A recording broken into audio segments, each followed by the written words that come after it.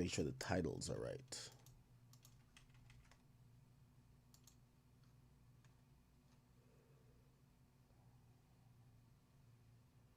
Okay, it's taking a second. We're there. Okay. All right.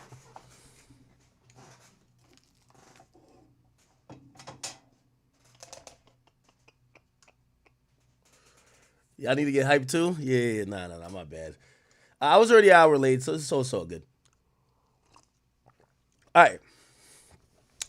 Yeah, I didn't stream yesterday because, again, I'm tired of them late streams, and I don't think you guys like it after about like 4 hours or so. Especially if it's getting past like 2 a.m. I start getting a little tired. I think the content becomes just not as fresh, and I don't get to like do the things that I like to do that makes me feel like we're having a good stream. So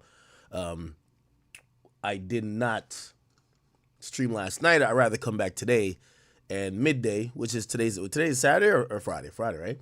That we could all chill out. So if you're enjoying your drive back home, hopefully I'll give you some entertainment. All right. Rumble, we do got to get Rumble going on, right? For now, if you're used to Rumble, please just go on Twitch for now, right? Or YouTube. Okay. A bunch of things that has happened. First and foremost, Diddy showed up to court. There was a status hearing for his the pre-trial conference, and that's where they kind of lay out everything that's going to happen in the case. Now, this is just a formal mandatory step that's in a criminal proceeding, especially a felony one. They give dates for a possible trial. They see if the defendant wants a speedy trial. They give options of how discovery is going to handle, disseminated, and also, you know, you could raise other pre-trial motions there. Okay, we'll talk about kind of what happened there. Maybe we should start with that. I was going to start with some Charleston White stuff because Charleston White, I seen he got into like some trouble, but maybe we start with Diddy, right? Yeah, let's start with Diddy, right? It wasn't that eventful, honestly.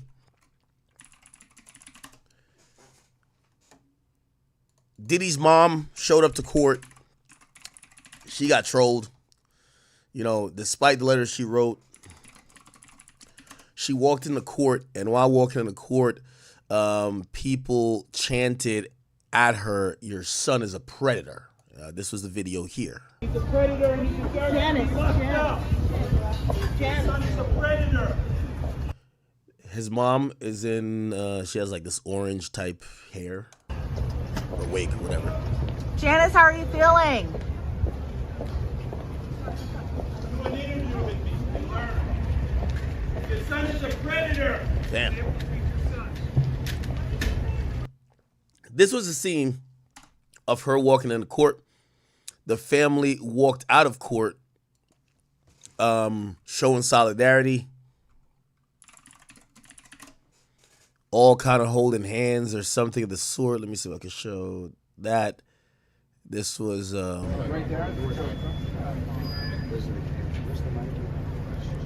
this is them all walking out of court, kind of all holding hands. You see the daughters, you see the son, that's Justin Combs, you see Christian Combs, you see the mom. Yeah, there were a couple other videos of them walking out of court. I think this one here we go.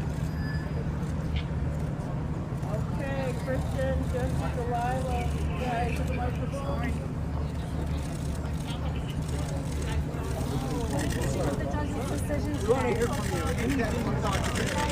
Miss Combs, how you feeling?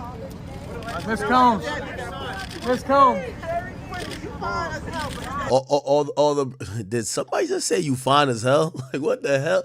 Yo, groupies never failed to show up to these type of events. There was groupies at R. Kelly's trial. There was groupies at, you know, when Michael Jackson was going through his shit. There's always the real sexual deviants are the people who come here horny as hell. Talking about you fine as hell. Who they talking to? Oh, they talking to Quincy?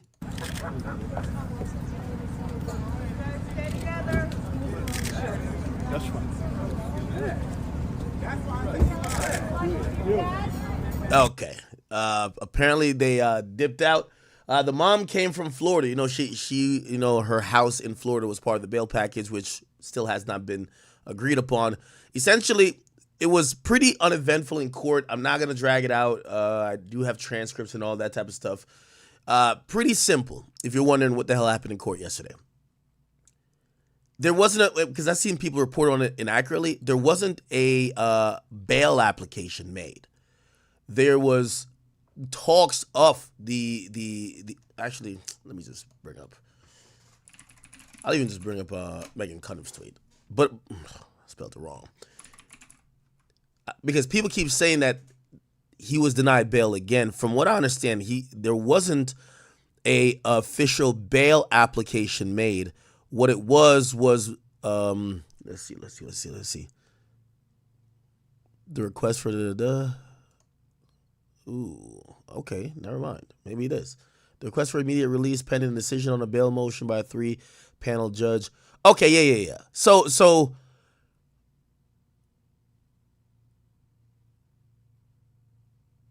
yes, okay. So this appeal thing is a little bit odd. He wanted bail for the bail. This is gonna kind of trip you out. So his third, okay, how can I explain this really easily? I'm gonna try to explain this really easy. So the first time he went in for bail, right? So we're talking about Diddy, if you guys don't know.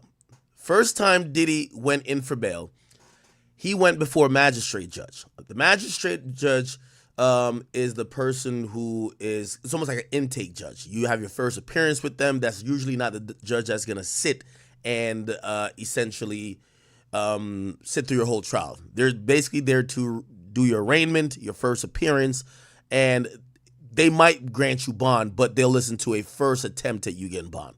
Diddy got denied bond there, okay? The second judge was Judge Andrew Carter, the black dude. He listened to the whole thing. He denied it. By the way, they've put a new, and the Carter guy, the black guy, Andrew Carter, I can show you his picture. He was supposed to be on the case, Andrew Lamar Carter, judge. He was supposed to be, this is a picture right here. Hold on right here. He was supposed to be on the case for the whole time, right?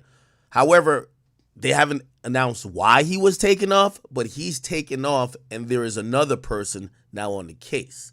Okay, which is a new district judge that has taken over the case. However, this guy said no, and the white lady who was the magistrate judge said no. So they're trying it for a third time. Now, in the appeals process, once you get past the magistrate, you get to the district, or not necessarily that, but the first was a magistrate, she said no. Then it was the district, he said no. Then they're appealing what Lamar said. He said no. I keep calling him Lamar. Judge Andrew Lamar Carter. They're appealing what he said, and essentially they're going to the second district court of appeals for the United States. Now, the way how they do it is if you appeal the district court's ruling, they have a panel of 3 people that are going to look at it and give their summary or ruling if the law was upheld, or if this was done based on precedent by the last judge, which is this black dude. However, Diddy is he's asking for relief for bail while they consider that. We don't know how long that's going to take. You got to imagine that the U.S. Court of Appeals is bogged down with cases. I mean, we've seen in the Jeffrey Williams, the YSL case, they rushed to get that appeal stuff going on because they were substituting a judge, right? Remember there was a whole situation with a judge being substituted because of the ex parte thing. But usually the Court of Appeals ain't going to be like, all right, we're going to make sure this gets done by Monday. So we don't know when they'll rule on that, right? However, Diddy wanted to ask for bail while the appeal is being awaited to be listened to or to be read. And he got denied that. So it's not really a bail attempt, but as Megan Cunniff says here, the request for immediate release pending the decision on the bail motion by the 3-panel judge is denied. The second court of appeals has handed Diddy another loss. So they at least said you can't get out of jail while we decide this, because we're deciding on if you're going to get out of jail. It just doesn't make no sense, right? So Diddy basically got denied bail, right? Or not denied bail, but there was no action on his bail thing, and he's not getting out until this U.S. Court of Appeals in the Second District or the Second Circuit, they actually make a ruling. Now, what is interesting is that Diddy's lawyer, who finally has seemingly learned his lesson, showed up to court and got spanked the entire time by the judge. Because everything they tried to say about the prosecutors that could help Diddy out ended up hurting Diddy. Why? Because his lawyer talks too fucking much. Now, remember they're going into this, they're trying to work the appellate circuit too, that he could get bond.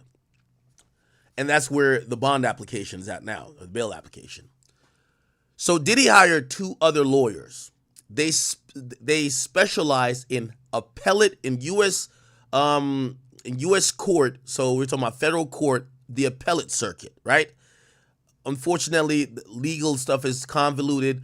Sometimes your lawyer, that's your trial lawyer, is not that versed in appellate law. And sometimes you have to bring other people on for counsel or might have to get a different counsel.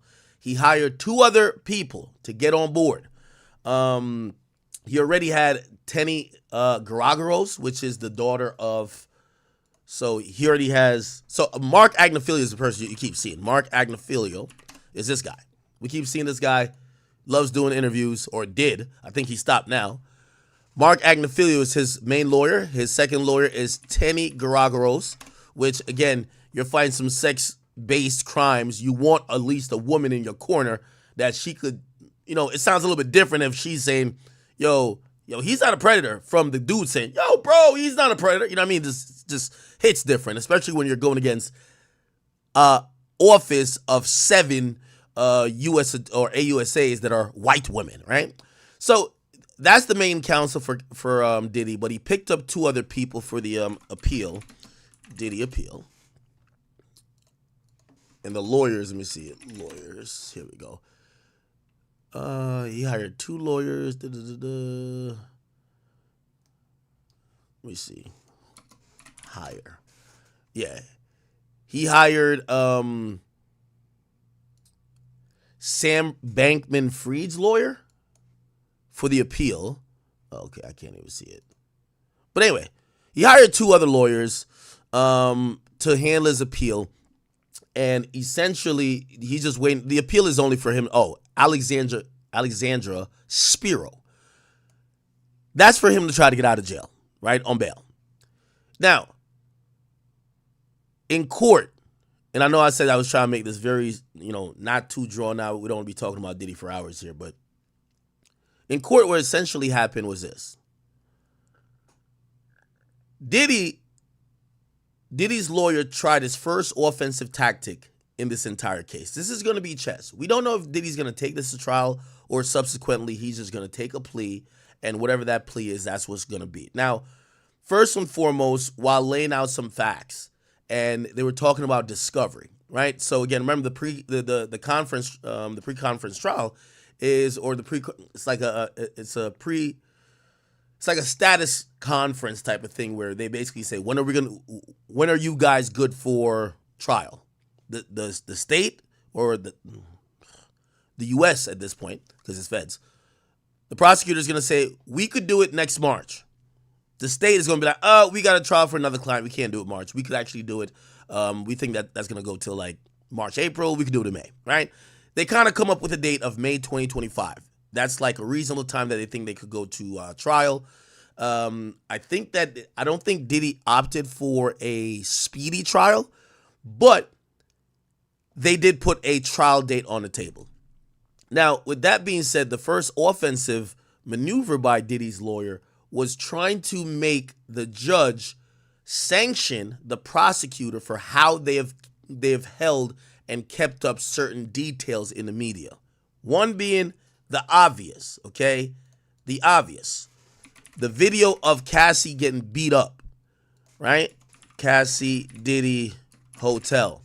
Now, they outlined an entire thing where they claim that this video was leaked to CNN by the HSI agents and the people who are derivatives and essentially the investigators for the AUSAs. Okay, so the federal prosecutors, investigators, which are either FBI or HSI and or deputized NYPD personnel, they felt like they leaked this video to CNN to, number one, taint a possible jury pool because this shit was going to go viral. It's the biggest story.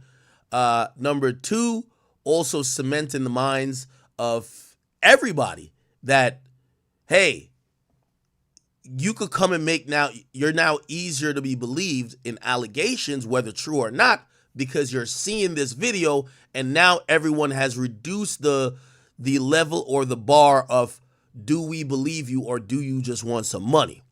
So they accused the prosecutor of doing that, and they wanted a full investigation of the investigators that the AUSA is using. So the HSI agents that were on the case, they want emails, they want all correspondence to at least be looked at by the judge, that the judge could make a determination.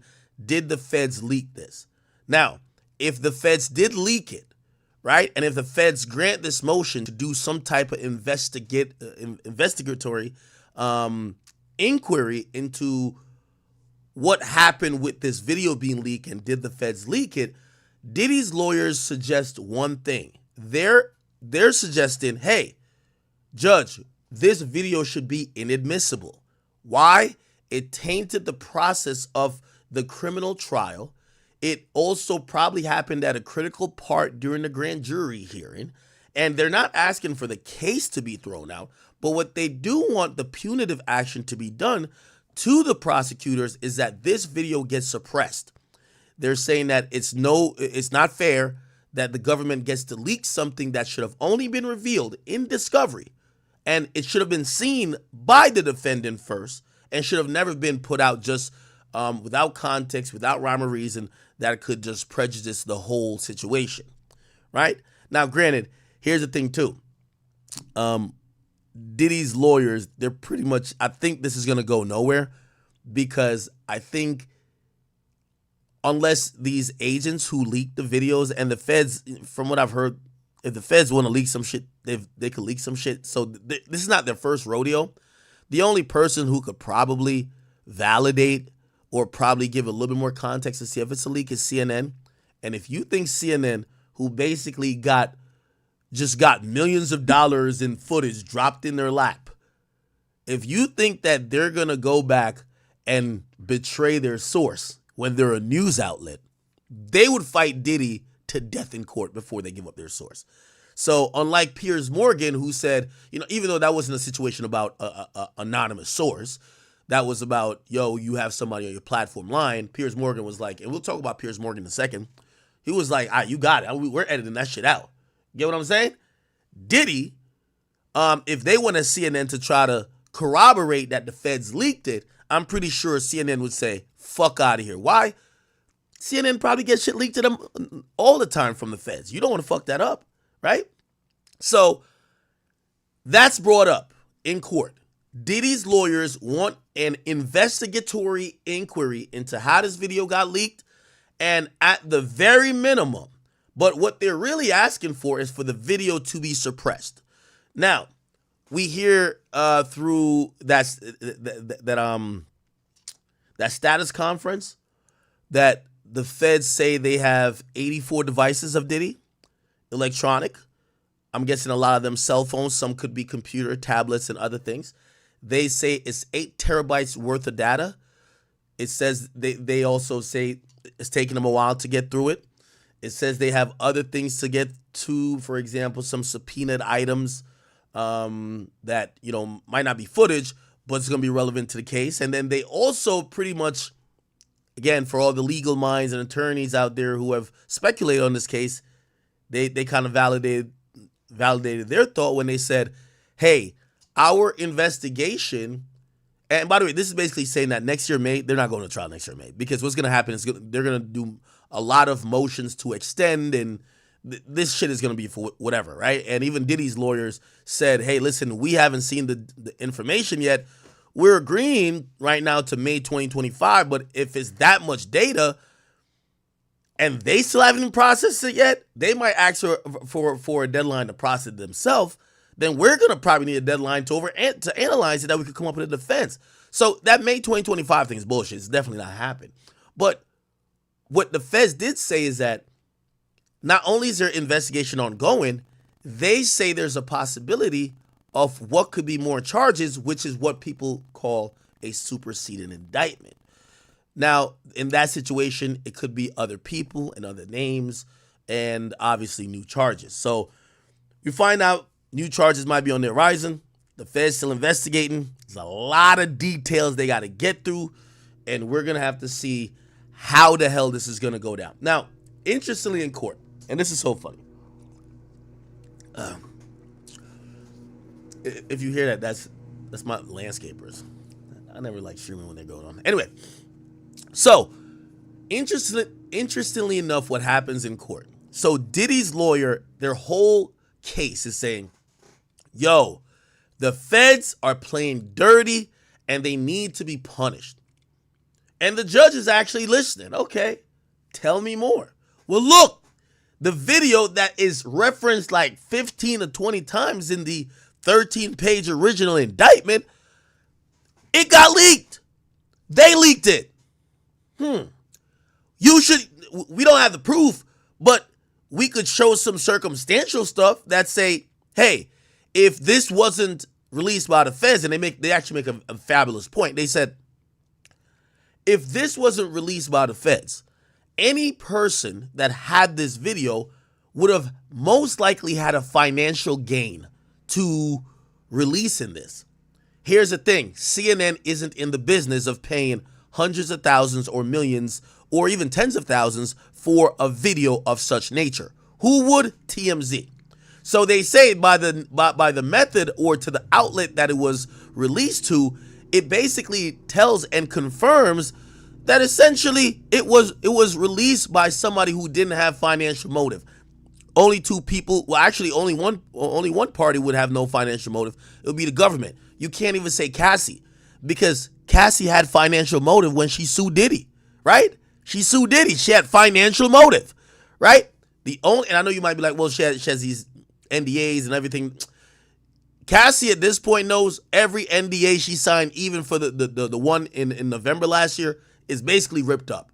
And Diddy would be an idiot to try to like come at her, even if she did interviews now. Why?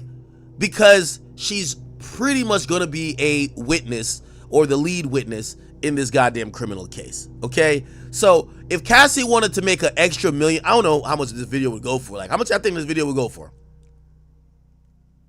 Y'all tell me, how much y'all think this video would go for? TMZ would. I remember TMZ paid like $100,000 for like Aaron Hernandez like letter from jail back in the day, and I was like, well, okay, they're down to spend some bread, but this is explosive. I think this is like 200, 300K. You think it's an M? Half a M? Yeah, you know what? Yeah, I can see it. I mean, this is the biggest story of the year. Now, you got to think about it in monetization, right? Now, if I'm TMZ, you know, TMZ has that documentary that they have on Tubi going against Diddy. Maybe they would pay an M for this. Why? If they debut this video in the documentary, oh my God, it's over. If they're like, hey, and tune into our documentary, we have this unreleased video that corroborates some of this shit. Oh, yeah. So I could see $1 million play. Anyway, so Diddy's lawyer's in court.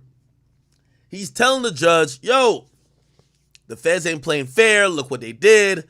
Blah, blah, blah. You got to investigate how some of this stuff is getting out. They mentioned 4 or 5 other things too. They said clearly. Now, they're also speaking a little bit blindly because Diddy's lawyer hasn't seen the discovery yet. Still, like, you know what I mean? Maybe they've gotten some things, some documents and stuff like that, but they haven't seen, like, you know, like the data from the phones. They don't have a copy yet because the feds have even said, we haven't fully taken off or copied all the data on all the devices yet. So they use a bunch of New York Post articles and Daily Mail and a few other like sites that's written about this whole Diddy stuff. And they said it's clear that somebody who is in the case is leaking info to the press, talking about, yo, we went in one of Diddy's rooms and there was hidden cameras, and the only thing I could compare it to was something like the Epstein setup. So they basically chronologically, or chronologized, I don't know if that's a word, but they detailed, hey, if these things are true in the discovery and someone said it to the press, the only people who would know that are the detectives or the investigators, which are working for the prosecutor. So the prosecutor leaks a video, they leaks all type of details. They have made it that my client is looking like a wild predator that is tainted the entire situation. So number one, they wanted they wanted this video suppressed. Number two, they want a gag order to be put in place where there could be no more information leaked. And when a gag order is put in place, it also means there could be punitive actions even if they leak it anonymously. So the prosecutor don't got to come on record, nor does a detective or whatever come on record. Wait, an agent leaked something that is accurate to the case that nobody should know about but Diddy and them until they get to trial? The judge could make a punitive decision on what should happen there. Okay, so I just gave you what Diddy's lawyer was in court saying today, okay? By the way, also, they withdrew. It looks like Diddy, I could imagine, I'm going off very vague things, but look at this. At first, remember we're talking about Diddy's used to luxury. Like, my dude is living in a $60 million house, got his own jet. When they first got locked up, they put in a motion saying that he's unsafe there, it's unsanitary, and that he can't, his dietary needs aren't being met at this prison, MDC. They wanted to bring him from MDC to New Jersey and have him housed in the Essex County Jail, which they have a federal wing. Casanova was housed there for a while. And yes, it's one of the places, even within New Jersey, that they work with New York, that at time let me stop. Not work with New York, because this is a federal case. It's not about New York and New Jersey, it's feds. But when the feds, usually out of the Southern District of New York, when they lock somebody up, they put them in a few places in New York, one being MDC. But there are other prisons that will have federal inmates or have a federal wing. And they wanted Diddy to go there because they felt like it was going to be, a little bit more relaxed, more comfortable for Diddy. But apparently Diddy's been locked up, I want to say now, 2-3 weeks now. Looked like he's getting a little bit used to maybe not only the food, maybe not only the process of being incarcerated. He probably has realized, like, okay, obviously it's not the Ritz, but like probably getting to know a few of the, not other inmates, because he's on complete isolation for his own safety. They have him on, no, he's probably getting used to some of the COs and probably getting used to some of the guards who have to escort him to a shower or give him his food. So they withdrew their application to actually have him moved to another jail. So Diddy is saying he's cool with being in the jail, or not. Let's not say cool with being in jail, but he's not trying to get moved to another jail, right? So they withdrew that application, and that was pretty much Diddy's lawyer's side. Then the prosecutor comes in, and the prosecutor violates Diddy's lawyer, and they start out by responding to Diddy's lawyer by saying the feds are leaking info and tainting the case. Oh, also, Diddy's lawyer said that the feds might have a racist motive, and that's why they went after a successful black man. And if you're wondering where he said that, he said that in the TMZ documentary.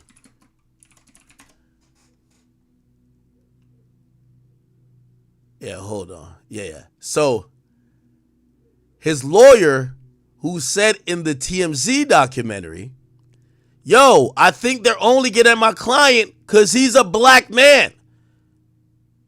The prosecutor goes to court yesterday and say, yo, judge, this guy's saying we're over here trying to taint the case.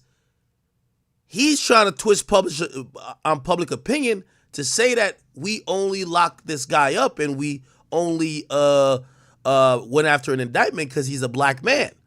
So Diddy's lawyer looks stupid by just running his fucking mouth again, because like now they have a good counter to you claiming that y'all are playing games in the press.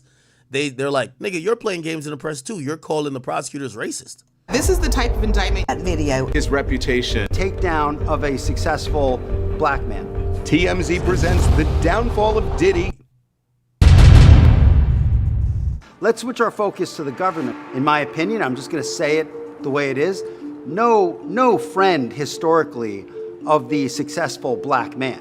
Okay? Oh none. And they. Oh man, I ain't gonna lie to you. This nigga must have been in the same law school as King Combs. Remember when King Combs, after the raid, said, yo, the feds missed the house next door? You're like, did you drop an FBI diss track, nigga? This guy, the lawyer, he's like, we all know the feds. They don't like niggas. This guy's something else, bro. Historically of the successful black man. Okay? No. By the way, here's the thing. And this is my problem with Diddy's lawyer. That's for us in the media to say. He was about to buy CBS. He was about to buy this. He was about to buy that. Anytime a black man get too lit. Yeah, we're supposed to say. You're his fucking lawyer. You're supposed to talk X's and O's, not conspiracies.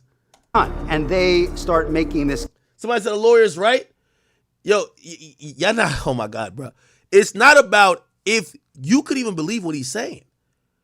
His lawyer ain't supposed to disrespect. It's like, the equivalent is like, remember Meek Mill when he was on probation and one time he said, fuck the judge. And during the next hearing, the judge, the prosecutor put up like, oh, hey, judge, by the way, he said, fuck you. He said, what? All right, lock him up. Yeah. Like, yeah, I get what you're saying. All this freedom of speech shit. But you're dealing with people who has egos too. I'm going to be honest. You know when I knew they were going to go crazy hard on Tory? When Tory's, like, part of his defense started to attack the prosecutors themselves for having, like, some vendetta against them.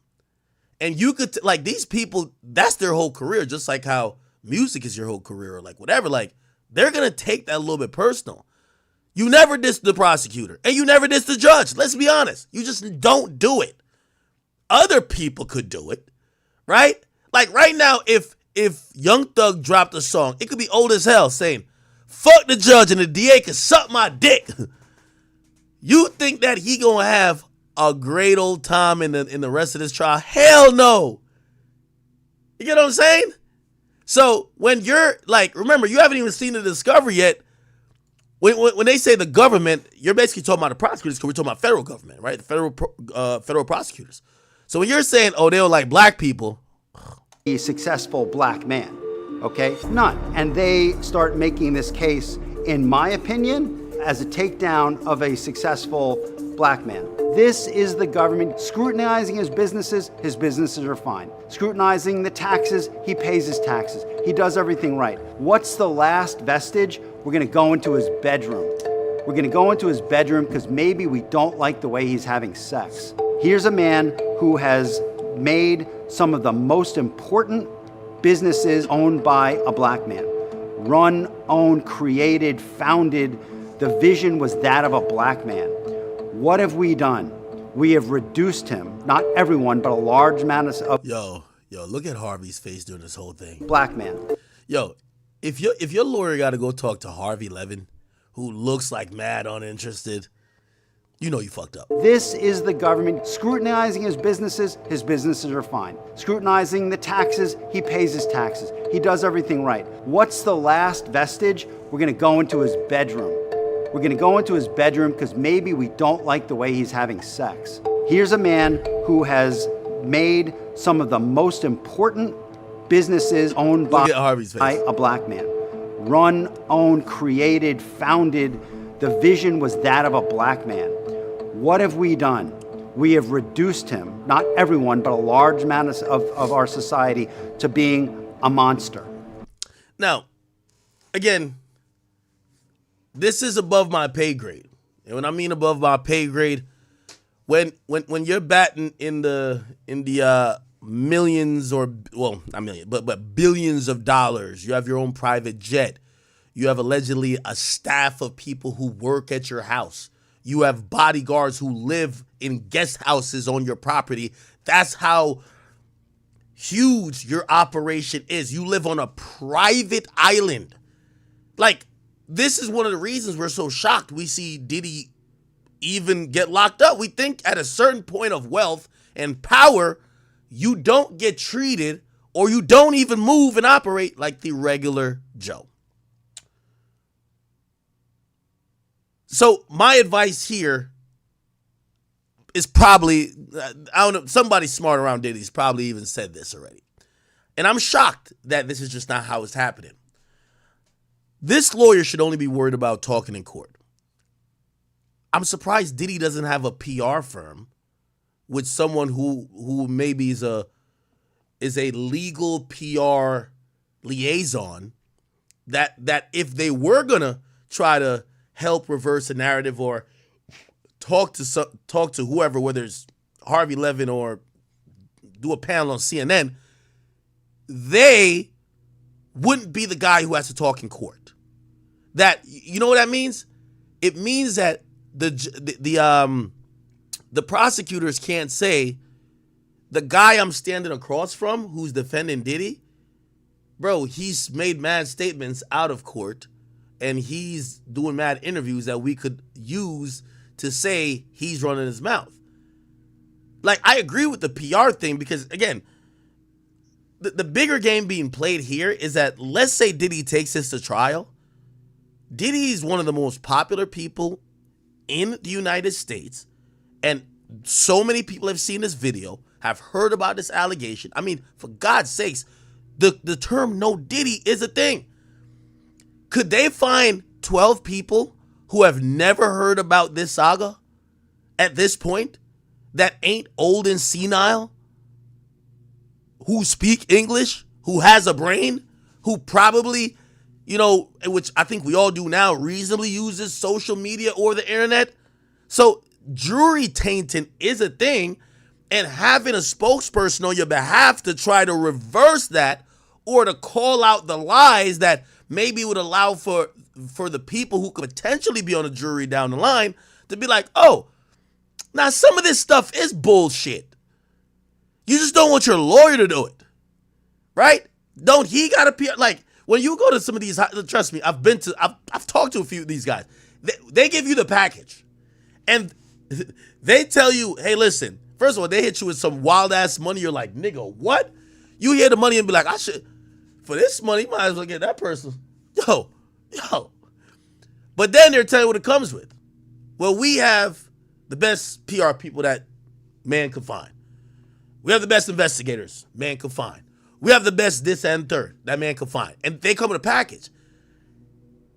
Right? And I'm surprised we're just seeing this one guy do everything. So anyway, I'm expecting a little bit more on that side. And by the way, here's the thing too. Diddy, and by the way, I keep telling you, I hear his burn rate is $2 to $3 million a month in lawyer fees. $2 to $3 million a month. We're going to get to Piers Morgan. But as much as we've speculated about Jay-Z, wasn't it a show of power? Right? When Mark Spiro came out and had Piers Morgan backpedal and apologize, remove the fucking clip, And then they come on TMZ and said, we ain't send a cease and desist. We sent an ultimatum. You know what that means now? I guarantee you won't see Jaguar Ride on nobody else's platform but real street stars. I'm probably fucking up the name. That platform, anybody who's making some significant, I'm not saying they're not making some significant money. All major platforms are going to stay away from Jaguar Ride like the plague. You know why? It showed them that Jay-Z's not fucking playing. So I know it might look crazy if Diddy did that now, but if Diddy had a lawyer to like stop some of the blatant bullshit, because we have figured out there's a few things that just don't make sense at all. Maybe we'd be like, all right, cool. Maybe we just gotta wait till the actual facts or the about whatever is being alleged come out in court. Because right now, I'm gonna be honest with you, if they told me that Diddy sexually assaulted a 3-year-old, I'd be like, well, I don't know. Just kind of. It's at the point that anything they say. By the way, I'm not saying that happened. I'm not saying that happened at all. I'm giving an example. What I'm saying is that no matter what they say, if they told me that Diddy fucked a dinosaur, I'd be like, well, he is rich enough. Maybe he could have teleported and got one back from the past and then brought it back to the future and then fucked the dinosaur and then tied him up and then probably was the one that was on Dave Chappelle's. Like, I believe anything y'all say about Diddy at this point. But that's how much his reputation has been dwindled by all these allegations. And most of these allegations that are, we get his lawyers saying, hey, we're going to have our day in court, but there got to be some type of, yo, that's a lie. That right there is a lie. Y'all never met this hoe. Yo, what the fuck has this been talking about? Like, there is none of that on Diddy's side, which I think, again, Diddy and Jay-Z's two different people. I think how Jay-Z handled Piers Morgan, if there was going to be a floodgate open about Jay-Z's allegation, anybody or any platform to listen to a Jay-Z allegation from now on are going to ask mad questions. Hey, did you go to the cops back in the day about what you're about to say? Hey, when you speak to us, make sure you use allegedly. Hey, did you you have a police report? Do you have like 2 other people's names that you told the story back in the day that we could, like, people are going to start doing their due diligence because they realize Jay-Z's not fucking playing. You get what I'm saying? And by the way, I was wondering why Jay-Z was being so quiet. Now I get why. Jay-Z was just waiting for a platform that had some money.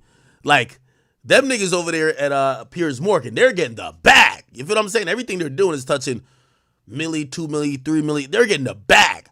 So they were just waiting for a substantial platform like that they could put a stop to it. And I think that trickle-down effect is going to be felt. Anyway, so back to the Diddy case. Let me just wrap this up.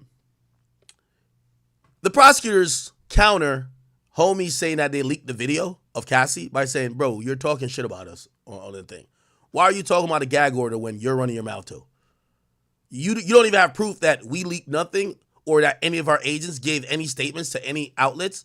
You're talking about you want them to investigate that. Well, we don't need to investigate you. We have you in 4K talking about we're racist. You're making mad claims, right? Yeah. So they asked for the gag order, blah blah blah, and prosecutors denied it. So the judge denied the gag order, and both sides claim that they will not be speaking to journalists going forward. By the way, I think even if the prosecutors did, by the way, do I think they did? I think they did, bro. I think they did leak all that shit. The prosecutors don't need to keep leaking stuff. They already got one indictment, and I think they know the floodgates are open. Everybody who, at this point, the civil lawyers are doing the job for them. They don't need to do any more propaganda or, kind of like breaking down this guy's image that people could feel more encouraged to come forward. It's already done. So, again, they also said in court that there's a potential supersede indictment against Diddy, and we'll see when and how that comes around, right? Terabytes of data, and, he's going to remain behind bars, all right? So, the trial is scheduled for May 5th, 2025. They're saying there's a courtroom sketch of Diddy's mother blowing her son kisses. So, blowing kisses. Oh, look at this. One thing I couldn't tell, is this the guy in a bow tie right here?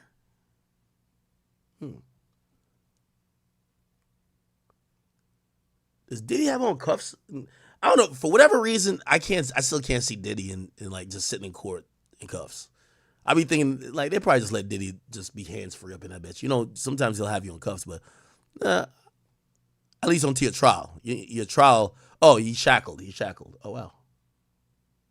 Yeah, they got to shackle this. So I'm guessing there's probably some cuffs. Yeah, they'll have him in cuffs usually until trial, because in trial they're gonna take you out of your prison outfit and let you wear regular clothes and uncuff you, because it'll prejudice the jury if they're seeing a nigga already in cuffs. They're like, all right, the nigga's guilty, right? I'm gonna be honest with you, the demeanor of the family is a little bit changed. It looks like the disappointment is weighing on the faces of Justin, Christian. You could tell they're like, yo, this is a lot. And there was for a while, and I don't know if maybe he's still able to balance this, and I guess this goes off. Someone actually sent me a video. Wait, did he give me the whole video? I forgot. Supposedly the day of or the day before, when Diddy was getting locked up, Diddy had he had this meeting, and he basically gave a pep talk to, I think I have the video or somebody sent it to me. Diddy gave a pep talk to Christian, and he said, yo, you're going to have to carry this torch. Yo, you're going to have to make sure you keep dropping music, keep doing this. And maybe that's why we see him kind of acting the way he's acting a bit. Not here, but I know some people have pointed out that he's still in the club, Harlem shaking. He's like partying with his girl pretty heavily still. Like, I ain't gonna lie, this would probably be the time. You know, I can't tell what he's going through because I've never been there, but I probably wouldn't want to be seen. I wouldn't want to be in the club with a bunch of other people while my father, who has basically laid the palette for all my, my career and life trajectory, is getting persecuted. I wouldn't want to be seen, analyzed, and then that video of me being nonchalant being disseminated online, where people are now looking at like, oh, he's unbothered. You get what I'm saying? So maybe that was him taking Diddy's words. It was like I think it was like a couple minutes of Diddy saying, yo, you have to keep this going. And he was giving him tips like, yo, remember, you got to do this, you got to do this. Yo, we Combs. You got to know how to, basically do that flashy over the top shit, right? So maybe that's what's going on. Anyway, you can see it in their faces walking out. Like, this shit is weighing on them. And, we should probably hold them in our prayers. But even saying that, we have to hold the victims or potential victims in our prayers as well, right? Okay. So that was pretty much the hearing. Now, if you're wondering what's going to happen next, there's going to be a conference, another one. And this status conference is going to be on the 18th of December. And it's going to see how far everything is. Hopefully by then, discovery has exchanged hands. That is the goal. Once discovery has exchanged hands, eventually he's going to get to a point of maybe conversations with the government. By the way, let me reel it back in a little bit. The bigger takeaway, and I'm just thinking outside the box here. By December 18th, this next conference, we're going to see the superseding indictment. So I look at this more of a put up or shut up time, right? Because this conference isn't needed if you're going to indict him later with more charges, because there's no way they can prepare for trial in 6 months. So I think we're going to see before then or on this date that there are new charges being announced. And by the way, I think even before then, maybe end of this month, next month, that the superseding indictment is coming. But that's all I look forward to, or not look forward to, but that's the only thing I think is going to happen before December 18th. So if you're wondering when we're going to see the other names, and, a part of this conversation in this trial is about, and what some of y'all are interested in is the other names. Like, who are these other people that are involved? Who are these other people who were doing these freak-off orgies with Diddy. Why aren't we seeing their names? Now, there was some submissions and by the to the court that discovery should not be made public. I don't think it's been directly addressed because if you say these people's names in court, even if people don't have the discovery in hand, if they be like, yeah, this is when he R-worded her, I don't even mention the rapper's name, like R-worded her and this rapper was in the room, like that's going to be crazy if it's a rapper that's out, right? They haven't addressed how they're going to do the other names or if there's going to be details that include other rappers. Will they just be filed under seal? This is obviously a big issue for the other people who might be affected. If you're not charged or even if you're an unindicted co-conspirator or not unindicted co-conspirator, if you're just someone who was just around and they don't say you're part of anything, right? But if your name gets brought up in this trial, you're going to be looked at as a pariah too. So we're going to see, I actually believe that the lawyers of, I don't want to name any rapper, but the lawyers of some of these rappers, if these rappers are still in position and they're lit out here, they're probably going to approach the court, obviously if they've gotten subpoenaed or whatever, but approach the court or maybe do some proffers where it might be, hey, listen, I'll give you this information, or I don't know, maybe they had some tapes. I'll give you this tape, but make sure I am redacted or listed as like individual. Make no mention to who I am, because that is what y'all kind of want, right? Y'all want to know the other people in the room, the other people who was getting their dick sucked by Cassie. I know y'all want to know it. Shit, if I was one of them people, I would have my lawyer just like talking to them already to try to make sure they can make sure especially if you know you're not going to get charged, but you used to be doing, I don't know what type of freaky. Say you're one of them rappers who Diddy used to fuck you consensually, right? And after Diddy fucked you, he fucked Cassie, right? Shit, you don't want that shit to be known. So you got to have your lawyer holler at them and be like, hey, listen, we got to conceal my identity somehow, but I'll work with y'all in some capacity. You get what I'm saying? Like, trust me, some of these people are going to work to conceal their identities. Like, your name get brought up in this, like, you look crazy. All right. While that's happening, so that's what's going on the legal front. Obviously, we do know this guy. This guy is out of Houston, Texas, the one who says he has a hotline, but not only a hotline, he represents over 120 people who claim they have been sexually assaulted by Sean Diddy Combs. He claims that they're going to be going after everybody, and we're going to see what's going to happen with that. He also claims they were minors. So I would imagine that the feds would be talking to him, trying to talk to his clients, see if they can get those information. So far, I think he's played his hand perfectly, as many litigators would on a civil sense. They're telling you, oh, big names, they're giving you hints, but we don't know who the people could be. And they probably have reached out to those people to say, hey, listen, you give us $200,000, we won't put you in this goddamn lawsuit. All right? We want it from Diddy. All right? But you're going to be named if you don't pay up or you don't, whatever.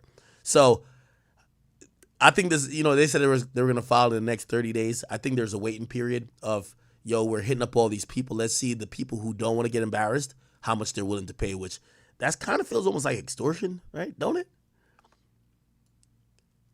They didn't file the lawsuits yet. They did a whole press conference. Not one lawsuit filed.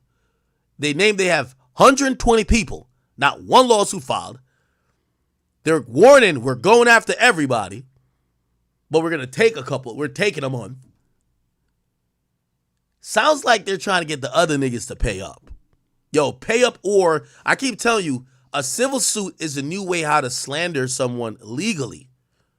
There is no recourse. Well, there is recourse. There is, like anti-slap laws and things like that, which are, legal ways to penalize frivolous lawsuits. But when it comes to situations like this, could these be seen as frivolous lawsuits? Because even if someone consensually, and I'm not saying this is anyone or whoever, but I'm just making this up. Even if someone consensually had sex with Diddy and are now suing him saying Diddy R-worded them, how do you know? You can't just throw it out. You got to at least like try to go through it, especially if they did. Like there's pictures of them hanging together. Like, so this is like the new way of kind of like slandering somebody. And I think people are going to pay up. I think that's what's happening. I don't know if you've seen these new articles that came out. I want to read to y'all these. This is some nasty work, chat. Very nasty work. Look at this. Look at this. So,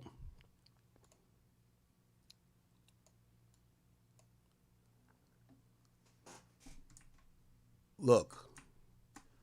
Jailed, Radar Online tweaking, jailed sex beast Sean Diddy agreed to pay $6 million in hush money to a male escort who insisted he was disgraced as the rap mogul's sex slave.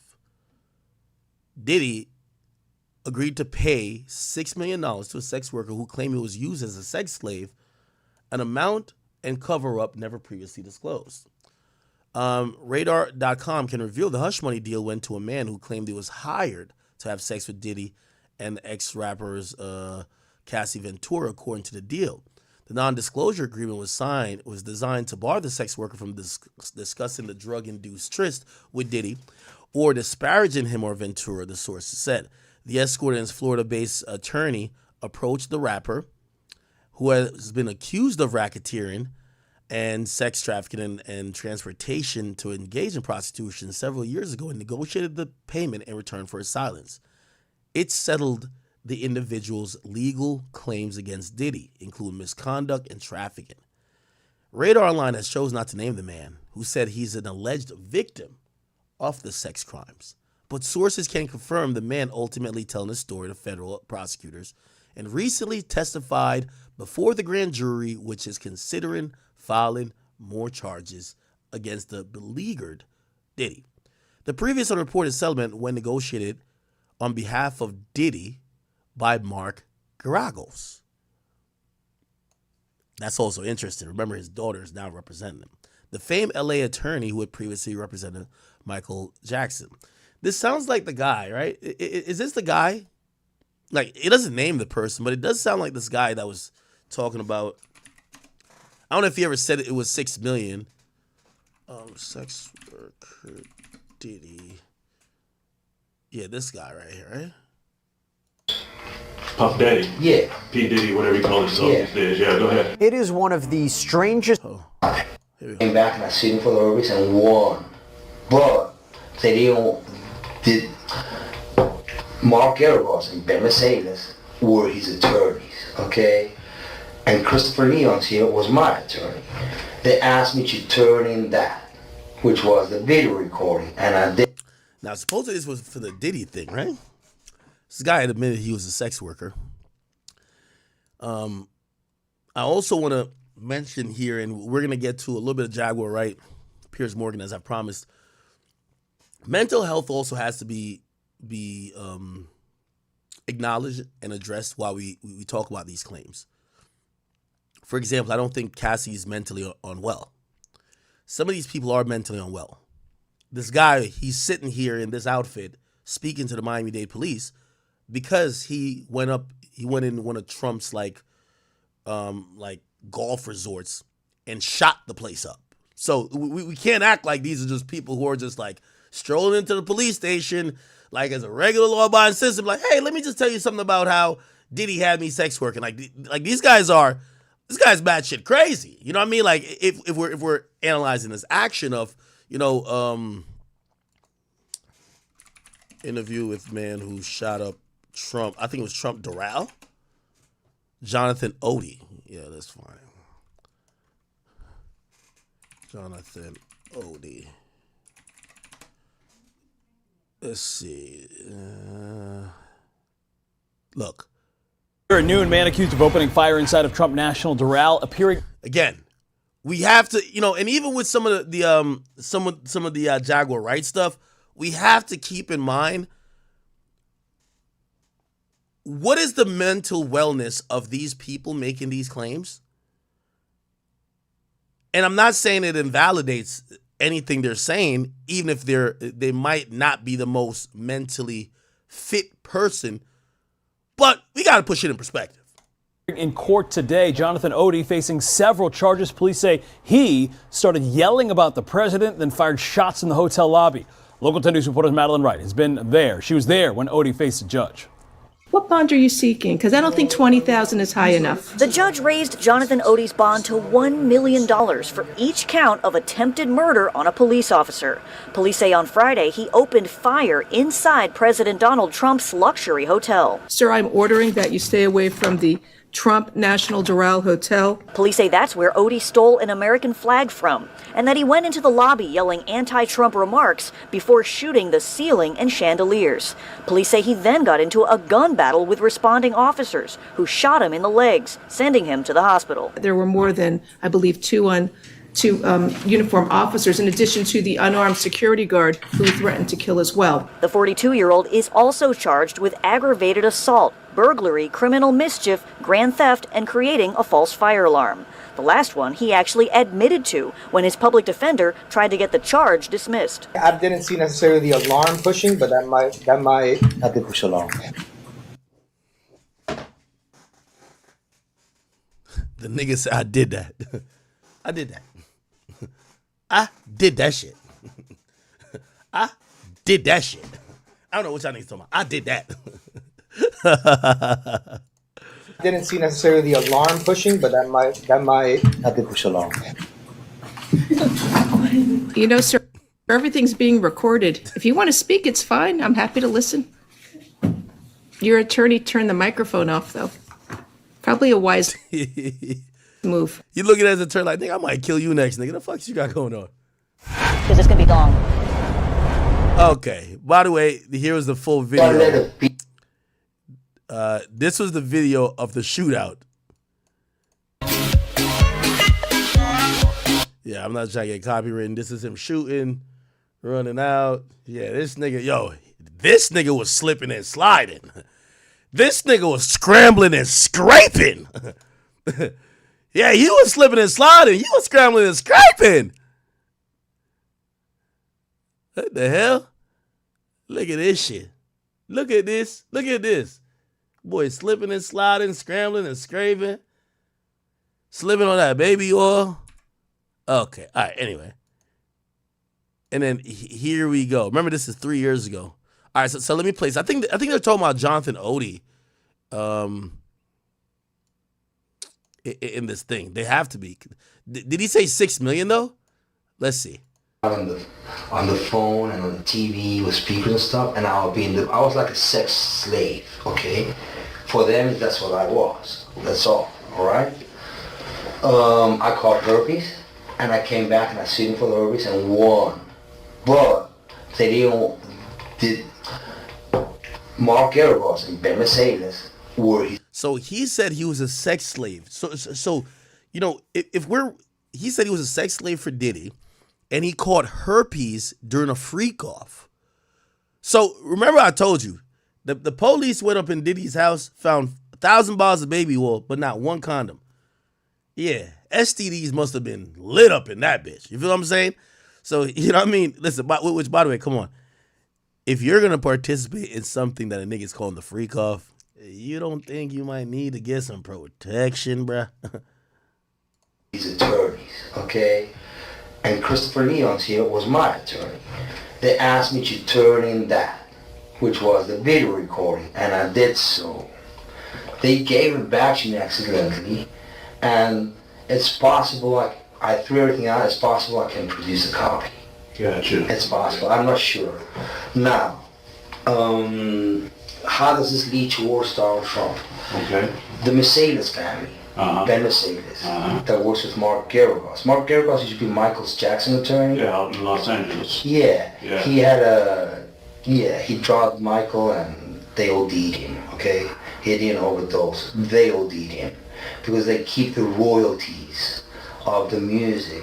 Michael alone made $860 million alone last year, okay, in 2017, which keeps that royalty, the music companies. Yeah, no, I know we covered this already. I'm trying to see. So Radar Online is saying they have a source. They're not saying it's this guy. It appears it might be this guy, but I don't think the guy ever said he got $6 million, which Radar Online claims. Let's see if he says it. Who represents the media and entertainment in the United States? Most of them, Mercedes does. Kenny Mercedes, which is Groomer Mercedes Shire out of New York. Okay? So what they've been doing is they've been promoting a hate agenda against Trump. So people hate him. Okay? Because they know he is very alpha. Okay? Very alpha in the sense that he likes money, he likes to make money, and he likes women, and they know they want to defame him in certain ways with Stormy, with other people, because they want him out of the government, okay? But it ain't happening because it's too smart for them. You understand what I'm saying? I'm trying to, right? Don is intelligent. Okay. He's not seeing that for each and every American, Obama, who knows his real name, they say what it was a creation of the CIA, and then people listen to your lyrics and everything, and then you become famous. Okay, that's how they do it. All right. Tupac's still alive. Yeah. Okay. You see, sometimes we be listening to the shit that make whatever narrative we want to go that they're saying, right? Oh yeah, he said this. The nigga said Tupac's still alive, bro. Come on, dog. He's in Cuba. Mm-hmm. He's in Cuba. Basically, what happens is the following. The hip-hop agenda is an agenda to move drugs all over the United States. You need to involve the DEA. They Sean, okay? And he belongs to that agenda. That's why he's so famous. They land all the contracts. It's his attorneys. Okay, all right. So we kind of played that already. So I'm not sure if this is talking about them. And I don't know if Radar Online doesn't seem like it's vouching for the 6 million. It's saying 6 million, but it doesn't say we have corroborated or we've seen the details or the document, even if they're not saying the name. Okay.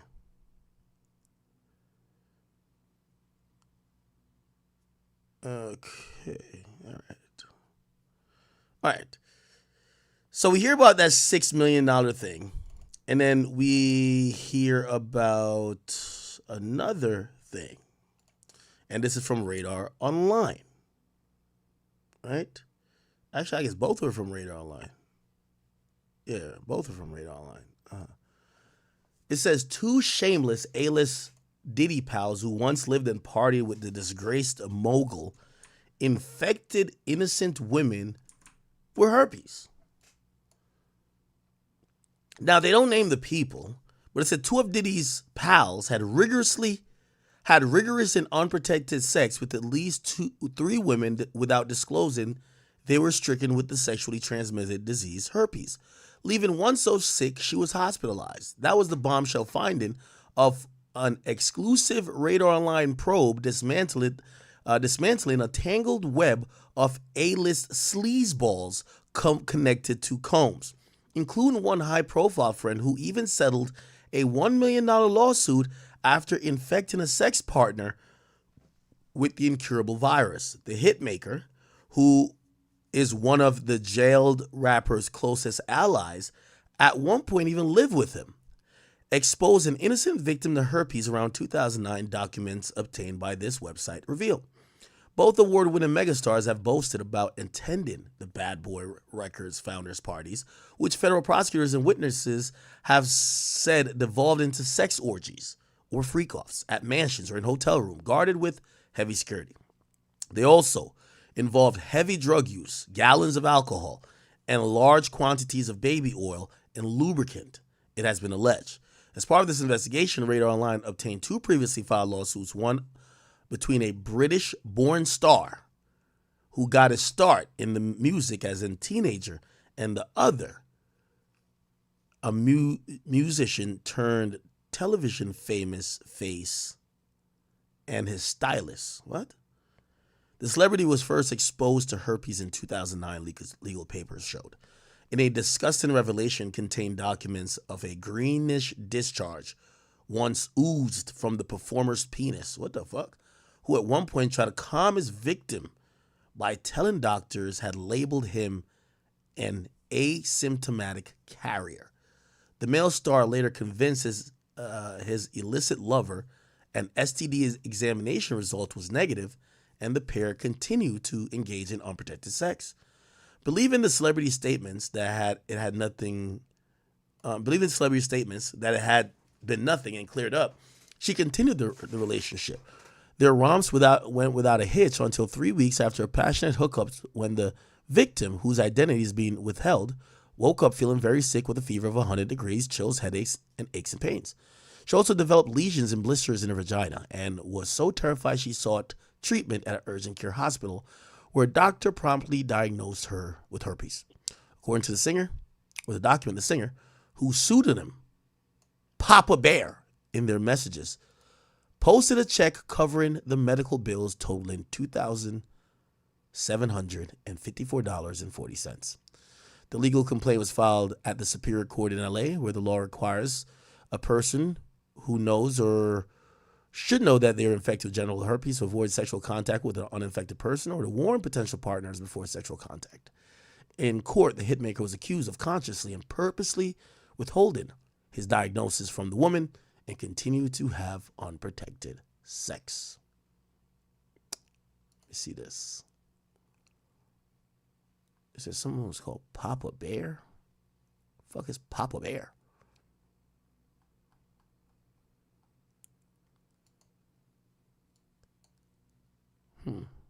Okay.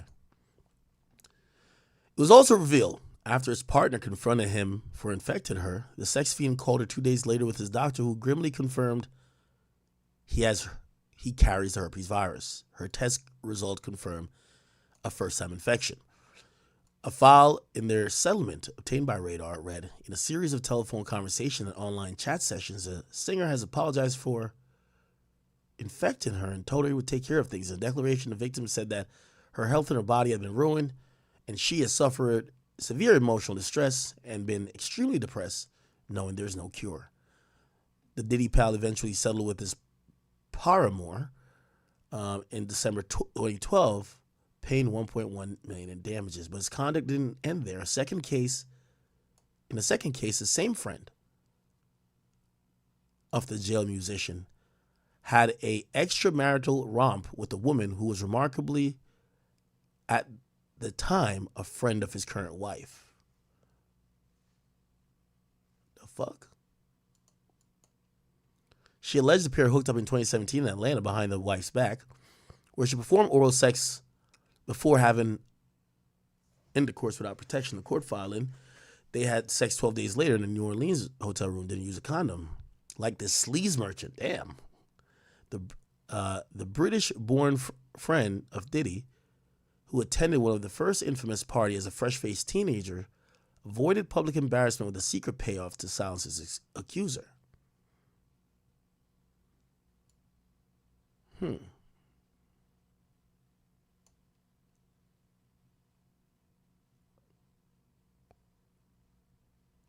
Okay. I wonder who these people are. Somebody says Usher.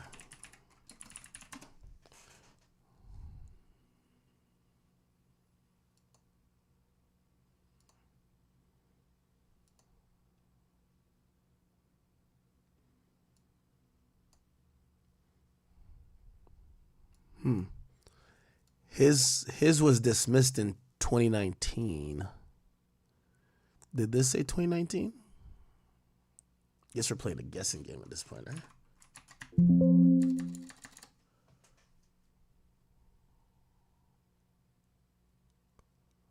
Yeah, I don't know if that's Usher, to be honest.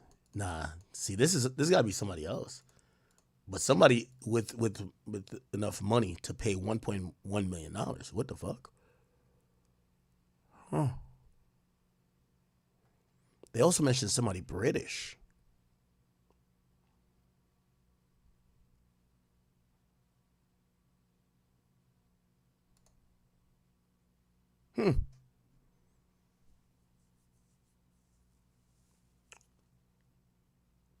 Interesting. Yeah, we don't know if it's Usher. Somebody said it was Russell Brand. Somebody said 21 Savage. Stop it, bro.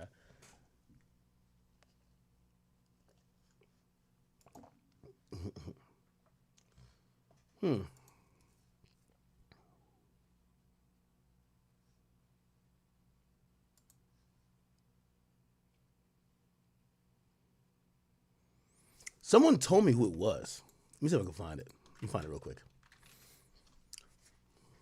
People were alleging that it was Usher, but the dates don't match up with Usher, honestly.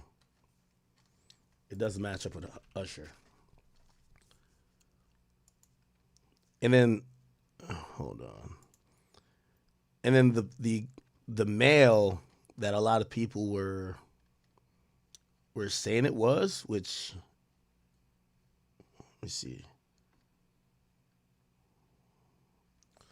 Someone was saying allegedly it could have been Craig David. I don't know who that is. Is he from the UK?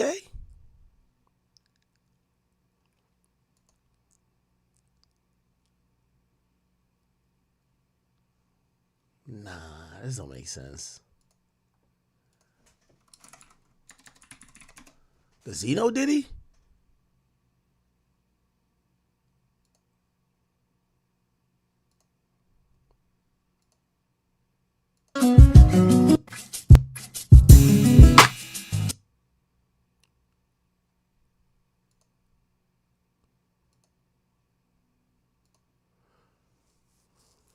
From declining a record deal to rival parties.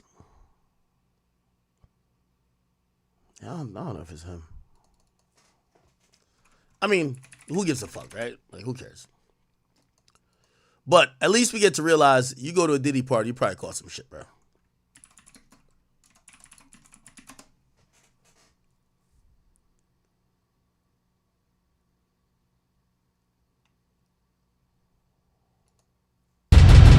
I was 17 years old. Oh, so these were all aspirations. You know, you're trying to kind of change things in your life. Are you still currently celibate? And how's that been going? When I did the first album, Born to Do It, I was 17 years old. Oh, so these were all aspirations. It's crazy, right? And I was like, I just want to, what would it be like just to really just not even lock in for work, not to kind of like, oh, we're doing this for any reason, but what would it be like just not be, oh, okay. Interesting. Never really heard of that guy. I'm not gonna lie to you. Craig David. All right, whatever. Okay, so there's more allegations that they're saying some other stuff going on. Then guess what happens? Now we're seeing some names in Rolling Stones. They wrote an article by saying that there is a name being named in the Diddy situation. Let me refresh.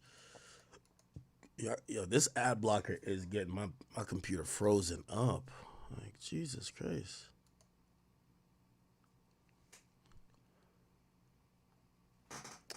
I'll go to another site. Sean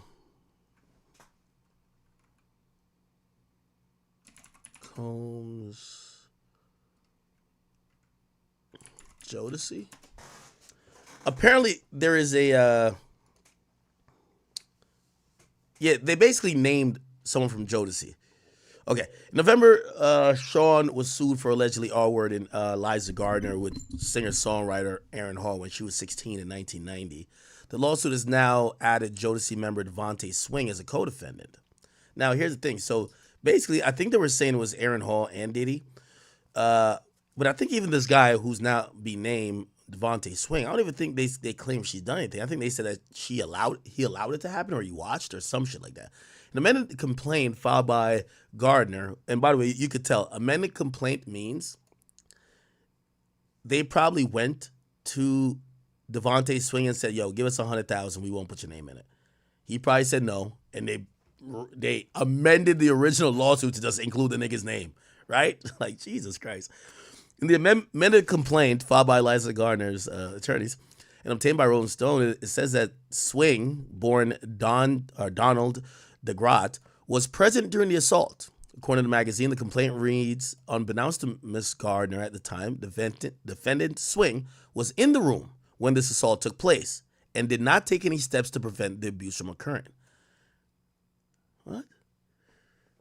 So that's odd. Like, it doesn't say he took part, but he was in the room and he didn't stop it.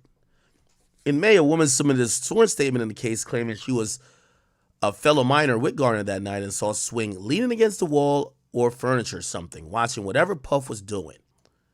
In a new filing, she alleges Swing was 20 or 21 years at the time. He's accused of aiding and abetting the alleged abuse. So he's not accused of doing anything. He's accused of allowing this to happen without putting a stop to it. Wow. Oh, okay.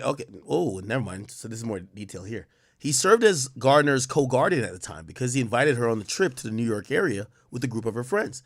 They were staying with him in New Jersey at a house allegedly subsidized by Jodeci's label at that time. The MCA subsidiary Uptown Records, where Combs was working as an A&R executive. The lawsuit claims Swing had a duty to protect the child as her parents entrusted him with her safety. He trafficked and or coerced the child to travel across state lines from North Carolina to New York, New Jersey, with the hidden intention of providing the child with alcohol and marijuana and prostituting the child to his A&R Combs. Swing is now one of the lawsuit's defendants in cause of action alleging negligent infliction of emotional distress and the violation of the Mann Act, which includes a claim for transportation of a minor with intent to engage in illegal sexual activity. Okay. So they've added someone else to it. Okay. This Diddy stuff keeps going further and further, don't it? Okay. I think we did read I read this before? Yeah, I didn't bother. I did have the document. I didn't bother pulling it up, though. Yeah, all right. I think that's enough on Diddy for today.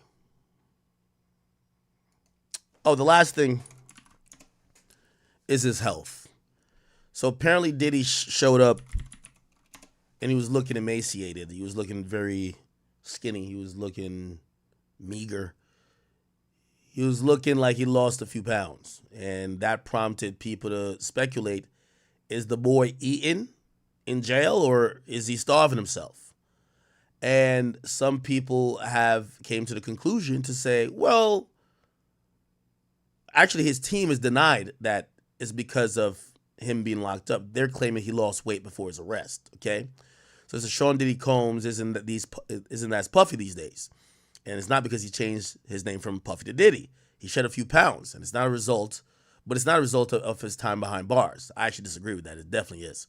So Diddy was looking thinner during his court appearance on Thursday, and his face looked skinnier, leading a lot of folks to speculate he hasn't been eating in jail. A lot thought maybe the criminal case was finally getting to him. However, sources familiar with the situation tell TMZ that he lost the weight before he was arrested by the feds, and it's a result of healthy living.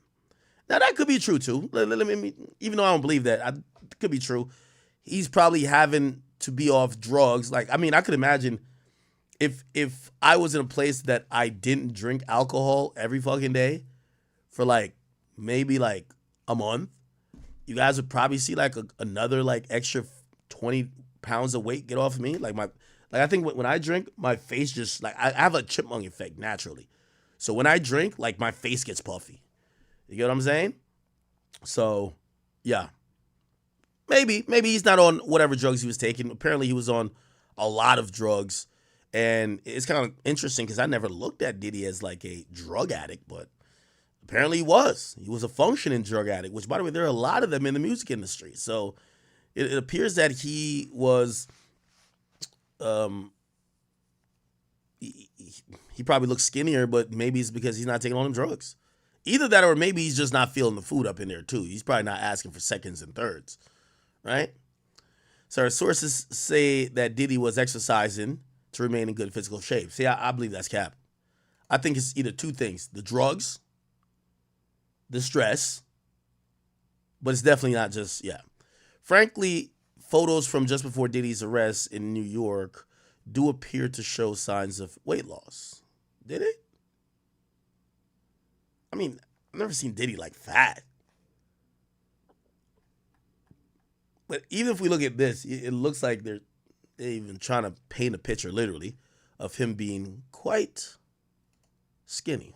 We haven't seen him because there's no cameras in court.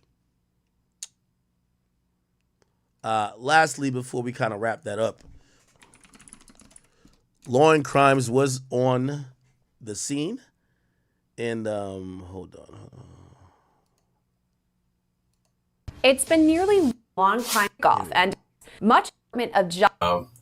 But the institution did improve on many areas to include sanitation, and more specifically as it relates to our relationships with our stakeholders. Okay, so this is a former deputy of MDC Brooklyn, the place. So a former deputy warden of MDC Brooklyn. So that's where Diddy's staying. He's kind of giving an update on what what his 23 hours inside that jail cell looks like. More specifically, our public defender's office and the judicial districts of the Eastern District of New York and Brooklyn, as well as our Southern District of New York partners with the U.S. Attorney's offices and the judges' offices. So, but yeah, they've had some significant challenges, but they've also housed some of the most notorious terrorists, drug lords, and other folks who are facing high-level crimes. So again, there have been challenges, and there will continue to be challenges there. But when it comes down to taking care of business and keeping people safe, I will say that they've done a great job at doing that over the years.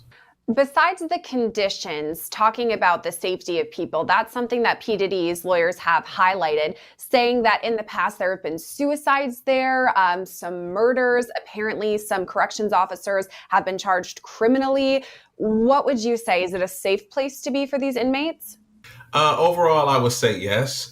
Throughout the history of corrections and jail operations, there have been suicides and homicides. I will say, as a deputy warden there, I did experience inmate suicide while I was there as acting.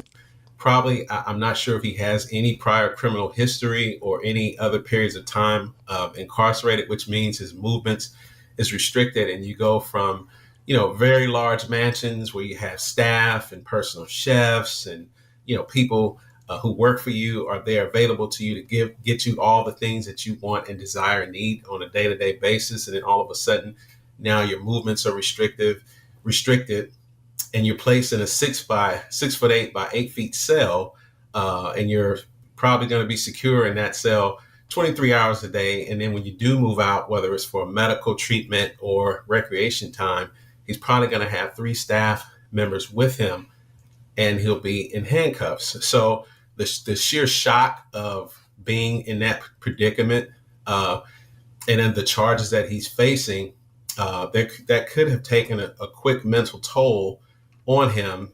And when clinicians place someone on suicide watch, whether it's verbal, written, or physical attributes of presenting yourself as suicidal, that individual will be placed on suicide watch. They'll be given a smock to cover their body, a blanket, and depending on their history of potential suicide risk, if they've had attempts in the past, specifically for hanging, they may or may not be giving undergarments to include underwear and socks. So again, it's not unusual for a person to maybe show signs of suicidal ideation, especially when you're facing these type of charges and never having your movements restricted, especially. Okay. All right. Really, the video I wanted to play was the update they were outside court, which, by the way, I ain't gonna lie, law and crimes, they be doing a fantastic job. Let me see if I could go show y'all that. Where was it?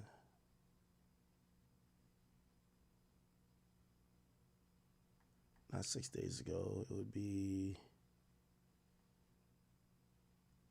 Oh, here we go. Sean Diddy, we are going to go live to outside of that federal courthouse because our very own Elizabeth Milner is there. From the man himself, Sean Combs. Yo, they got this shit like a fucking mall. Like, there's so much activity.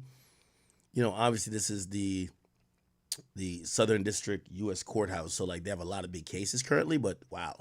Yeah, Jesse, it was pretty interesting because I think, we have seen many photos, videos of Sean Combs, aka Diddy, through the Associated Press, through Instagram. And so to see him kind of in person after being in jail for 3 weeks now was pretty interesting, to say the least. And I say that by being that you would expect him to feel a little defeated, a little gaunt, anything like that. But it wasn't that case. He appeared confident. He stood tall. But most importantly and most notably, when he walked inside the courtroom, the first thing that he looked at was his family. As soon as he saw his family, he just lit up. Another thing to note, too, is he wasn't shackled, but he was wearing a khaki prison-like jumpsuit when he appeared inside court, and his family appeared on their end very just happy to see him. Now, I will say, when I was inside the courtroom, I was a little bit towards the back right side of the gallery, and so for seeing Sean Combs, I had to look through a few heads and stuff like that, but again, he appeared just kind of confident walking inside that courtroom, and it might have just been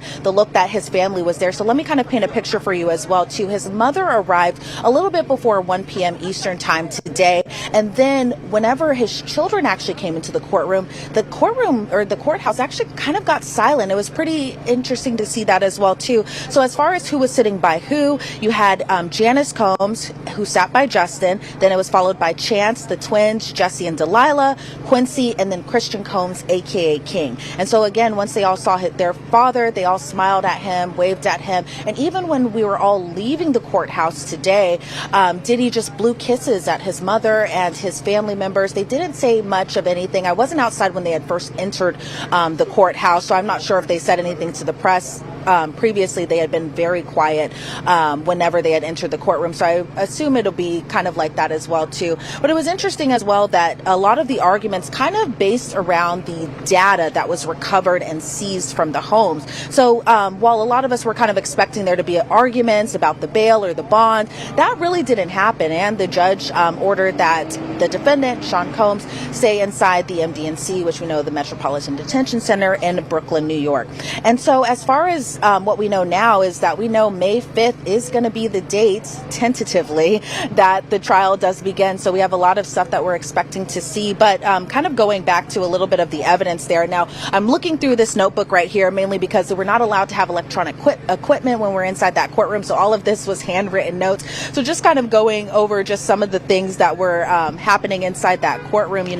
I'm sure you have already talked about it there, as far as just all the data that prosecutors and now have in connection to the case. So 96 electronic devices were seized across 3 different locations. That included Diddy's Miami home, his LA mansion, as well as all the devices that were seized whenever he went to the airport. Because as we all remember...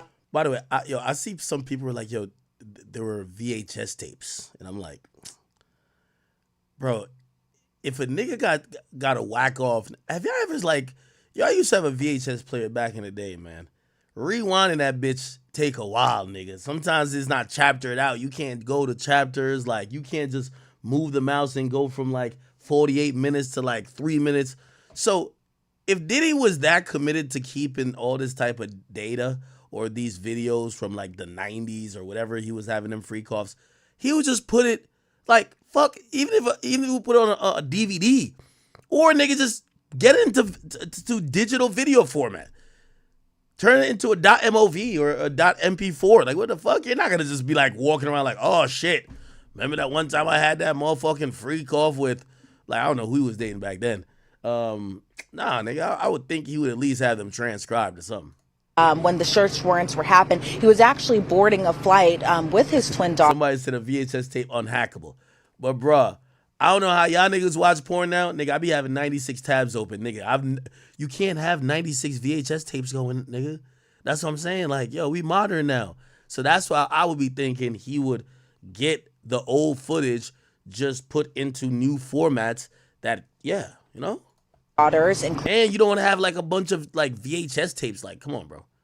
Including, and I believe Chance was there as well too, his 18-year-old daughter now, when they were the search warrants were happening and Diddy was caught up at the airport. They did seize different devices that time as well too, and so the data mainly still has to be extracted. Now the government was kind of talking about just some of the devices are a little bit older, so the government in turn is kind of catching up to the technology there, but they say at the airport they seized 9 different devices. 7 of those have been extracted so far. At Miami, 36 different devices were seized, 29 were extracted, and in LA, 51 devices were seized, 24 have been extracted, They say the 8 terabytes of data, that information could come about in the next 2 weeks or so, and they're working on the production, another production of the subpoena returns.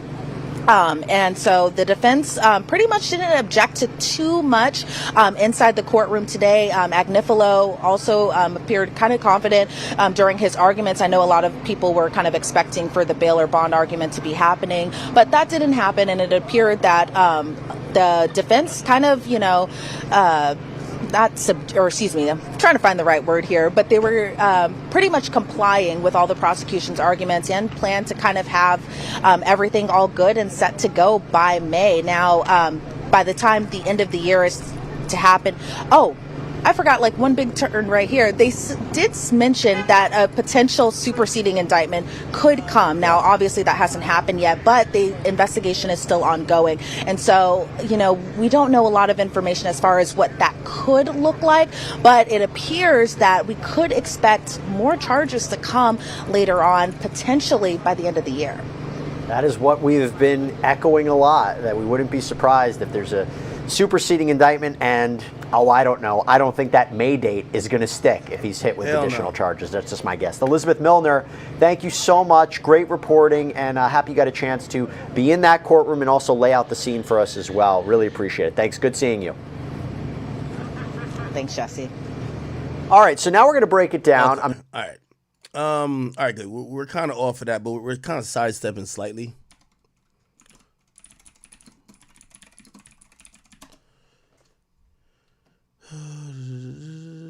Hold on. Let me see.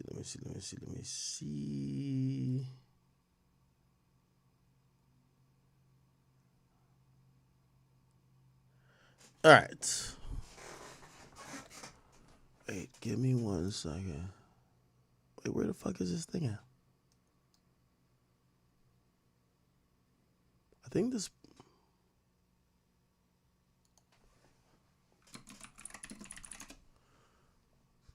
person's page is like...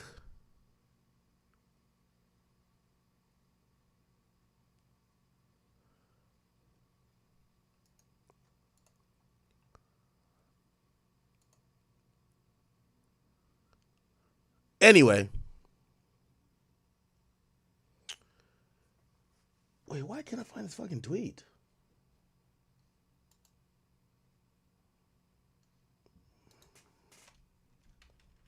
All right, I have to send myself a tweet. Chad, I ain't gonna lie, man. The industry right now is in shambles. There's a lot of shit going on.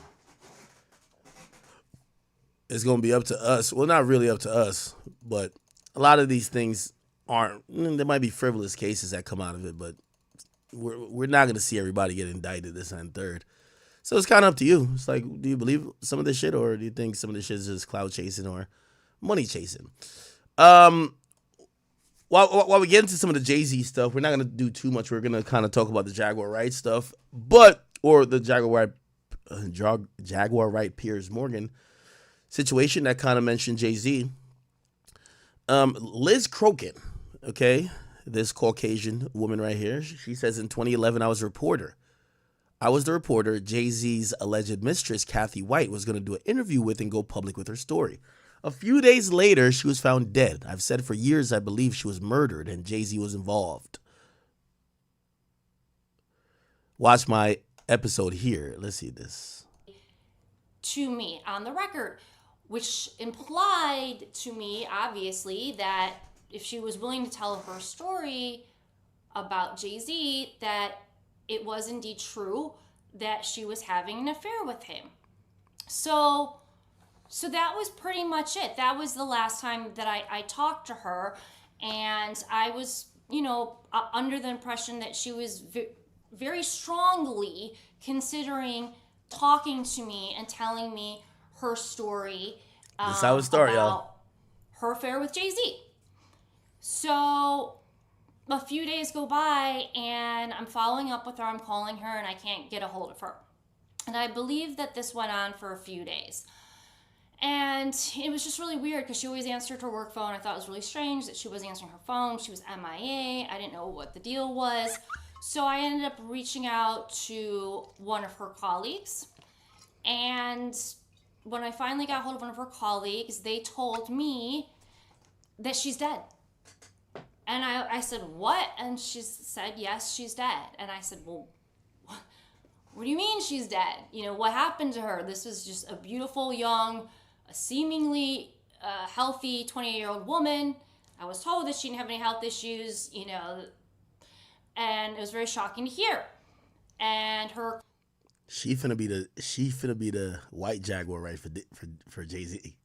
Watch. colleague did not know what happened to her or how she died or why she died, but all she knew is that she was dead. So obviously when I heard this, it was very troublesome and disturbing to find out that this woman who possibly She dropped a whole documentary on this on X before. or the owner shot what and Okay, I don't want to get into it, but anyway, interesting. Speaking of which, Jaguar Wright. While I was going live, I seen what's it in a real life production. My bad, I was saying the wrong. Is it Real Life Street Stars? I don't know if I'm saying it wrong. Anyway, they were premiering an interview with Jaguar Wright and Orlando Brown. Now, watching any content with Jaguar Wright and Orlando Brown, first and foremost, let me ask y'all a question. And I'm asking these questions more of a precursor into us even playing any part of this video and analyzing this on a serious level. On a scale of 1 to 10, how confident are you that Jaguar Wright is mentally well? That would be one question. The second question would be, on a scale of 1 to 10, because I've noticed one thing about the industry. When some people don't get what they've yearned for, they worked hard for, they feel the industry fucked them over, turned their backs on them, they become bitter. They become bitter to not only the system of the industry, but the people and the roles and the circumstances that resulted in that. And I was listening to, and I'll play the audio, I was listening to Jaguar Wright talk about some stuff, and she was just like, fuck that bitch Jay-Z. He owes me $25 million and blah, blah, blah. And I was like, whoa. It was like, felt deep-seated. And then in one point, she brings up that Jay-Z, I don't know if her son passed away or something, but she was blaming Jay-Z for that. And I was like, It might be that she's blamed a lot of her misfortune. And she said, yeah, the best thing of Jay-Z's career was that Unplugged concert that I was a part of, that he hated on. And I was like, I'm analyzing slightly different to say, is she a little bit bitter and resentful because her career didn't turn out how she probably hoped it would? Now, two things could be true. She could be bitter and telling the truth. I don't know. So I don't want to, nothing I'm saying is trying to discredit her. It's more of saying we got to look at the bigger picture. Now, let me then ask you about Orlando Brown. Do you think, on a scale of 1 to 10, how confident are you that Orlando Brown is mentally well?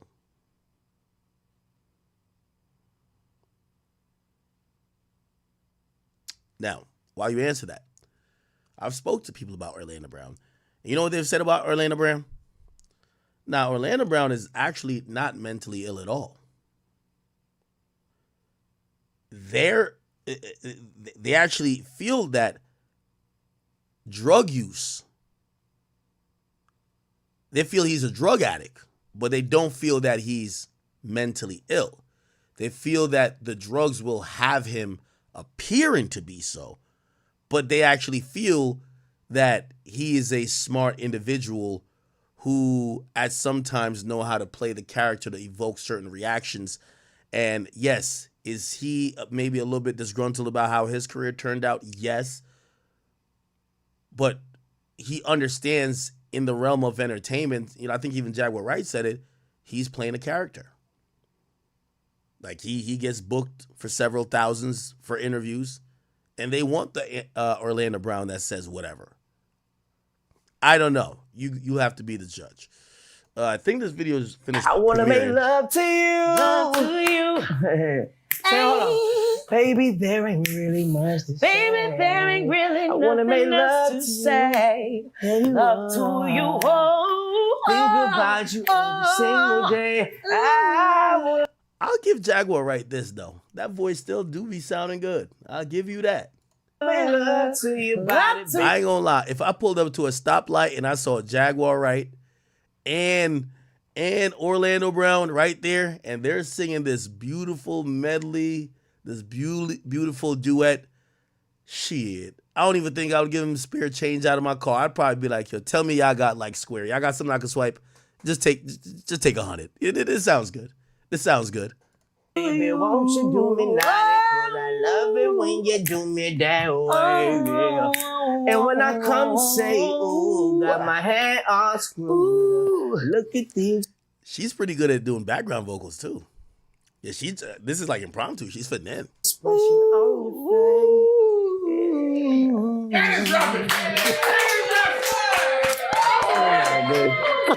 This all Jay-Z had to do to get her to stop talking that shit.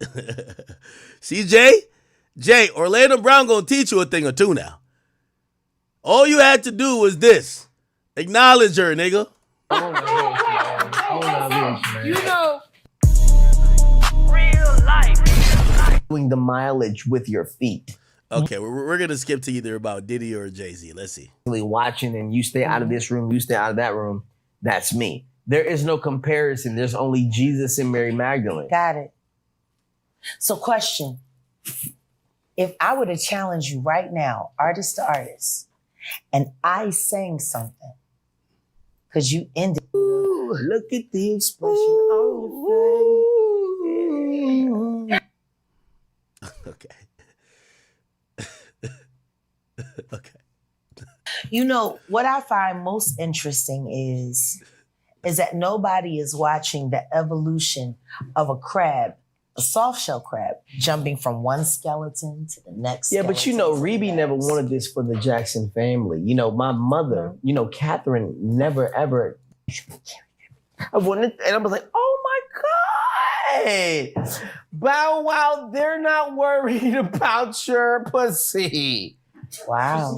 It was like 100,000 people out there not worried about his pussy. You want to know what's interesting? But I felt the same way about Usher's. But no, listen, let me finish. If they nobody liked to me. Now, listen to me. Now, this is what's funny. What? The same 100,000 people that was in the audience, if I would have jumped on stage and said, now, name Kevin Gates and then the other nigga, that's not funny. You're going down. You don't even own Wild 'N Out. You only own Wildin'. And when it come down to it, if you really want me to jump down, I'm like, yo, my nigga, like I'm in the city, bro. I'm out here, nigga. My baby mama put the brakes on a nigga. My wife put the brakes on a nigga, bro. The police, everybody know I'm out here, nigga. I'm a bad boy, nigga. You don't know Orlando Brown is in Arizona? Oh, okay. All right, cool. Fine then, nigga. Okay. So then, all right, cool, right? Right. So then now we out here. And we in Arizona, and I'm like, all what right, part? well, we in Mesa, we in What the hell is going on here? What does that mean to you? Because again, Well, I'm Orlando. Okay, and he's now Jaguar. Okay. I swear to God, he was like, I never. Hey man, I don't know nothing. In Houston, it's a day. Like how you feel about being my mom as Whitney Houston? You feel? How do you feel about Tyrese's Coca-Cola commercial? love somebody. The problem is when you take an astringent agent like me and you put it into an ecosystem that is imbalanced, everyone is afraid. Everyone. There's a lot of people that want things to stay the same. And the reason why they want it is because that's the only way they're ever going to get it. See, pure talent is pure talent. Pure whore is pure whore. What's the line between the two? Hollywood. Am I wrong? You're not. I just don't want to Cocaine is a hell of a disrespect drug. what you're saying. You're not. You can't disrespect. You can only go on. So I have to ask, for those people out there that believe in this thing that exists, is there such thing as a matrix? Are we all embedded in the system? And I don't say this to be when Jaguar Wright and Orlando Brown. You know what? You know what I mean? But Everything you're talking, spreading all this money around in the streets, but you ain't shredding it around to the right people. So put her in the fur and then put me in the dope. Put me at the me right here. What they call that? Shotgun. Oh yeah. And give Yes, it to me ma'am. appropriately. Yeah, call it whatever you want to call it. All right. Well, with that being said, Anyway, Jaguar wait a minute, Wright. you got me in my feelings. Yeah. Talk. See, because you talking about Curtis. I know Me and Curtis. Curtis got issues. What's up with now? Come on, you ain't got no Curtis has You to ain't got get no me a issues new right cap. now. You know, me and Curtis got I issues. know you ain't got no He issues down in with Shreveport acting a fool. But I ain't gonna put you in there. He in Shreveport doing what? Acting a fool. I can't know nothing about that. I'm trying to be the actor and trying to get us And a guess job. what? I'm gonna tell you something right now. Millennium 50, I don't know nothing Studios about no is Shreveport. open. 50 Cent, I don't know nothing about I know no everything Shreveport. about Shreveport. Yeah, I don't know nothing about no Shreveport. I know about the bayou. Do that in the show. She know everything about that 50. Yes, I do. I don't know nothing about no Shreveport. I got 5 kids. It's called power. She can know, it's called, She can know all about Shreveport. It's called power. Okay, man. Did y'all see this shit? My son died because he was my son. He died because of He your was targeted because he's my son. He was working on his EP. I bought Philadelphia for him so he didn't have to sign to a company because I knew what it was going to do. He interned at Rock Nation. And they approached him to sacrifice me.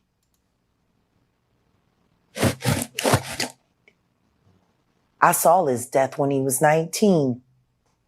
I moved us here to stop it, to prevent it, to avoid it. They take them anyway to show you what the harm is. Giovanni, his death is why I do what I do. My son died because he was my son. He died because of He your was targeted because he's my son. He was about.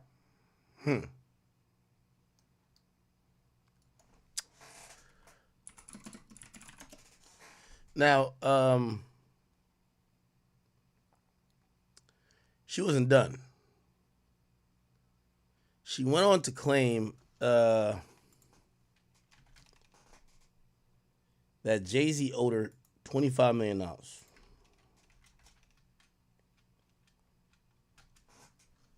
Let me see if I can find it. And for her, hold on.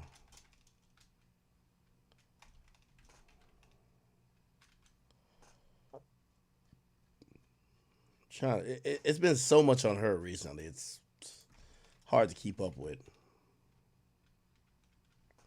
However, she was called out.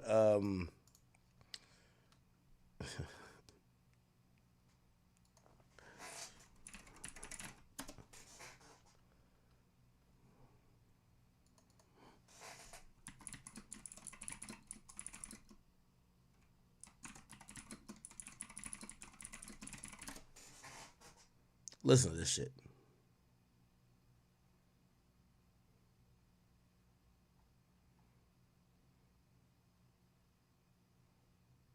Oh, is this no, that's not the latest thing. Wait, where is it?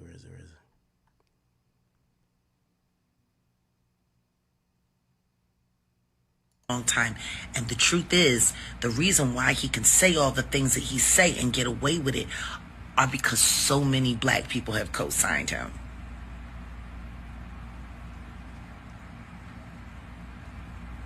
Y'all remember not long ago when the feds ran up in Boosie's house? He blamed Vlad for it. And then all of a sudden, everything's okay again. And now him and Vlad are... How deep those ties go. Is this it?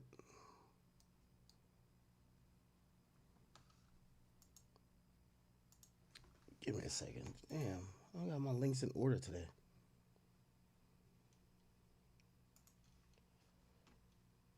Give me 1 second, because I got it here.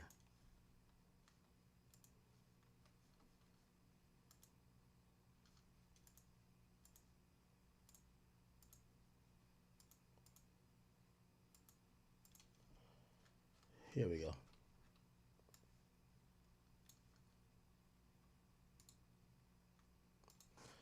So Kaya decided to address her. I hope these people get some streams.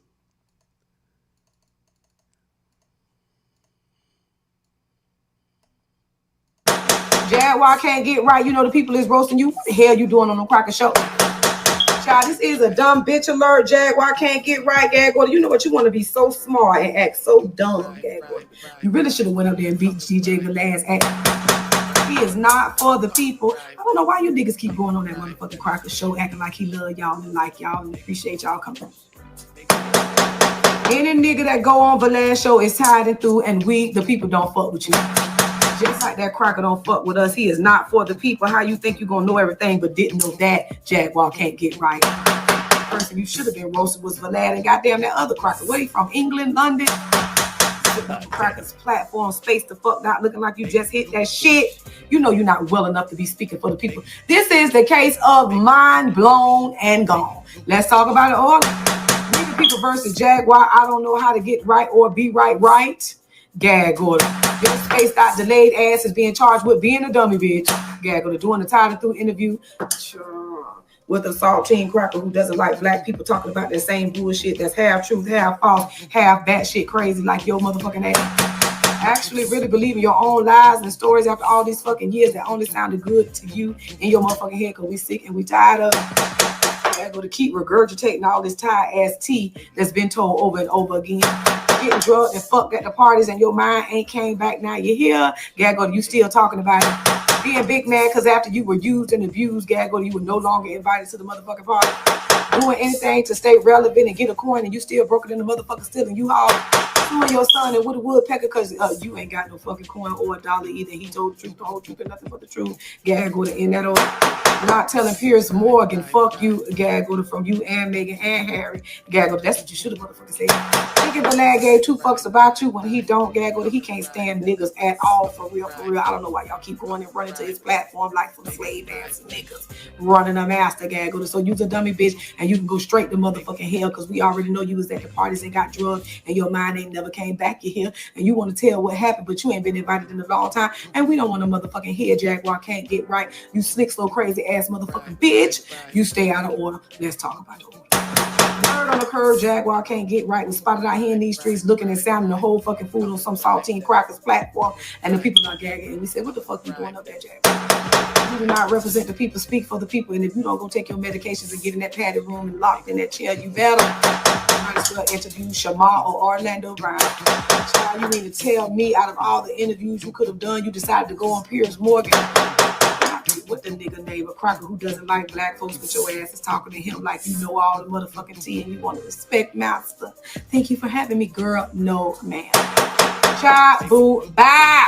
Gag order. Wasn't you the one who was crying a few years ago, hollering about Clive Davis was out to kill you, bitch, and Diddy had people to slit your tires, but your bald-headed ass is out here in these streets still alive with all that bullshit you've been saying and doing all these years with some truth, and 90% of it is motherfucking lies because ain't nobody trying to kill you because everybody know that your brain is mush, you falling and you can't get up. I guess all that baby oil cocaine got you still crazy, and more motherfucking crazy. Now, where was the story about you getting sexually assaulted, drugged, beat, and dragged all through the parties? Do you have any video evidence? Child, boo, is what we the people say. The Illuminati say, bitch, you didn't even sell enough records to be invited to any elite party, so you don't know none of us.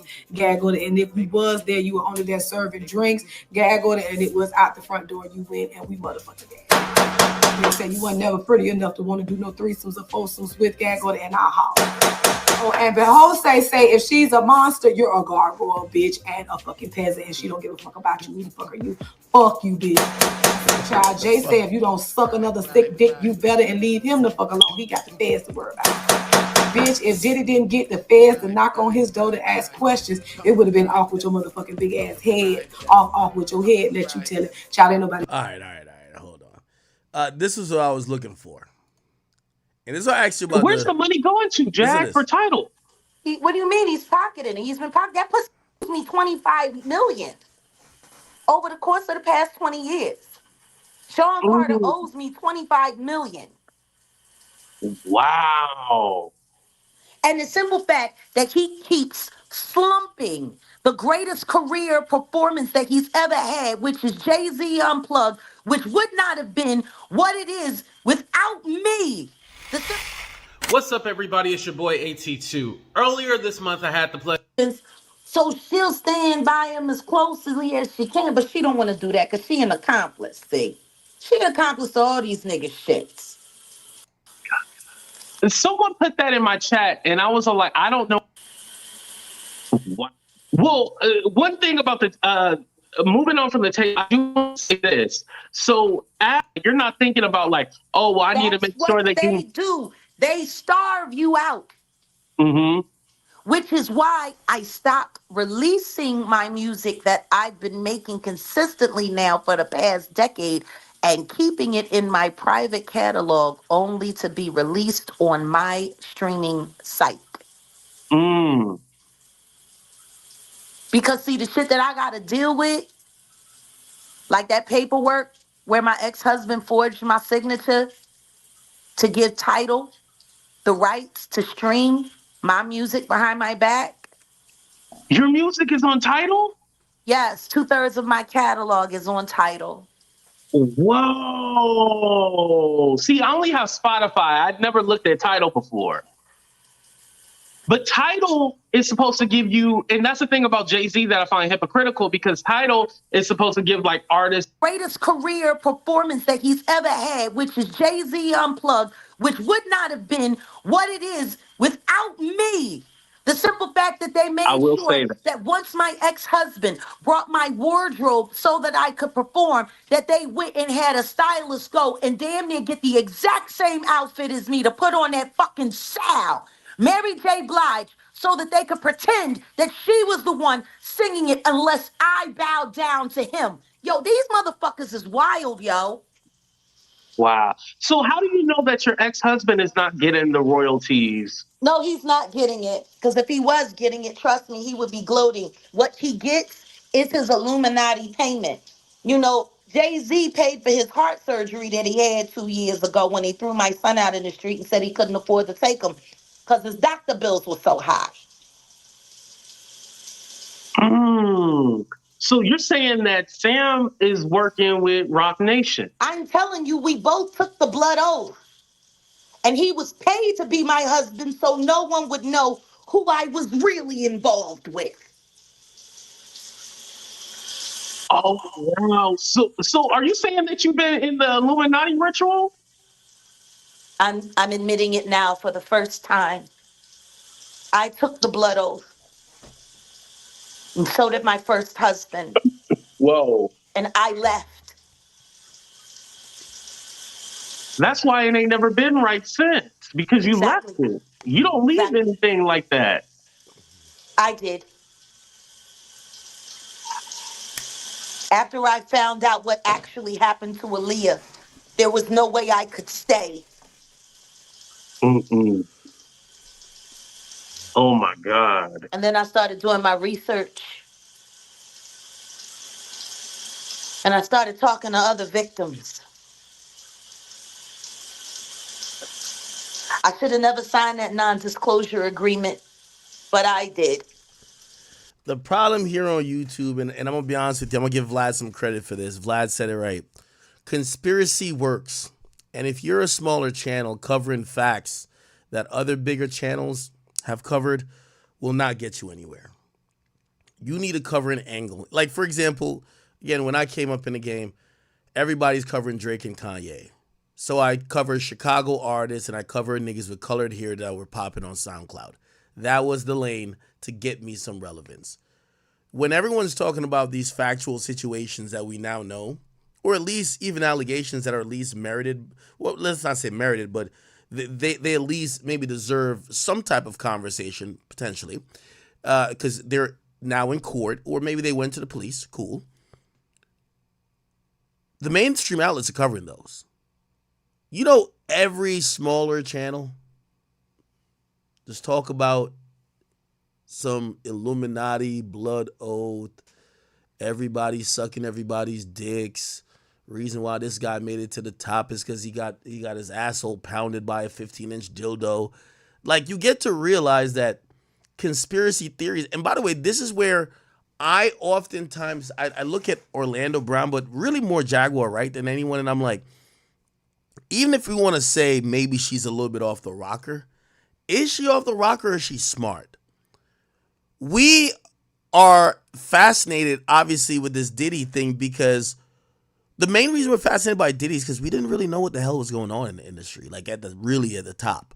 Now we're hearing that weird sex parties we're having. We're like, oh man, that kind of like substantiates some of this weird stuff we heard was happening in the game. So that makes sense. We're like, oh shit, we want to hear more.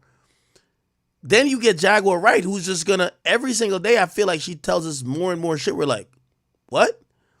Now, granted, I think people want to believe her. And that's the thing.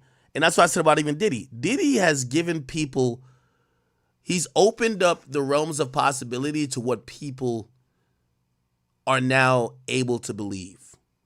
Because we're seeing some non-normal behavior with him. If I told you that that every billionaire has to fuck an animal, would you like be like, nah, that's a lie? Or be like, well, I could see that. Like, that's what I'm trying to say. Now, here's the thing. If I had a YouTube channel now, well, I do have a YouTube channel. If now my whole mission was to show you pieces of evidence that to get to be a billionaire, you have to fuck an animal. It's almost like a true crime drama at that point. Y'all just keep watching. And I think that's what's happening with Jaguar Wright. So I can't tell if she's kind of off or she's smart enough to know, as people are fascinated about the unknown in the industry at the top of the top. As long as I keep talking about what happens supposedly at the top of the top, and I keep giving you information because you can't keep saying the same thing. You won't keep getting booked for podcasts. But every time now I come out with, oh, he owes me $1 million. Oh, I took a blood oath. Oh, he kicked out my son. Oh, he got my son killed. He did this. He did that. Shit, the more info she comes out with, the more we're like, really? And then after a while, you start saying so much shit that, again, by the natural order of the land, we don't really penalize you for what doesn't go right. It's like when people talk about aliens. We never be like, nigga, you're lying. Like, that wasn't a fucking alien. Nigga, get your vision fixed. We look at what could prove them right as opposed to what proved them wrong. As long as they're seen right a little bit, we keep watching. As long as Jaguar right, and by the way, she feels vindicated because Diddy got locked up. Now, in reality, her fucking rumors didn't get Diddy locked up. Cassie got Diddy locked up. That's what it is. But she gets to kind of parade in that realm. Anyway, I'll play a little bit more of this and then we are going to move on. Mm-hmm. Them NDAs are crazy.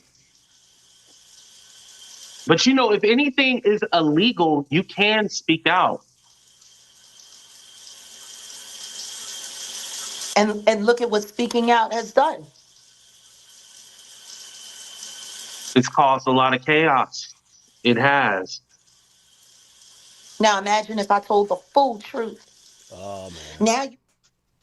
Now, imagine if Chris Brown had said, "I'm going to quit now because Jay-Z is going to ruin my life forever." Imagine all the great shit that wouldn't have happened. But one of the things I caught her say was that, she's seen people basically being done wrong and just accepting anything, and that's just not what she was into. So she chose to walk away from it. Got that? She can choose that all she wants. Does that make it right? For any that's artist. her choice, that's her right. No. Why does that make it right? Listen to what I'm saying. If she's amazing, if she has something to offer, if she's great at what she does, why should that even have to be a choice? See, this is what I talk about when I say cruelty-free artistry. Because everything that she just said is only relevant because cruelty in the arts community. Okay. All right. Think we could hop off the Diddy train. Well, actually, that was a lot more about Jay-Z. Think we could chill off of that for a bit.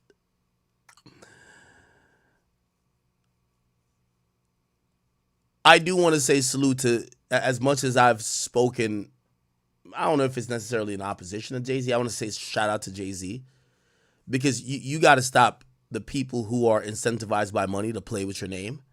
Now, it also puts people in a really interesting place. If Jay-Z did do some shit to you, come out and say it, but make sure you tell them the goddamn truth.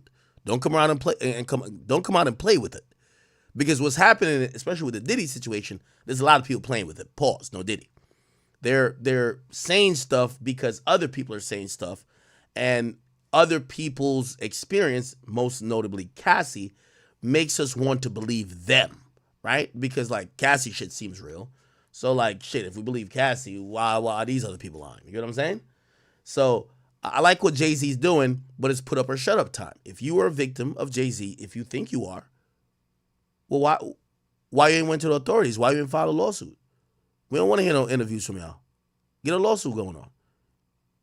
And even then, you get a lawsuit going on, you know how his lawyers are coming. He gonna ruin your damn life off of that. So we'll see. Now, I say that without the knowledge of knowing whether maybe lawsuits have popped up and he settled them before we ever heard about him. Who knows? Long, convoluted thing. We will get to it, but we're not gonna have the Me Too stream today. We did that for the first 2 hours. Let's kind of rotate into some other stuff. And really quickly, Drake and Kendrick. We all know that J. Cole dropped a track recently. J. Cole, Port Antonio. Very interesting how this song has been released. I don't know if this song is yet. Let me give me a second. I'm looking on DSPs. Obviously, YouTube is a DSP, but don't know if it's on Spotify. Can somebody check? What the fuck? My thing is freezing up. J. Cole. Is it on Yeah, it's not on Spotify. It's only on YouTube and his Instagram. Chat, I'm gonna be honest with you. Hey, what Kendrick, Drake, and J. Cole are doing, and these are pretty much, even though, I know Kendrick hates the term and the big three, but in terms of big three and consumption, in the music game, rap game, what they're doing right now is the equivalent to setting off a fire that's going to continue until the next arbitration phase. Like, think about it. Like, if LeBron and them, say LeBron, KD, Curry, Giannis, like all the big stars said, even if the whole league ain't going to hold out, we're holding out until there's a new deal. And I don't know if this is the intention, because it still seems natural. Like when Taylor Swift does something like this, she writes a letter. When she was unhappy about the payments for music artists by streaming services, she wrote a letter. She felt that her art was being disrespected. When she didn't like the fact that her parent label UMG couldn't come to a deal or a conclusion with TikTok, and she thinks her fans likes hearing her music on TikTok. She spoke up. She's very direct about it. Kendrick and Drake, I don't think they're in cahoots about anything. I think they hate each other. I think if Drake and Kendrick saw each other, I think they'd fight to the death. And I'm going to be honest with you, it would be well warranted. A nigga who has told the world incorrectly that you're a pedophile, if you saw him, you should beat his ass to death. And also, if you're a guy who felt that confident to say the other guy is a child molester, and you even said in your song he should die, well, you should put hands on him, and if he dies, he dies. So to keep it real, I think if Kendrick and Drake saw each other, if they were pussy and did not do anything, I would be very shocked. I think they should fight to the death. Only one man survive after that. I'm sorry. After those type of words, and I'm going to be honest with you, I kind of am at the point, even though I think Drake, this is a character flaw of Drake. He's weak in the sense, and weak doesn't mean I think he's a weak person, but he should never forgave Meek. And not meaning that he had to beef with Meek, but when you show that people could stab the knife in your back, turn it around, try to end you, you know what I mean? Shoot you 9 times. You go to the hospital, you got to recover for 3 years. And then you turn around and gave that nigga a gift at his birthday. People look at you as weakness. You know, sometimes forgiveness. You know, I think we got to learn that from 50. Shit, I'll be honest. I've been weak at times too when it came to forgiveness. I've forgiven people who I shouldn't have forgiven. And when you get to realize that, people also look at that and be like, yo, this guy's a sucker. Yo, we just try to take him out. And as soon as we call ceasefire, and because some time has passed, he just like forgave us. However, I don't think Kendrick wants to squash. And when I mean squash, we're not talking about like they're trying to kill each other actively. Even though I do think if they saw each other personally, they would probably do something to each other. But they're not trying to kill each other actively. I don't think Kendrick gives a fuck about trying to be friends with Drake again. Now, I don't think Drake gives a fuck about trying to be friends with him also. But would there be an opportunity, maybe in 4 or 5 years? I think in 6, 7 years, let me go 6, 7 years out. If there's a dope way to do this, where Drake could shock the world and reunite with Kendrick on a stage, do I think he would do it? I think it's in his demeanor too. Because I'm going to be honest with you. I don't think what's happening to Drake now is worse than what happened to Drake with Meek. Now, granted, obviously somebody calling you a pedophile, like that's just horrific, right? But even then, like, you know what I mean? I think some people are smart enough to know there is no proof like that this guy actually fucks little children, right? Cool, it's a little TikTok thing, but there's no proof, right? Like Meek try to like erase him from the lexicon and the history books of rap. What announcing that someone who was a lyricist having a ghostwriter was at that time was your career is done. You could never come back from that. You get what I'm saying? And essentially forgave Meek. So I have to think that maybe it takes time. It takes maybe some conversation in between, and maybe it takes even an apology. But I think if in 6, 7 years, Kendrick was like, yo, bro, I ain't gonna lie, I kind of was hating. Man, I should have never called you a pedophile, man. My bad, bro. Like, you did help me out a lot, man. Appreciate you. I think Drake might be like, all right, let's do a song. Like, Drake is a forgiving type of nigga. You get what I'm saying? Now, if I'm reading Kendrick's demeanor, he's only told me a few things. He says he's a hateful person. He tells me that he's not like this nigga from the get-go, which means any type of makeup would be him being fake. And he's told me that he really believes this guy is one of the worst people on earth, and he thinks people should keep their family away, their kids away, and that he's a threat to society. I can't see Kendrick ever wanting to piece it up with Drake. Or if he did, like, I'll be like, God damn, why? So you were just rapping a rap. What the fuck? Drake because come on, like no one's going to really be like, Drake's a pedophile. Like 6 years later, like people this is going to fade, right? It's kind of like the ghostwriting conversation faded. And at least the ghostwriting conversation had reference tracks to back up. This with Kendrick didn't have anything to back up. And I think eventually they'll get along. Anyway, I started off this going somewhere, and I was getting to this J. Cole line. And I was saying about how it's not available on all streaming platforms. So essentially, I say Drake and Kendrick, they're not in cahoots. There's no way they're like sending smoke signals saying, nah, just drop on Instagram. We're not going to drop on Apple Music or Spotify. I'm telling you this as a fact. Spotify top dogs who run the music department there, they're mad. Apple Music top dogs that run the music there, they're mad. They're mad. They don't like this. You know why? This would bring new subscribers to them, new people going on their platform to listen to the song. This is a much wanted song. And look, I just went on Spotify, searched the song, I can't find it. I go on Apple Music, I can't find it there. So now YouTube gets the W. YouTube didn't pay for this. Instagram doesn't pay at all really for this shit. Instagram does have a deal with labels, but their deal essentially only is not really a fully streaming deal. It's a content deal. That's a licensing for content deal. The streaming deal so you got to imagine Spotify, who's paying out billions to UMG, is saying, yo, dog, we're paying you billions of dollars to have the right to stream your artist catalog. Instagram don't pay you that. Meta don't pay y'all that. Meta pays y'all for a content licensing deal that people could put little sounds, like 30 seconds of a song, on their fucking photo or their video. But people could now go to J. Cole's Instagram and stream the whole song. So, bruh, you're now creating additional competitors when you're not checking that behavior. Not Real Toronto, no, it's Real Cole World, I think. Right? So these streaming companies aren't cool. However, I can't say that these artists are in cahoots because they don't like each other. Drake and Kendrick don't like each other. And I don't think they're like, yo, let's do it this way. Right? But maybe they have their own experience with these streaming platforms where they're like, yo, shit, we want to shake shit up. I see J. Cole has joined that as well.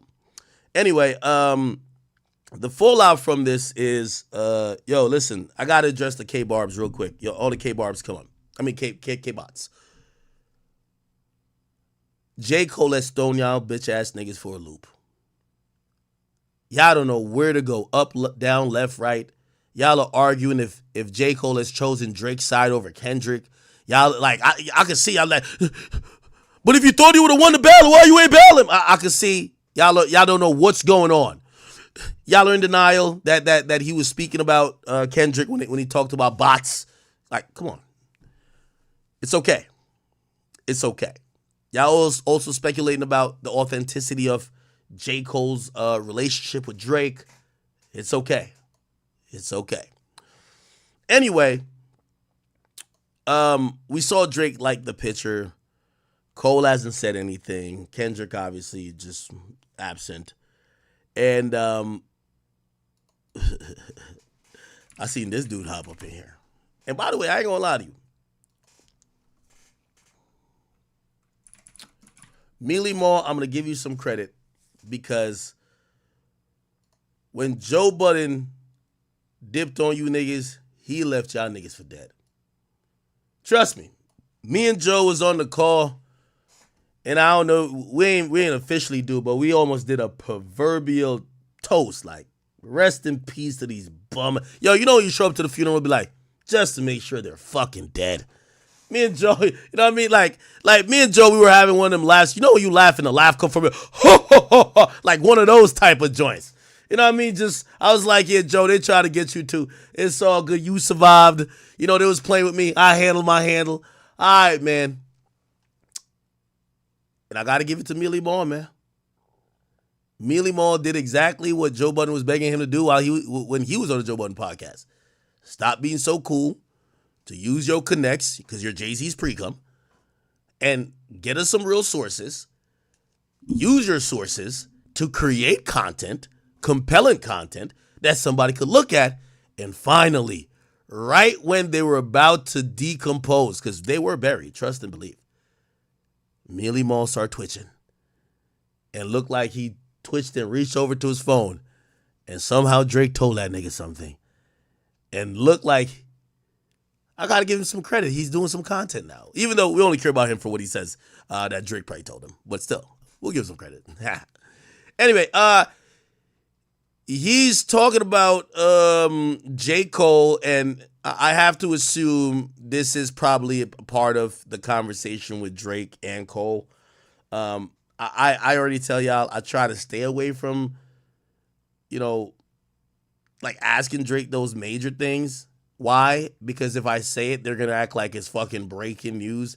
And I'm like, that's a big thing. If Drake don't fuck with J. Cole, I think Drake should say it. Don't tell me to say it, nigga. The fuck? They're going to kill me about it. You say it, nigga. The fuck? Or put up on them little collages and leave him out or something. The best rappers. And like, dudes, do whatever you do, nigga, but you do it. Don't have me do it. You know what I'm saying? Anyway, Mealy Mall, that's the guy for the job, all right? And this is what he said recently about the whole track. Now, don't give me this long voice note because you know Drake ain't fucking with you. Now you want to give us the voice note that you could have sent to Drake yourself. We didn't have What's to wrong get with nah? I would love to hear this music. I want to hear all that shit. I don't want to. That's personal shit. Call Drake and text him. The whole beef was personal shit. What are we talking about? Tell Drake, text him, send him a voice note because you ain't spoke to him since you spoke to Kendrick. The whole point of the battle was all personal. That's interesting. Y'all think that's true? That Drake ain't spoke to Cole since he spoke to Kendrick? Whoa. Man, I kind of feel like you switched sides, right? No shit. What are we talking about? Listen to what I'm saying. We're not talking about a battle. These are words that we know he wants to tell Drake, but he knows Drake ain't picking up the phone for him. So therefore, let me. So he can't rap it? He can. I don't want to hear it. I don't care to hear this shit. I don't care what you or Drake thinks about it when I want to hear Jermaine Cole rap about what happened the last 3 months. We're not talking about. We're talking about the scope of if you and your friend are rappers, and then another rapper jumps in on some song that you and him got that's number one, shits on your bar. You look like you want to fight, but then you're like, nah, I don't want to fight. You go home. Mm-hmm. Months later, you can't, and you still, and here's the thing, you still rapping. So why not just engage in the fucking battle? You ain't stopped rapping since. And I'm saying, you're saying a separate point. What I'm explaining to you is the answer to your question. He explained why he didn't want to do the fucking battle. But you did. You put if Cole never put out a record, never put out a bar, I wouldn't even be talking about this shit. I'm like, yo, listen, he ain't want to get into it, cool. But you put a record out. Well, if he didn't address any of this, you'd kill him for not addressing it. How? I don't even speak on Cole unless he puts a verse on. I'm like, nah, that was dope. He can still rap, but all that best rapper out, you never wear that title again. I don't give a fuck. You could put out the most flawless verse we've ever heard, and you're never getting the best rapper. Jamal, you gotta stop, bro. Hey, let me tell you this. Hey, respectfully, I gotta just, everybody calls me the biggest Drake fan alive. But I do want to send just word to these two individuals. To Mealy Mall and to DJ Head, and all pun intended. It's okay to come up for air. All right? It's okay. I'm going to tell y'all why. I understand, unlike y'all two, and whatever you've thought about me, I've been lit in this shit already. I've been a Drake fan. Nothing has changed. I do want to warn y'all, at some point you're going to have to criticize this guy. I'm just trying to tell y'all that. You're going to have to criticize Drake, my brother, at some point for people to take you serious. I'm going to tell you that. Mealy Mall, you're going to have to criticize Drake at some point for something. And DJ Head, you're going to have to criticize Kendrick too. This whole cock riding where it's like, I don't care if it goes up, down. Y'all gonna have to, and by the way, no, it's cool for these people to be a man's. Like, that's great. But I'm still waiting for DJ Head to say one thing about Kendrick that maybe he ain't doing right. Like, nah, I think he should do this. Yeah, I ain't like that. I know some people saying the irony. I seen some people in the chat saying the irony. If you've never heard me criticize Drake, you've never watched me, and it's okay. You never watched me.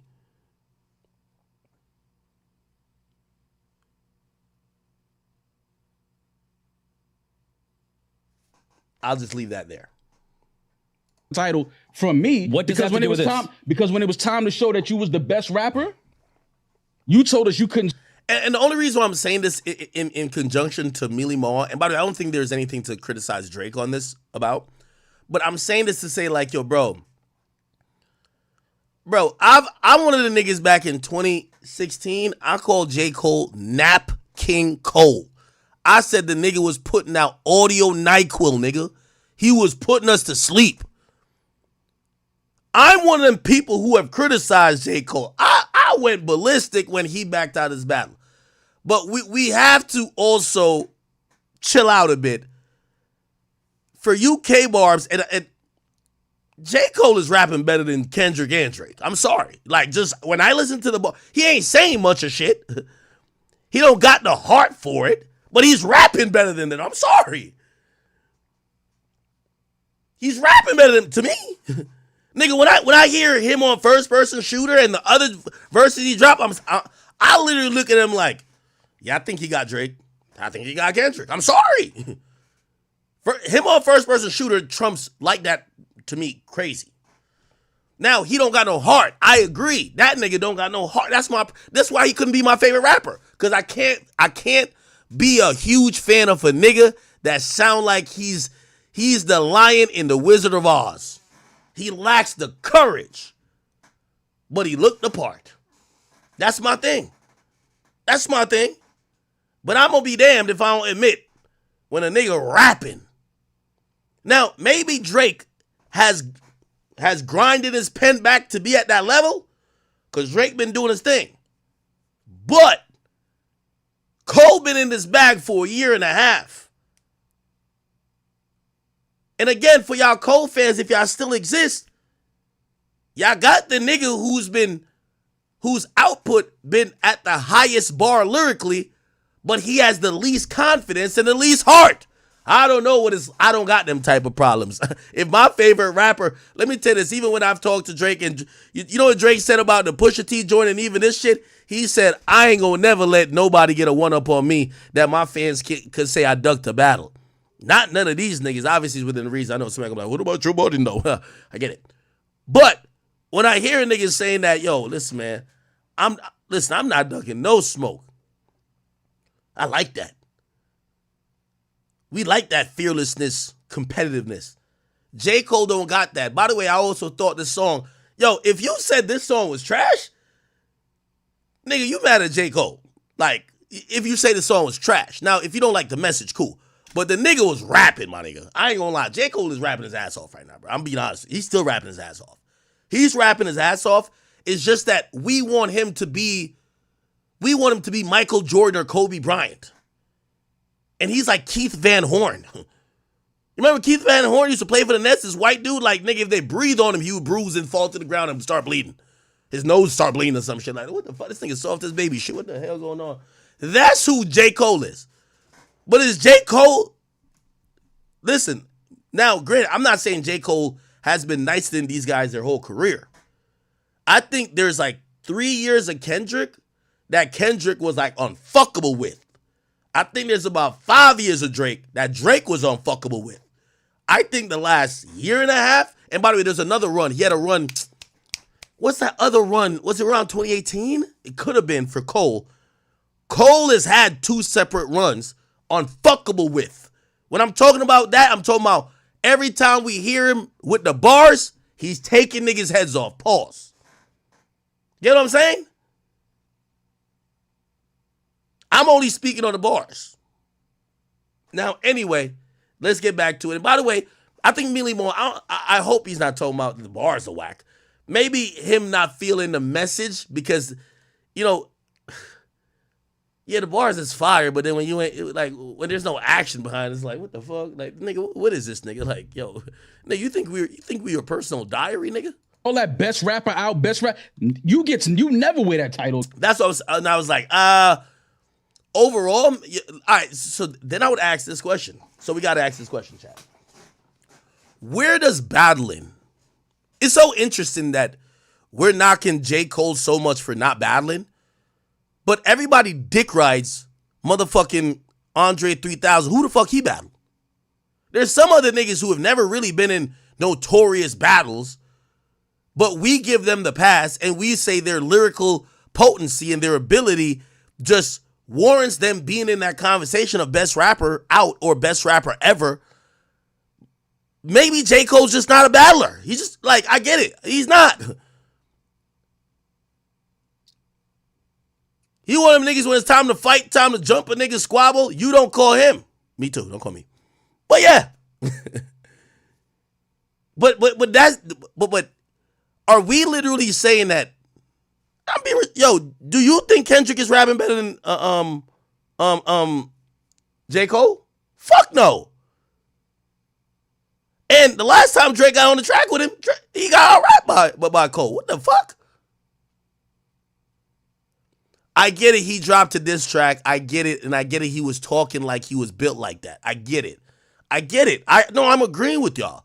What I'm saying is that we now could categorize Cole as not one of them guys who will indulge in the battling aspect, which is important of hip hop. However, how important do you see that? Because if we just analyze who's rapping the best, I think Cole in the last year and a half, so I'm going back from Drake dropping, I'm going from CLB till now, which is like, I think that's 2020. No, I got to think about Cole active years.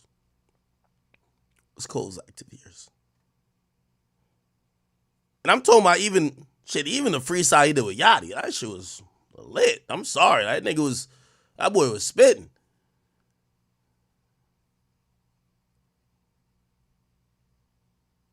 You know, if I was supposed to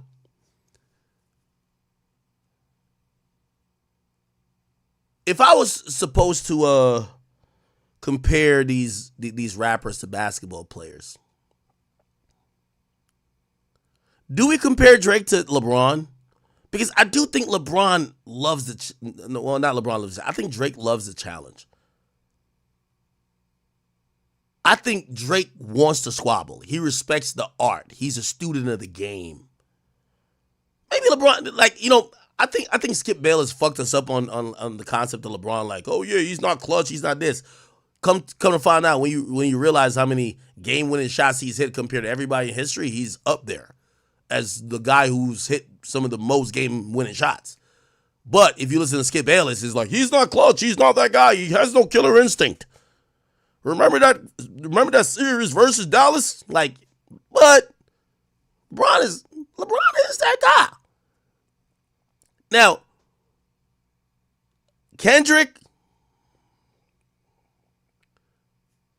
and I'm only talking about in demeanor. I'm not talking about output or their whole career. I'm just talking about in demeanor. Kendrick, we could say Kobe. Would we say Kobe for him?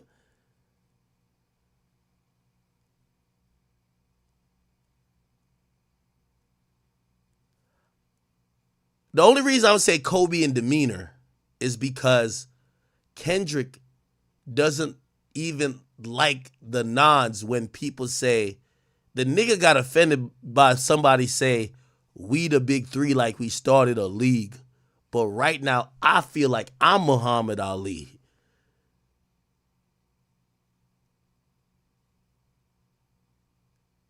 Like, they named him as one of the greats.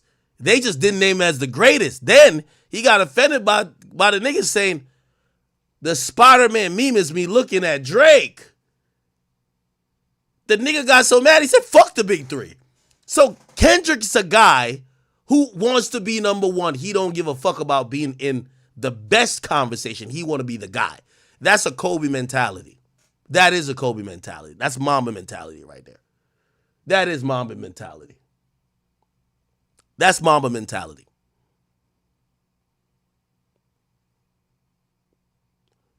Remember for basketball players all start hanging together? Like, it would be no way that Kobe would be hanging out with the best defensive player of the team he's faced in 2 finals. Fuck no. But LeBron could hang out with what's that nigga name? The nigga that looked like Donkey from Shrek. What's that nigga name? You're about to tell me that right now. What the fuck? What's that name?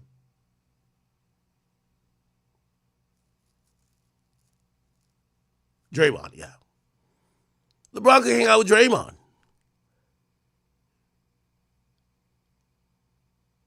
Nigga, they used to say Kobe wouldn't hang out with even his own teammates. Kobe was just in the gym practicing.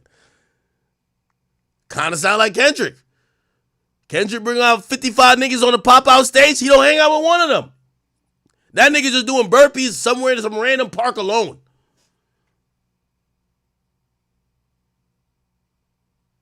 He don't want to be on stage with none of these guys like, you're the best. No, you're the best. No, you're the best. He don't want to do that. Got to give him the credit. Now I'm only talking about demeanor. So Drake got a LeBron demeanor. Kendrick got a Kobe demeanor. What demeanor do motherfucking J. Cole got?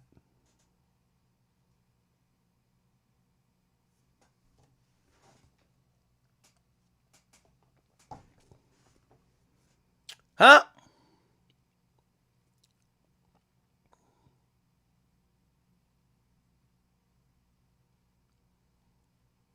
Kawhi Leonard.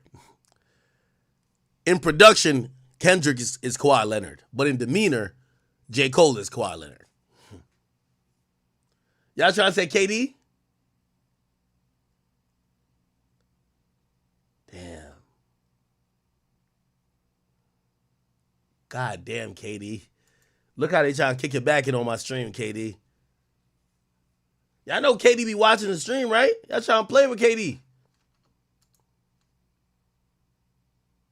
All right.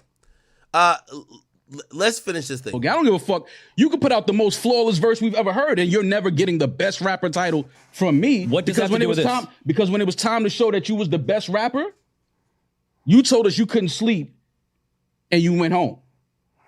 Okay. So I don't want to hear none of I don't believe none of these bars. Don't tell me we wanted blood. We didn't want blood. We wanted to see the people that we thought was the best engage in a rap battle. We didn't want y'all to fight and people to get shot, and nobody asked for that. What is this? They want blood. No, we don't. Go ahead, Damaris, and I'll address this blood part. I have so many points. The first one, the saying of, I just took you on tour and put millions in your pocket and gave you your first number one. Y'all talking like Cole was like some opening like act from like Mississippi. No, nobody's talking like that, man. And now I'm about to start yelling because that's not what we're talking about. You sitting up here saying he it's took a him fact. on tour. He took him on tour. He put millions of dollars in his pocket. It's a fact. And you don't think that was reciprocal at all. You think that he just took like some random just niggas, like some random nigga that had no value. You think that Drake took somebody on tour that doesn't put any value because you nobody like, said that. But who the fuck is this? That's Drake how you're takes you on talking. tour. Who said he needed money? Who? All right, let's skip this. Is this another clip? If you never did that, we don't have. It's like, yo, fuck it. He didn't want to engage. It's cool. But you can't engage and then say, nah, you know. You've never done something and had to change your heart afterwards? Oh, I've punched niggas in the face, jumped niggas, beat niggas up, all that. Got home and was like, we was wrong for that. But I ain't stop in the middle of the fight and be like, yo, nah, y'all. And homie swung on me first. That's actually usually the guy that gets hit. And the dude swung on me first. Kendrick swung first. Let's be clear. Kendrick punched J. Cole in the mouth. Not, of course, not literally, but he responded to that bar. He shitted on Cole's bar. All Cole was supposed to do was fight back. And he did, and then decided, nah, I don't want to fight you. All right, man, cool. You don't want to fight, cool. But you can't hang out at the cool table no more. You can't run. Me and you can't be friends, and we just made all this money together, and we lit, and then a nigga stepped to you and punch you in your face, and I get in the fight for you, pretty much is what Drake did, because he shitted on your bar. But fuck it, it's on my song on my album. I'm getting in it. He had some slick shit to say about me. All right, cool. But I can't start fighting this nigga and then you run and go home. We really pretending that this beef was about... Drake grabbed his ball and ran home and ran to LeBron's barber chair. Cut it out. Because you just talking about he didn't put out another song or he didn't want to put out any more. He got punched in the mouth. He put out and music. Then said, bro, you're taking it too far. He put out music and he continued to put out music. Yeah, Drake this literally nigga put out a song and 3 days later that shit was off DSPs. Yo. Maul. I don't want to hear it. Maul. By the way, what I'm about to say, I I have no issue with Drake. I don't want to hear it. I don't want to hear it. It don't matter what you about to say because you're wrong. No, I don't care. I don't care about. He said I don't want to beef, and then the whole A. By the way, the previous thing of what I was saying about Mealy Moore is like, gang. I fuck with Drake. I talk to Drake. I ain't gonna lie. I got some Drake DMs that we finna put up on screen for some other topic that he wanted us to put out. It's fine. But nigga, it sound like you about to swing on your homie for Drake. Yo, calm down, dog. Relax. East side of Scorpion is still talking about it. What are you talking about?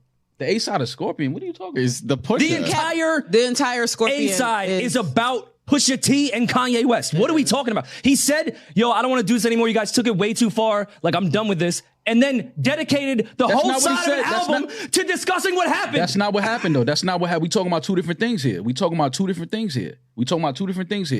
That situation clearly went a whole nother way. And other people got involved that was like, this shit, somebody got hurt in Toronto on stage, somebody got stabbed. That shit went a whole different way. First of all, that happened after. Happened after what? All right. I don't know what these things is talking about. Okay, cool. I'm gonna be honest with you. So this is my opinion, and again, I've learned not to invalidate this goof's opinion because he speaks to Drake as well. I'll tell you what I ask him or what I don't ask him.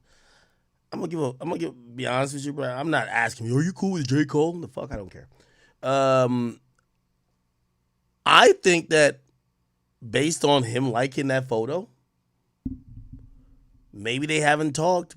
So I'm not saying this nigga's lying, but it's one of those things where it's like, I think Drake is backed up from everybody in the industry and trying to figure out where those relationships are. By the way, I blame Drake for that. Nigga, how do you have 20 plus relationships that are all fake? That is crazy. Like, you know what I mean? Like, you don't have any, like, how you call these niggas your brother, your twin, and a situation like this happens that even someone that you're not at odds with, you have to back up off to see how they're going to move because you can't tell. What this has told me is that Drake backed up a bit to be like, let me see how everybody's going to play it. So I agree with what Mealy Moore is saying. Like, I'm pretty sure he was trying to get a hold of Drake. Drake was trying to see what's up. This is before the unfollows. Just seeing how these niggas are moving. I think he probably was trying to see how LeBron was moving. And he, you know, I don't know how he deals with friendship like that. Because if I was Drake, the moment he showed up to that concert, if that was my friend, that we were talking like that, and we on all these platforms, and we talking about, oh, yo, remember what I said when you called me? Like, I would have called him and be like, yo, dog, why you at that concert with that weird ass niggas talking about I'm a pedophile? Like, what's up with you, bro? Like, yo, gang, you know I got you tatted on me. Like, what's up with you, LeBron? I would think that's a conversation. I don't know if that conversation was had. I would have made that first call if that's my friend. Now, if that's not your friend like that, that maybe you could validate in your mind, be like, well, you know, he's a LA Laker and they're in California. He got to show love because that's the, like, that don't sound like your friend. Like, your friend, you could hold accountable. Like, bro, yo, why you up there with them niggas? You know I don't fuck with them niggas, bro. Nigga, I thought you was rocking with me. Or perhaps it's one of those things where you think, yeah, LeBron might fuck with them too. So you're like, all right, he not my friend like that. He could be on stage with them, and then next time he on stage with me. But regardless, it felt like Drake was analyzing all these friendships. So I kind of agree with this nigga. If and again, I don't know if he didn't say Drake told him anything, but if Drake backed up off J. Cole, that kind of makes sense. We not beefing, but I just want to see what you want. Then everybody's starting these narratives like, yo, he's working with TDE artists afterwards. Yo, look like he picked a side.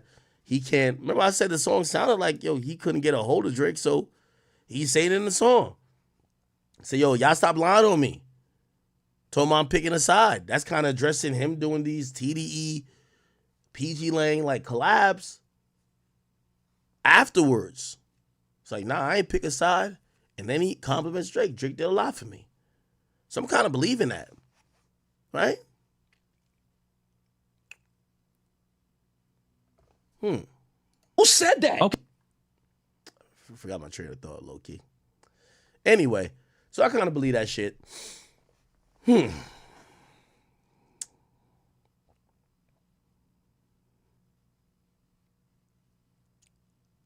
Drake and J. Cole gonna be back cool. You know, this is a personal critique I have for Drake. I think Drake have friendships that were beneficial business wise, and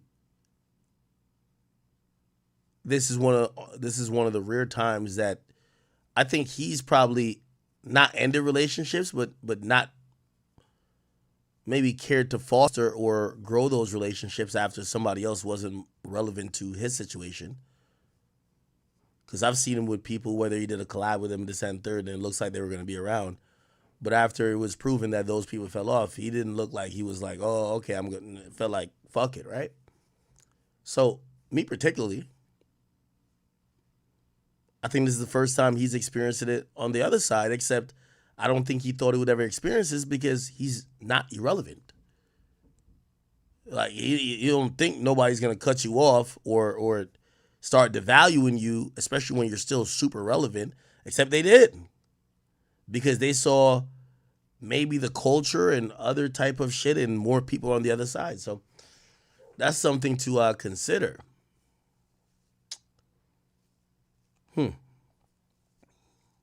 We'll see where that relationship is. Another reason why I didn't even ask him about, yo, are you cool with J. Cole still? It's like, my nigga.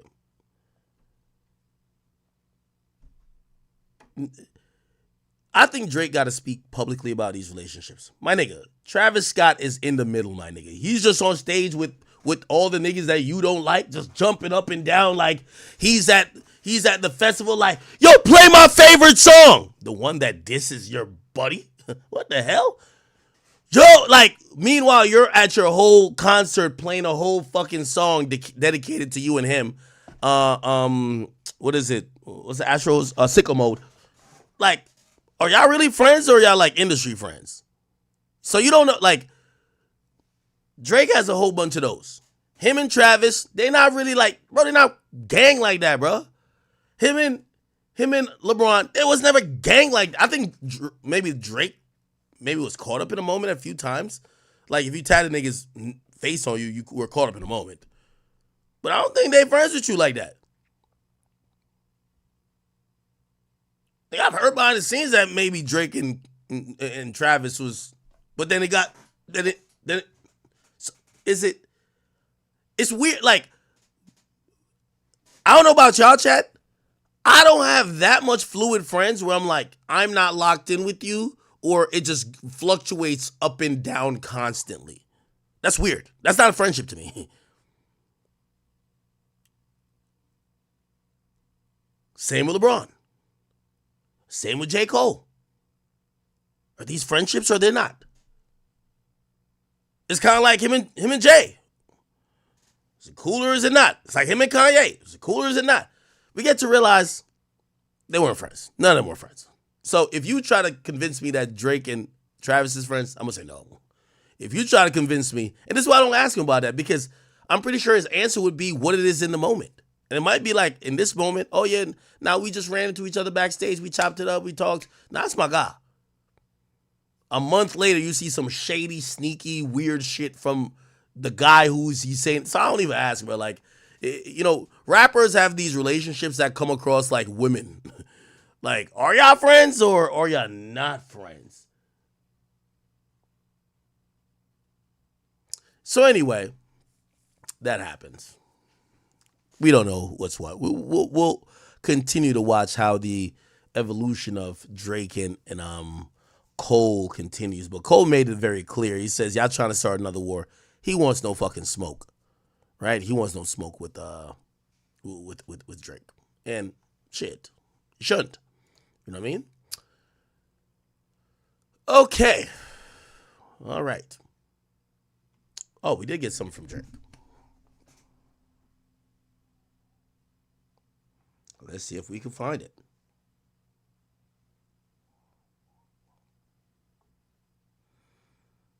Could we find it?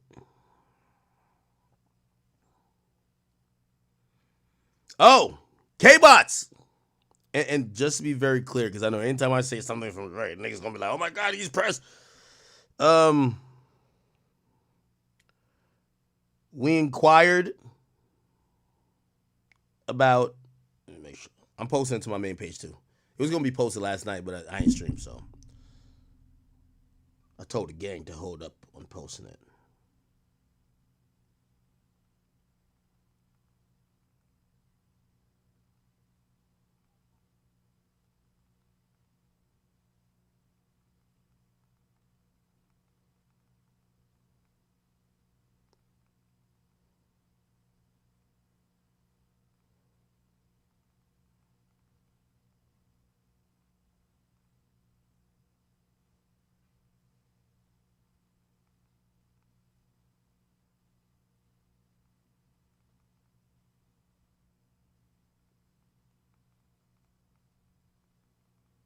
I'm typing up a caption. Just give me a second.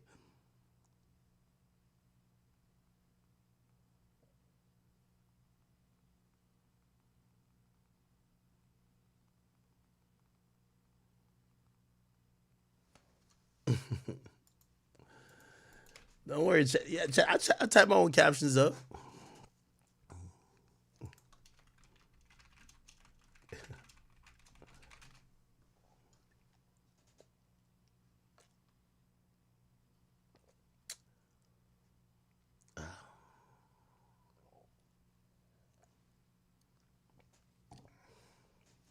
And lowkey, I didn't even ask him about this either. It's one of the people on the squad that he fucks with. Drake fucks with more than me. And they presented to me. I'm like, of course we'll throw that up, right? So anyway, let me give you out a rundown before I hit post. Actually, I hit post. Don't go to my Instagram yet, though. Just wait. So the K-Bots has been on Twitter desperately seeking some type of response back to, you know, J. Cole clapping up and responding to Kendrick and even Drake, right? They've been saying Drake's daughter has finally came out to play. No pun intended. So they've been saying, oh, we got Drake's daughter. Now, why is this popping up? Apparently, they're having something in LA called Kids Con. And this is the woman, or the young girl, actually. I believe she's like 11 or 12, that they claim is Drake's daughter. Her name is Eternity Graham. And people said, well, number one, if her name is Graham, why is she not, you know, like, she definitely Drake's daughter. Like, he's just a deadbeat, right? And they have these old screenshots where she's throwing up the 6 in front of the Canada flag, and they're like, this is the daughter that Kendrick mentioned that, you know, she was hiding, okay? So they were saying Drake was hiding his daughter, and this is the daughter, okay? And this is supposedly is the mommy, okay? I think this is the mommy, I don't know. All right, so there's a kids convention that they're like, the K-Bots are running like, oh my God, Drake's daughter is coming out. Anyway, somebody on the squad did hit up Drake, and they said, Drake, what the fuck is this? This is Drake's DMs, my nigga.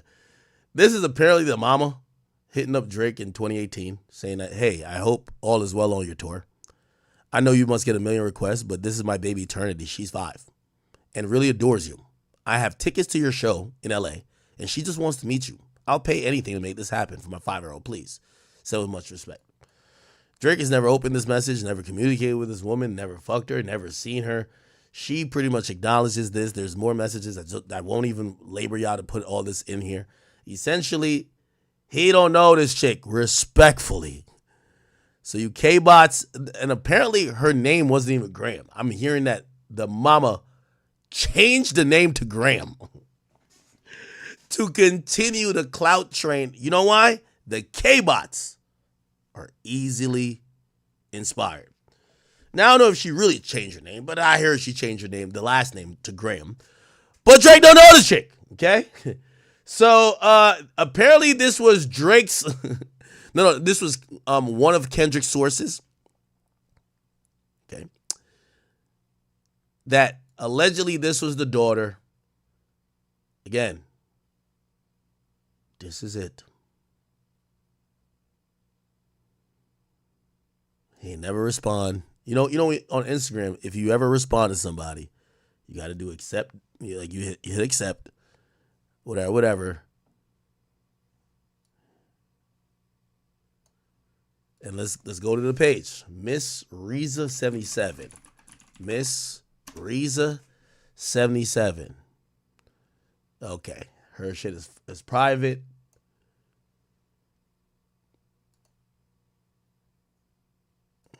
Probably could go to her threads and see all that bullshit. Anyway.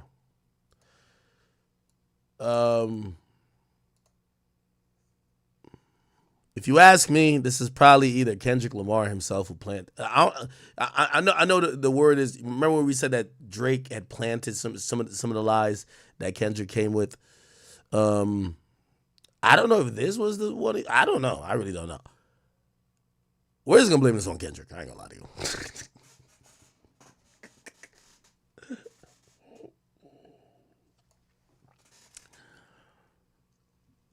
Eternity Joy 13. Who does shit like this?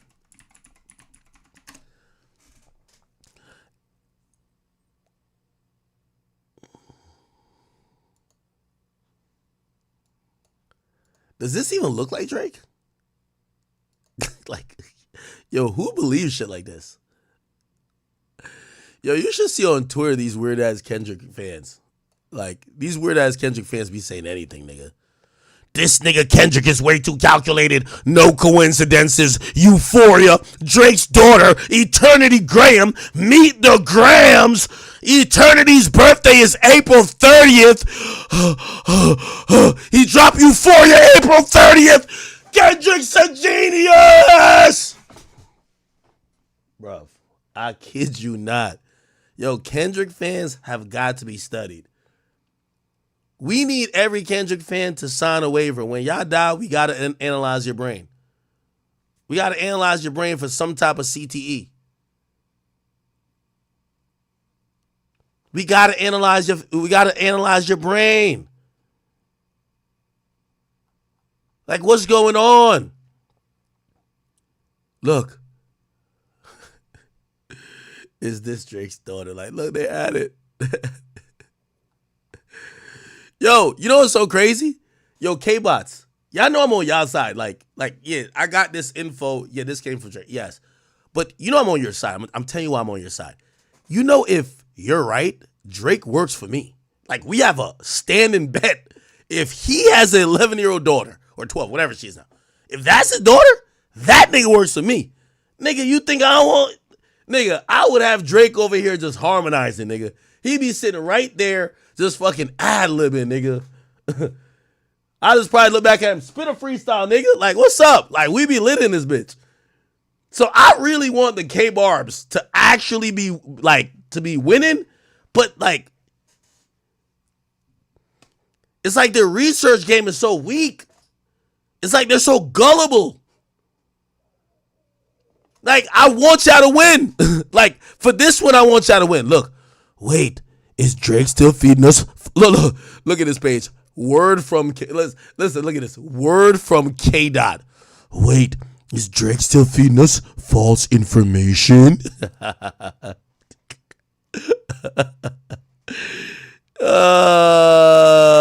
Somebody said, I'm not going to hold you. Initially, when I read meet and greet, I thought I read meet the Grahams. Bruh, look, AI said it. Is Eternity Graham Drake's daughter? This is Snapchat AI. It never lies. Yes, Eternity Graham is Drake's daughter. She was born in 2017. Yo, these K-Barbs are the dumbest people I've ever seen. Look at this. Nigga, they're going off of AI, bro. Look at this. What a cool name, Eternity Graham. That's a name that should definitely stick with you. Do you think it's a stage name or a real name? I'd like to know more about her. Me? Who is this? Oh, that's Eternity Graham. The young girl in the photo you just sent? Seems like she has a unique and memorable name. What made you curious about her? Who's her father? I think Eternity Graham, father is Drake. He's pretty famous, has a son named Adonis too. Are you a fan of his music? I ain't gonna lie to you, man. We gotta put Kendrick Lamar fans into an institution, bro. Actually, not all of them. Just like the K-bots. The K-bots and the K-barbs. They're the worst. They're the worst. P.S. Wish you were here. Hashtag fake love. She was telling her father who she was wearing his shirt and throwing up the 6 thing over her eyes. She was telling her father, you should be here. I guess I'll just take myself over the world. Look. I'll just take myself over the world. I'll just take over the world myself. Throwing up the 6.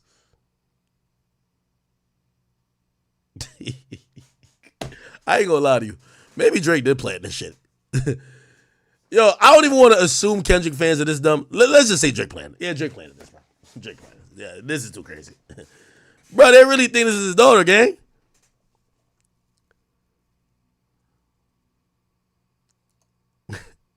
Look at this. Oh, this is great. Yo, 2K likes. Look. Eternity Graham. Eternity Mom just posted this. You need to know that love is eternity and trumps all pain. Meet the Grams about to age like fine wine. Yo, you niggas are dumb as shit. Yo, Kendrick, I see why you got a fan base like this. Kendrick will post some random shit. Y'all be like, oh my God, Kendrick just actually did some quantum physics. He just calculate the curvature of the sun when it came to the relation to the universe, and he knows where the next planet is going to be spawned at. Kendrick is so smart. Oh my God, how could he be so, like, nigga, he didn't think of none of that. You're just a fucking geek. Like, the hell are you talking about? Kendrick just be saying bullshit. Like, you just put meaning to it. Eternity Graham, like stupid ass motherfucker. Oh, this was the mom. Oh yeah, come see me. I'll be at KidsCon. Let's go back to what. Let's go back to exactly. It's sad when we got to go get a nigga DMs to get the facts.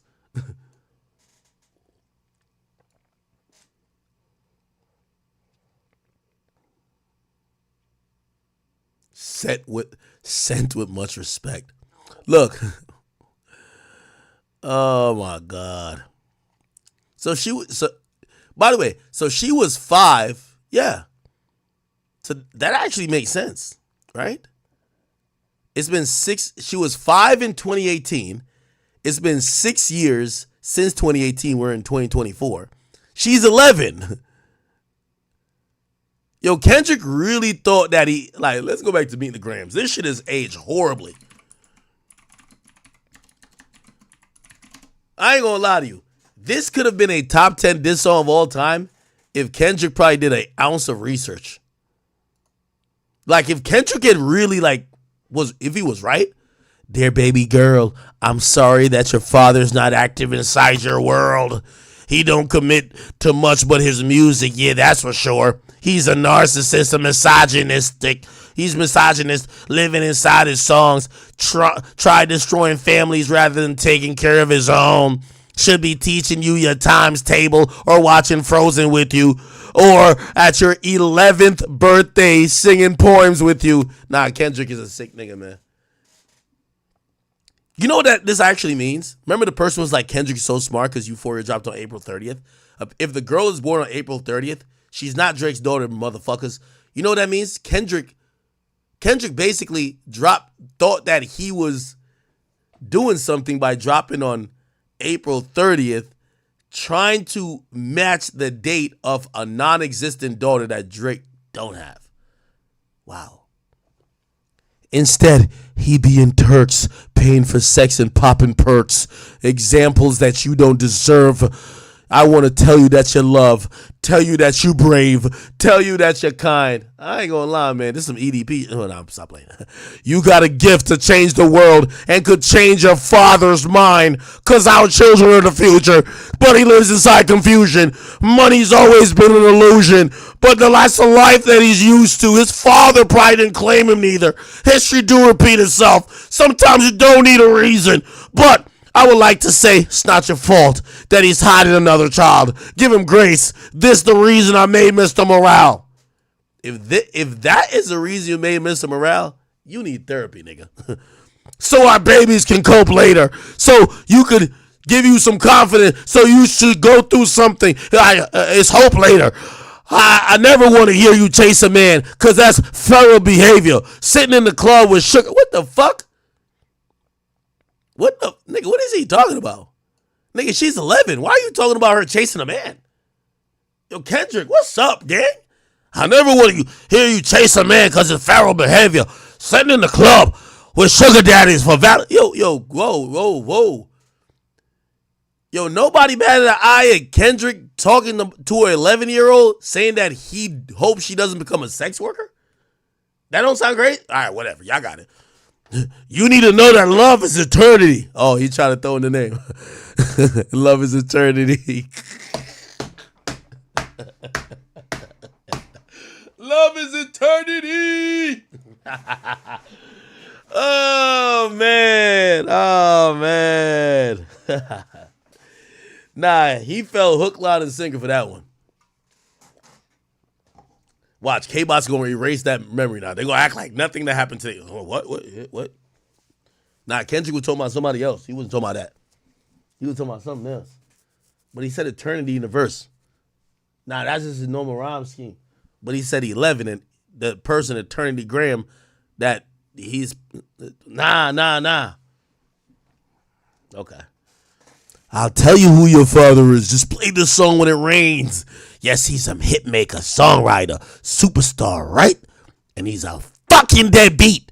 That should never say more life. Meet the Grams. Oh, man.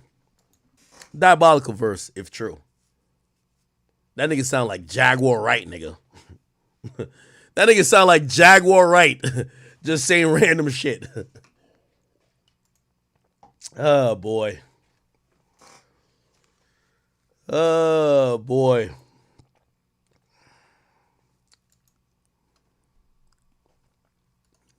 You know what the funny thing is? The K-Barbs are going to be like, so what if Kendrick lied about that? So what? His superpowers still getting neutralized. Who cares? Look at this stupid ass motherfucker in my chat. Where is this message from? Just read the fucking message, nigga. Do I gotta say it's from Drake? Hey, I hope all is well on your tour. I know you must get a million requests, but my baby's 5 and really adores you. Eternity. I have tickets to your LA show and she wants to meet you. I'll pay anything to make this happen for my 5-year-old, please.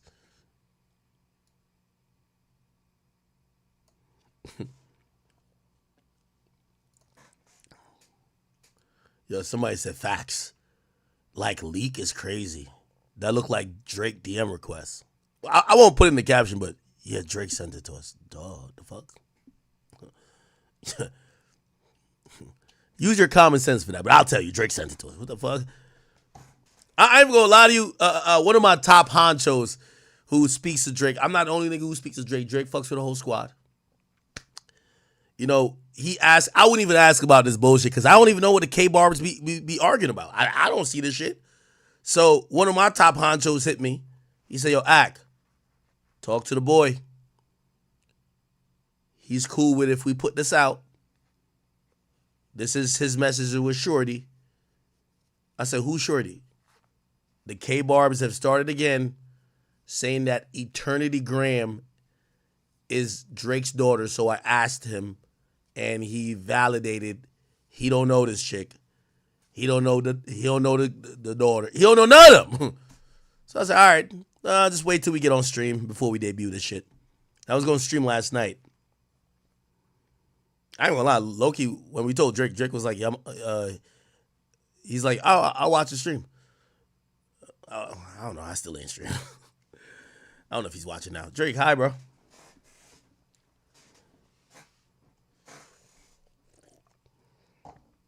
But yeah.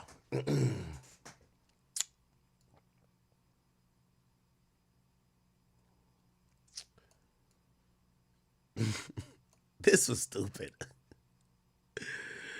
This was stupid, chat. This was very stupid. All right, man. Yo, you K-Barbs, it's okay. It's all right to be wrong, all right?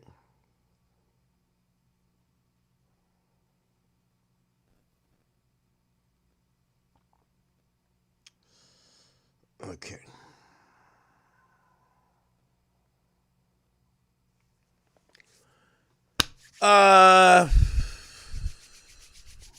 What else? Oh. Yeah, while we at it. Yo,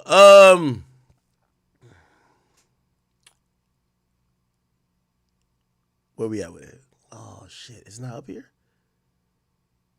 Wait. Is it not here? Holy, oh, we gotta get to Charleston White shit. Oh, here. Yo, Drake. Drake is RSVP to 21 Savage, seventh annual, like he does like this era type of birthday party type of celebration. I just want to say, Drake, please don't hurt 21 Savage. Not 21 Savage. I mean, not. Please don't hurt Metro Boomin because I know he'll be in the building. And yeah, I hope cooler heads prevail, but I think it will. The playlist is gonna be crazy. So Drake and Metro are gonna be at Savage's birthday party. Savage, I might have to come through too. What the fuck? Hold on. Nah, this is prime fuckery. Okay. So Drake comments, he's like, yo, so specific, can we get a reference pic? And I guess he's talking about, so this is the 7th annual. This is from the 2008 to 2013 era. Okay? Damn. That's like 2008 to 2013. Like, what the fuck? Kanye was remember when Kanye was wearing those glasses for Power? Kanye West Power. Work it harder. I remember that? That could kill me. Only make me stronger. I didn't do Power glasses. I remember, these. Work it. Yeah, you got to show up like this. Whoever shows up like this, goated. Was pink polo tees popping in that time? Yeah, you got to show up like Kanye West. Or like Pharrell back then. Was Bape popping? 2008 Pharrell, Bape. Was Bape popping then? Yeah, I don't know. That's like a really like small era. 2008 to 2013. When did Jay-Z do Death of Autotune? When was that? That's 2009.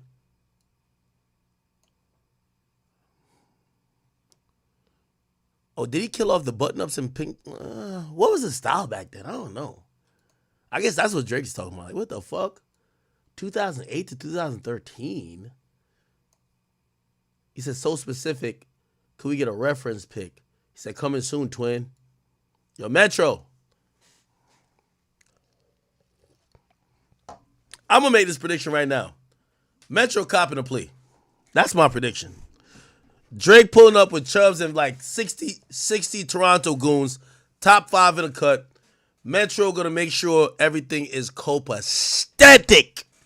You feel me? All that pick a side. That energy is not going to be there. Dyson says, why I ain't got this energy for Dave Free? What do you mean Dave Free? Dave Free is cool. I know Dave Free. Oh, you're saying Drake's saying that about Dave Free? So I don't think, well, first of all, do I believe that Dave Free fathered one of the children of Whitney? No, I don't believe it. Now, I don't think there's like exculpatory stuff that unless you're seeing a DNA test, like, but like, I mean, of course, I guess we could see like, yeah, I guess if Kendrick did say the same, if Kendrick was just like, yo, lying ass, bitch ass nigga, well, Kendrick don't even talk like that. But even if Dave Free was just like, yo, stop lying, nigga, or even Whitney, if Whitney said some shit that made it very clear that like, yo, you lying ass bitch, like, again, I don't believe it, but I think the reason why we're reacting this way towards the Drake daughter thing is Drake is kind of down to show proof, nigga. I don't know this bitch. The fuck? Get Whitney to blast Drake. We'll laugh at Drake too. I'm equal. Drake's still a goat, but I still laugh at him. It's fine. It's cool. Like, damn, Drake, why the fuck do you mess that up? Now you getting blasted by the wifey. All right. So Drake and Metro going to be at the same spot. This is going to be in Atlanta, though. If I'm Drake, I'm coming through like 10 million niggas.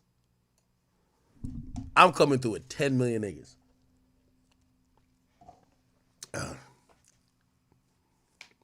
Shout out to 21 Savage. Yo, 21 Savage management of this beef is almost like, I remember running into P from QC. I forgot who was fighting that night. It was like some influencer boxing. And this is the middle of the beef between allegedly Offset and Lil Baby. And he brought both Lil Baby and the Migos to perform right after each other. And I seen him in the crowd, and he was with Lil Baby's son. And I said, what up to both? And I said, yo, P, how do you do this? He said, what you mean? I said, dog, they don't like each other. How do you get both of them to come to the same arena and perform and not fuck up the bag? You get to realize, like, some of these artists, after a while, they're all rich. They're like, fuck the bag. If I hate a nigga, I'll slap the fuck out of him or I'll crash out fucking up the bag because I already got the bag. You know what I'm saying? And, bro, he was getting them to still perform right after each other in the same building, even though they didn't like each other. And I said, how'd you do that? And he says, man, it takes a lot of talking to him, but they do respect me. And that's where I realized P, like, people would say whatever about P, but, like, P is a great balance between a remarkable executive, remarkable people person. Because when the thing when you're dealing when you sign artists, you got to deal with people and personalities. And it's one thing if niggas is broke and they want to do anything you want them to do, versus now they've made $70, $100 million with you, and their demeanor is different because they're like, nigga, what the fuck? They feel like they're the boss too. So he's a good businessman, executive, and I think the fact that he comes from their environment, like a street nigga, like he does come from that environment, I think they do, they kind of, all right, bro, we gonna respect it on behalf of you. Because I could imagine him sitting them down and say, yo, I'm about to bring you into this spot, this stadium with all these white people, these white kids that might know your music, but they don't know about nothing else. If y'all niggas want to go fight each other, kill each other, do it before or do it in the hood. When I bring y'all to this spot at the Hard Rock Stadium, we here to get the money and we ain't here to act up. It takes a type, like, you know how these rappers will crash out in a minute, bro. Like, I respected that nigga. And by the way, this was the height of allegedly their beef. You feel what I'm saying? Okay. We'll see what happens. But,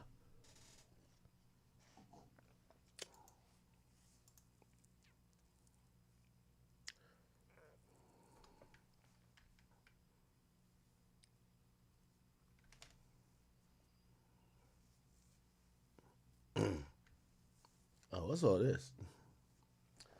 All right.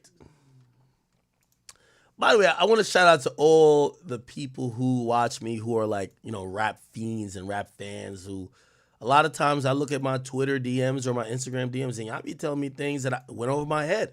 You know what I'm saying?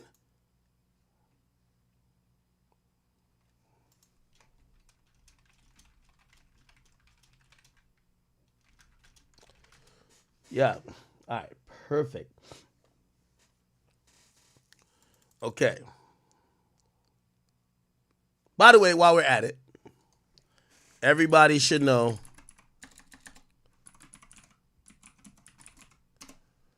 What the fuck? I'm working with my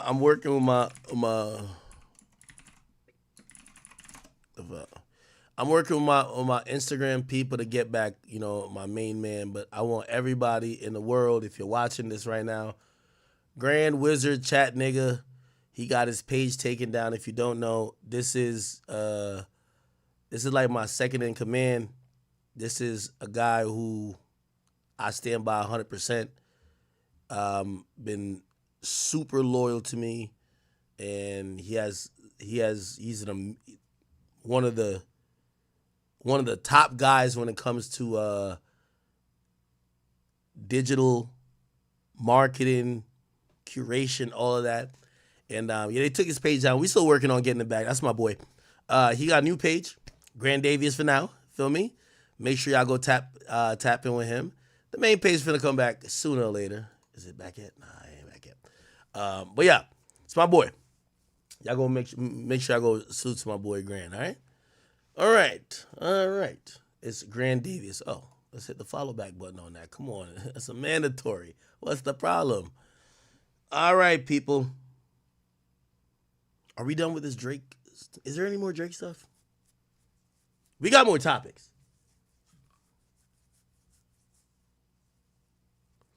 This is like a burner page. Of course I follow him back. What are you talking about? This is my stream only page. This is where I put up shit just for stream. Yo, remember when we put up Ruby Rose body count? Oh my God. This looks crazy. Nigga, this shit was a Rolling Loud lineup. Look at it. Lil TJ YG. Is this Travis? Yo, ASAP Rocky, 21 Savage. Is this Cardi? Is this Ian Connor? Oh my God, not Trippy. Red Uzi. How the hell that happened? Yo, how you put all three Migos in there? This was diabolical, Tug. Now, you know what's so funny? About half of the list. All right. Anyway, okay. I think we're done with Drake for now. We done with Drake? Let me just check everything, because we got more topics to get to.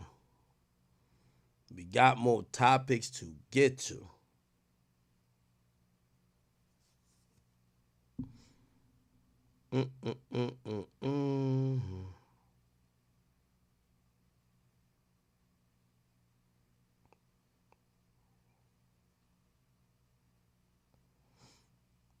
right. I think we're done with that. All right. Let me look at my list of topics I have left. No, I got mad topics left. We only have 3 hours? 3 hours and 30 minutes? Oh, shit. Might be a long-ass stream. All right, let's go to Charleston White. Yo, why they lock up Unc? Chad, if you guys don't know, apparently yesterday they have taken Charleston White into custody. Looked like somebody has pulled a Charleston on Charleston. They snitched on him. Now, he was arrested for aggravated assault with a deadly weapon. That usually means using a firearm. Unless it's like, it could also be for a knife, I guess. And it was also cruelty to non-livestock animals. So if you shoot a dog, that would be assault with a deadly. I don't know if he did such a thing, or like a cat. I don't know if he did. So including killing or poisoning. Now he got locked up yesterday. I thought he was charged with this before.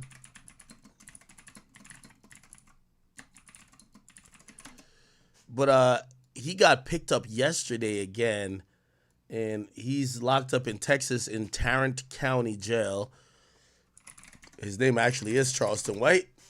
You look it up. Details here. Yeah, we got him right here. Cool. All right. So it looks like the commitment of authority. He has one charge from Tarrant County, which is non-livestock, which is kill poison. So cruelty to animals. Then he has another charge. But this is from Brewster County. What's Brewster County? Let's Google it. Brewster County. Oh, that's in Alpine. So he must have threatened somebody with a gun in Texas. Wow, or maybe shot somebody. Or well, it says aggravated assault. So coming from that place is aggravated assault with a deadly weapon. I'm you know what I think this is, honestly? I think there was probably a warrant for his arrest for this, right? Because we've known about this charge. I think he either shot somebody or he threatened somebody with a gun or he slapped somebody with a pistol that made this happen, and that warrant joins this and he gets locked up. He's on no bond right now. But yeah. My boy Charleston White is currently incarcerated. Hope it's nothing too serious. Hope it's nothing too serious, okay? Now, this comes on the heels of a few things. I don't know if you guys seen this. He was on Instagram Live, or not Instagram Live, he was on Kick arguing with Aiden Ross and Chromas. And this clip went viral. Check this out, Chad. Lying on that girl. She ain't gonna do that. Oh, I heard you, you know what I'm saying? Leak the Addy and shit. You don't never believe what you... Why would I set you up, man? Man, What would that do for me? Man, you get money out of it. Who wants you like that? Yo, I'm already rich, my nigga. I don't need to set people up. They got niggas in Canada. Duh. There's niggas everywhere. You should know that. I'm not. No, it ain't. No, there ain't niggas everywhere. Niggas come from America. Cause the niggas come from America. Niggas got nappy hair. Niggas eat pork chops. No, it ain't niggas everywhere. Now you got that confused, Miss Lady. Now, what he's getting at is the fact that Chromas, who I don't even know her ethnicity, I think is some type of Hispanic. However, she originates out of Toronto. She says the word nigga. And what we do find is that there's other races that use the word nigga very, they use it all the time. And they do claim it has zero reference to racism. It's because how they were brought up or how other people around them have learned to speak or evoke vocabulary. So Charleston White's checking it to say, hey, nigga isn't a word that applies to Canada. The word nigga, which seems to be a derivative from the word Negro, has deep roots in African American slavery. Now, I do know that word, maybe not nigga, but Negro. Like, the word Negro in a lot of, well, first of all, it means black, and usually means black people, like if we're talking about another type of language, for example, Hispanic language, or not Hispanic, but Spain, like blacks would be Negro. You know what I'm saying? The word nigga has a specific and derivative of some racial connotation, though. So I guess he's talking to her. By the way, keep in mind, Charleston White's about 53, and she's about, I don't know, maybe like 27, 28 at this point. So they got niggas in Canada. Duh. There's niggas everywhere. You should know that. I'm not. No, it ain't. No, there ain't niggas everywhere. Niggas come from America. Cause the niggas come from America. Niggas got nappy hair. Niggas eat pork chops. No, it ain't niggas everywhere. Now you got that confused, Miss Lady. And you ain't no nigga. Now you just using the word nigga, but you ain't no nigga. I'm and a you real can't ass nigga. That word. Man, you can't my nigga me to death, and you ain't no nigga. I'm a real ass nigga. You ain't no motherfucking nigga. You a wanna be nigga. You don't know nothing about being. You don't know nothing about being no nigga. I just told you I'm a real ass call nigga. yourself. You can't. I've been a real ass nigga. You can't sit down with your grandmama them and say you a nigga. I can. With what? Sit down with your family. You can't be a nigga with your family. And you don't. My family knows who I am. No, I don't act different with my family. No. Listen. Only way you can be a nigga, you got to reject your family's teaching. Because all niggas reject their family's teaching. What does that mean? This nigga We don't believe nothing our parents taught us. We don't value education. We don't value working hard. Now, that's the nigga. She want to be an uneducated, miseducated woman. Man, you got privilege, and I'm educated. Man, you ain't no real niggas in Toronto. Man, that them free slaves. How dare you? How dare you? Come to Toronto then. Come to Toronto, pussy. Come to Toronto. How dare you? How dare you say there's no real niggas in Toronto? Are you fucking dumb? The niggas You never made fucking it out of your mind? plantation. You up there with them free niggas. Them niggas got away from slavery. The niggas never got away from slavery. What the hell is you talking about, girl? You don't even know nothing about no nigga. You're not educated about Canada then. You're not educated You about don't know Canada. nothing about no nigga can't talk back to no white person. You talking back to Everyone a knows white American man. What education you is the talking worst about? How you education. gonna So I don't know claim why the niggas fuck you're with a talking like smart you're mouth fucking like educated. that You're to not a fucking white man? educated. Man, shut your motherfucking ass up. You just talking. You couldn't Come to stand Toronto, 2 days to come. be a nigga. Come to Toronto. You couldn't stand 2 days to be a nigga. I done got mad with this wannabe nigga. What is you in real life? Asian? You Asian descent? No. You ain't no I'm from Ecuador. motherfucking nigga.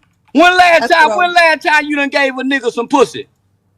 What? That's how you know if you're a nigga. When last time you done give a big dick nigga some pussy? That's how you know you nigga. Cause niggas fuck niggas. Ew. That's what I'm talking about. Don't talk that my nigga talk in. Don't the man niggas love niggas. Hell, you talking about niggas fuck niggas and pass diseases to one another, knowing they got disease. That's what niggas do. Gay. You don't know nothing about no nigga talking about fucking wrong with this mother. What is you, Vietnamese or Vietnamese?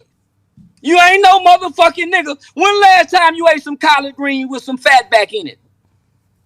I bet you or your mama don't know how to make no hot water cornbread. Playing like you nigga. Boy, bless man, you don't play nigga when the police get you, do you? Huh? When you run across the police, do you play nigga?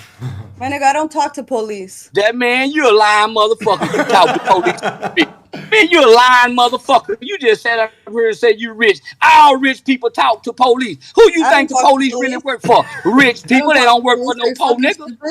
Man, Aiden Ross don't even mess with poor niggas. I love police. Man. I love police. I love police. Me too. And I'm a nigga. Yeah, I'm a police calling nigga. Put a nigga ass in jail type nigga. She talking about she ain't no real nigga. Anyway. So that happened. And apparently I'll give you the conclusion of that because Chroma's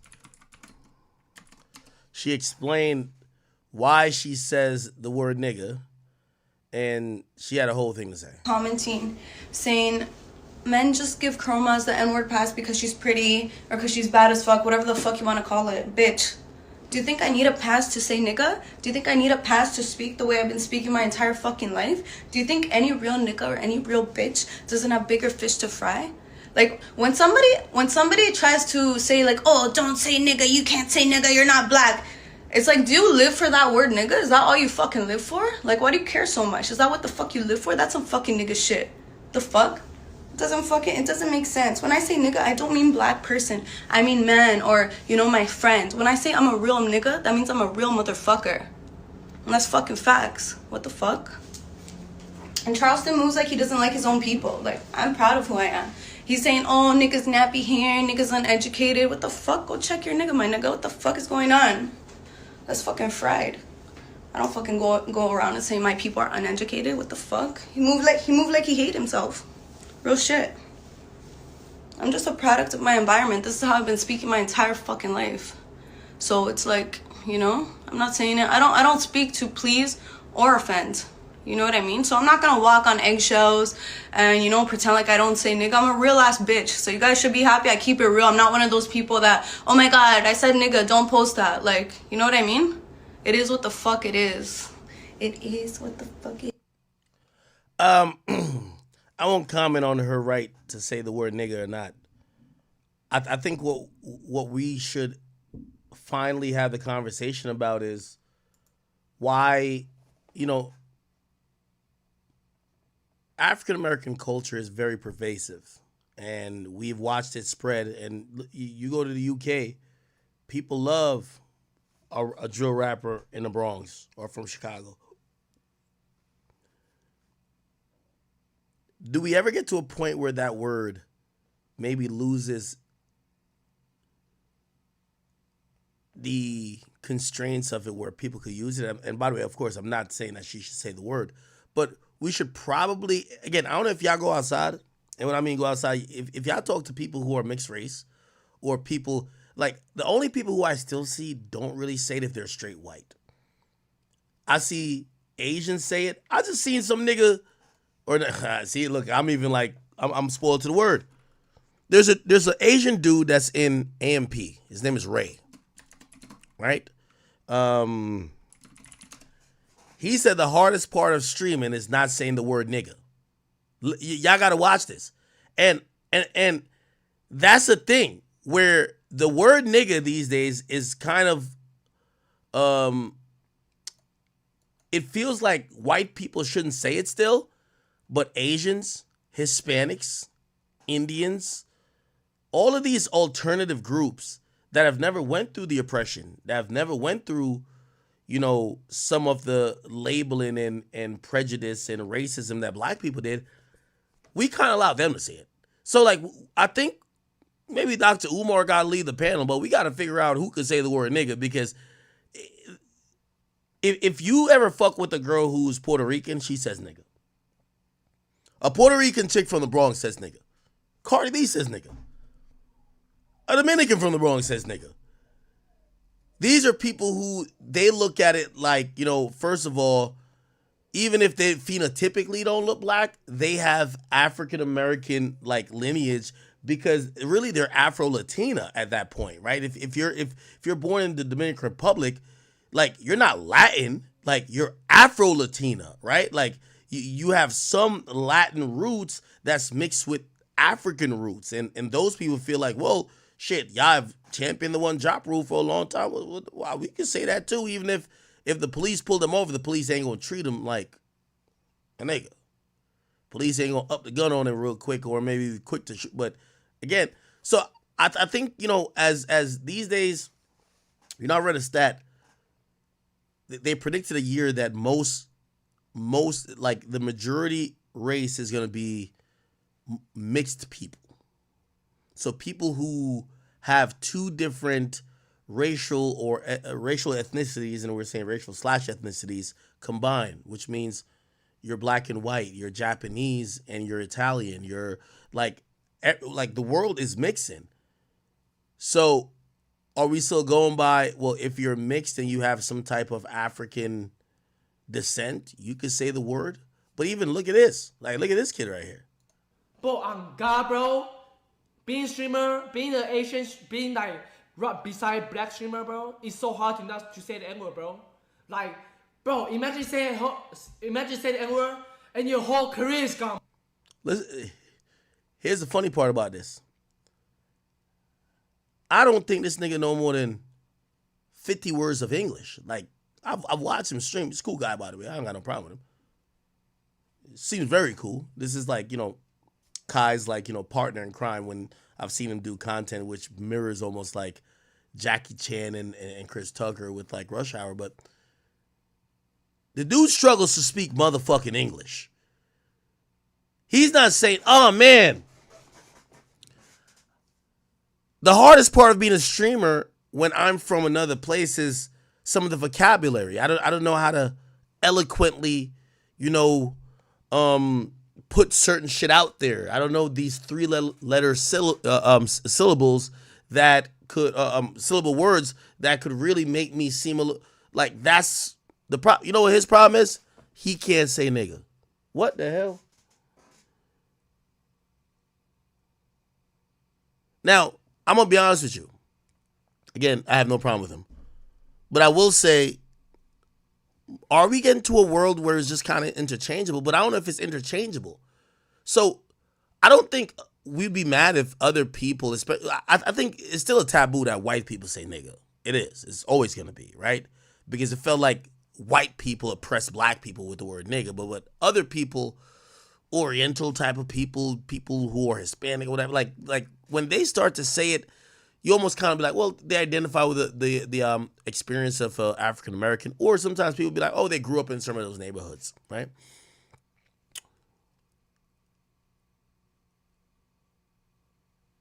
when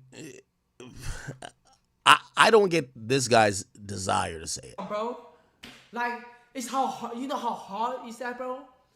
Being a streamer, this is the hard part, bro. If you're not black, bro, this. Oh, this is what I was saying. I actually forgot my point. Okay, cool. Let's say we're like, all right, somebody like this says that. You know what's the funny thing? And I guess this is the only point we could like consider. Because there are going to be some people like, nah, that's Raekwon. And by the way, he's a super cool dude. Like, you know, I want to make that clear. I have no problem. Super cool dude. Look like he's an AMP. Super cool. Yo, that's Raekwon. Of course he can say nigga. He be with Kai all day. Yo, Duke got the aura. He blessed him, dog. Like, he could say nigga. Perfect, right? Here's the problem. Let you make a joke about him being some type of Asian. They got bills on Congress that protect his ass. That gonna make you what you just said a hate crime, nigga. So that's, I think, you know, sometimes we are very generous to the culture and the language when it comes to African Americans, but for other people, they still hold their culture sacred, right? Like, think about this. Like, I've seen people try to say, yo, Aiden should say the word nigga. Why the hell should he say it when you can't say nothing about Jewish people without they taking away your bank account? You're not even saying nothing. You're not even saying a slur towards them. You criticize them, your bank account might be out of here. So why should he be able to say this word? They got Asian hate bills. Like, they don't play about their shit, but we as black people, we definitely play about ours. That's a fact. You can't fuck with their shit. You can't start just clowning him on the base of his race. Or not necessarily clowning him, because, you know, I'm not saying they use the word nigga to clown black people, but you can't start doing race-based type of conversations that would be maybe destructive or derogative to some of his people without there being a whole bill in Congress and somebody getting charged with a hate crime. But then these people, they're over here saying, oh, we struggling to not say nigga. So I think we do have to have another conversation. I propose Dr. Umar leads that conversation. Not the snow bunnies. The snow bunnies can never say nigga. We get it. But what about our Asian brethren? What about our Puerto Rican brethren? Our Dominican brethren? Our Brazilian brethren? Our Guatemalan brethren? How about our people who hails from the mountains of yeah. That's some Dr. Umar shit. We need Dr. Umar to lead that conversation. Somebody said Dr. Umar Zamora. Man, Dr. Umar, we're in troll culture these days, okay? Dr. Umar is literally our Martin Luther King, bro. And I don't mean it in terms of action. I mean it in when he's talking, we listen. Like, what other black leader, like, which black person speaks about some black shit that we listen to today? Y'all realize that Dr. Umar and Tariq Nasheed are like our Martin Luther King and Malcolm X. I'm serious. Tell me some other, like, again, I'm just telling you where we're at in society. You tell me, like, nigga, shout to Barack, but Barack don't even talk to black people. Barack don't talk to black people about black people shit. Or don't talk to the world about black people shit. So you tell me. I know people say ridiculous, but tell me who? Minister Louis Farrakhan? I think Minister Louis Farrakhan has been crippled by the mainstream media where his rhetoric these days isn't mainstream. So the masses never hear him. He's like a Nick Fuentes. And I'm not directly comparing to Nick Fuentes, but it's just like they have made it where his message is radioactive for the mass publication. So it's not something that you would ever hear unless you went out of your way to hear it. So I'm asking you, name somebody else who seem like they are a black or a pro-black leader that has a voice that we hear frequently on different airwaves. Somebody said Rizza Islam. Okay, he could be up there in that conversation. Somebody said Charleston White. See, y'all got it. Yo, a nigga gonna say Castanet. Y'all got it, bro. Y'all got This it. is the hardest part of all time, bro. Like, bro, imagine you say, well, your whole career is gone, bro. Like, Now, I seen this was posted on Shade Room Teens, and I seen people say, "Well, that's Raekwon, and he learned how to speak English from Duke Dennis and Kai Cenat, and he speaks like them." And I looked at the clip. He started off the thing by saying, "On God," like that's some black people shit, right? That is some black people shit. But it is. Does that make because he's learned his English vernacular from black people? Should he get the pass because he's hearing black people say it? I don't know. Also, I guess the bigger conversation that I wanted to say is that if people are using a word, but they're devoid or they're just ignorant to the historical or harmful racism aspect of his history, like, for example, chromas, should we then penalize them or understand that language is ever evolving and, we should only police someone trying to use it in a racial context? You let me know. all the time, bro. Like, bro, imagine you say, well, your whole career is gone, bro. Like, you gone, bro. You feel me? Like, how the fuck? Like, and it's a live stream. You cannot delete, you cannot edit. You feel me? It's so hard to do that, bro. So you can say off stream? Nah, I mean, shit. Nah, but I know a lot of people been saying that word. But on God, bro, being a streamer, being an Asian, being like... Okay. All right. We will see. Oh, I see Royce the 5'9" in the chat. He says, I believe he told on himself about the cat. Did he? No, he didn't. Did he? Charleston White animal abuse.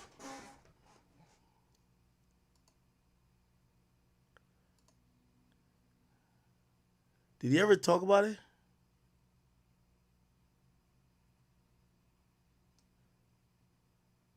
It was animal cruelty, right?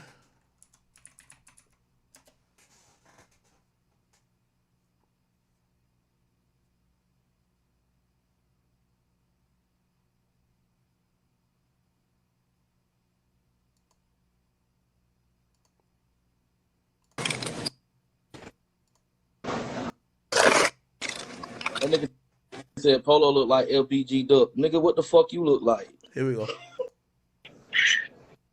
Yeah, baby, I'm sorry for hanging the phone up in your face, but fuck that dog. That dog ain't part. No, that dog ain't part of our family. Every time you say that, it makes me mistreat him more. So can you stop saying that so I can stop mistreating the dog? Babe, but he has a name. He has a first and last name. He don't have a last name. No dog has a last name. The dog has a name that you give them. Dogs don't even have feelings. Yeah, they do. They have a brain, they have a feeling, they have a heartbeat. Dogs ain't got no They feelings. do. No, when you kick a dog, it don't hurt. Yeah, it do. No, you don't. Anything that Man, the listen, Lord created I done set good. a dog on fire before. That motherfucker, he didn't do like how a human would do. Charleston, people go to prison for setting dogs on fire. So, not The without dog no has evidence. a heartbeat. He has feelings. Man, listen, I put a whole dog. Man, listen, I set one on fire live. The only thing happened to him when he got ready to take his last bark, his eyes popped out his head. Scared everybody. Ain't bullshit, so set it cruel. on fire live. Babe, don't tell people that. I'm There's proud something of wrong it, with man. you. White folks used to hang niggas, and they still got pictures in the museum of niggas hanging. Who give a damn about a dog? Something was getting wrong burned with on fire? him. They used to set niggas on fire. I don't give a fuck about no animal cruelty.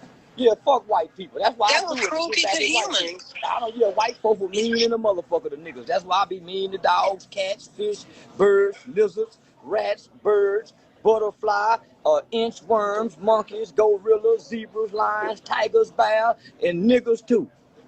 Yeah, I Babe, mistreated you know what? The everybody. dog Yeah, really yeah, acts like you. He act like he own the whole neighborhood. Yeah, ain't nothing off And him. he just be going, got his little girlfriend down the street. He ain't got no motherfucking girlfriend. Little punk ass. Wait, what the fuck?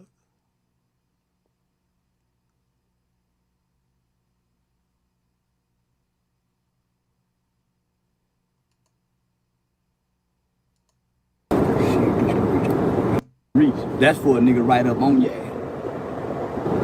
But fuck them cat. Yeah, I try to kill one every day. He can't do nothing. He tell me what to do with my stray cats. If I want to kill these motherfuckers, I can. If I want to cook them and eat them. Can't nobody tell me what I can't do with my stray cats on my land. Fuck them cat. Yeah, I try to kill one every day. He can't do nothing about it. You know, I can't do nothing about me, Mason cat. He in pain. Come save him. Help him. He needs some help. Here, kitty.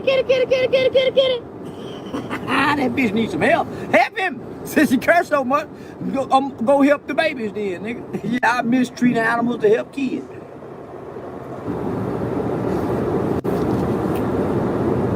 Yeah, nigga, I sure mistreat dogs.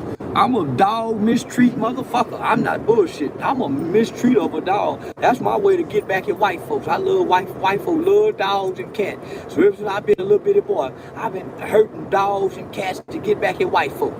Yeah, fuck you talking about. I hate these I hate animals. I'm not bullshit. Birds. Nigga, I once burnt. I'm not gonna say who I done it to, but they had a bird. I found a way to stick that motherfucker, you know, the long lighter that you put your thing in, it got the long thing right there. You normally light a barbecue pit with, or you use it to light a candle.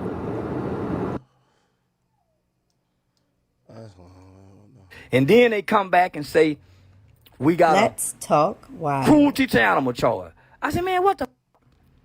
Then I said, man, you know what? They did call me about a year and a half ago about a cat. Let's talk that supposedly wild. got maced in a video. I said, that wasn't me. I ain't maced no cat. You ain't got no video of me macing no cat. They said, well, somebody screen recorded this and sent this in. I said, man, that ain't even real. And so they said, well, you might want to be careful because people are screen recording. So they done trumped up and put all these charges on me. Oh, man. Man, there's so many bull crap stories going on right now. It's ridiculous. Yeah, that's where that animal cruelty come from. Somebody off the internet. Yeah. And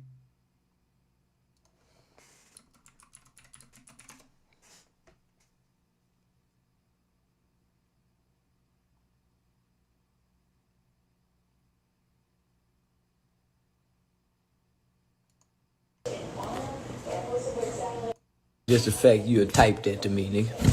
No, none of all the cold medicine, the electrolytes, and doctor me never been inside of a strip club. She asked me one time, baby, will you take me to bed and make the bed? I'm gonna say just the fact you typed that. I'm letting y'all know I mistreat animals. I don't just mistreat dogs. I sprinkle weed in people's fish tank. I told them about the story when Joanne Martinez,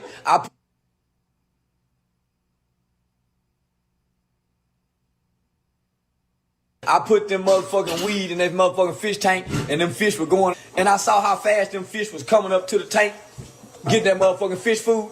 So I said, I wonder if I sprinkle some weed in here where they eat it. But one day I wonder, will that motherfucking bird move? Could they be going side to side on the little rail right there? Boy, I reached in there and lit that motherfucker and got that motherfucking bird foot and burnt. All right, I'm gonna cut this off. I'm gonna cut this one off.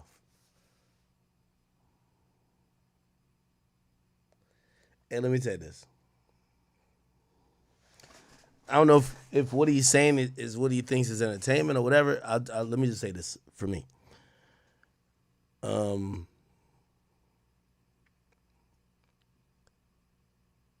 not a huge animal fan, but I sure do love my dogs. And I ain't never know how much I could love until I got 4 dogs. Y'all should know I love them. Because my boy got hit by a fucking car, and I'm down 60 racks to spending on just trying to make sure he good.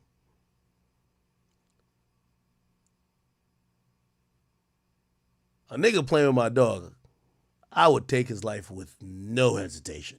I look at my dogs as, to me, more valuable than a lot of these niggas out here. So I love my dogs to another level.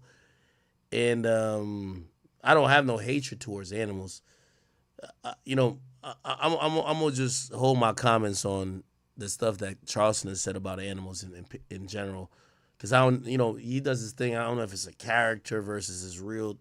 I mean, but we ain't fucking with no cruelty towards animal shit. You know what I mean? Like, I spend more times with my animals than I spend with people. That's a fact. So, they're my source of protection, happiness, joy, sorrow. They're part of my family. So I can't co-sign really anything that Charleston said. And I was actually hoping that if something had happened, I wouldn't see so many videos of him speaking about glorifying hurting animals. But I'm gonna reserve my comments until I really know exactly what's going on. Yeah. Damn, Charleston.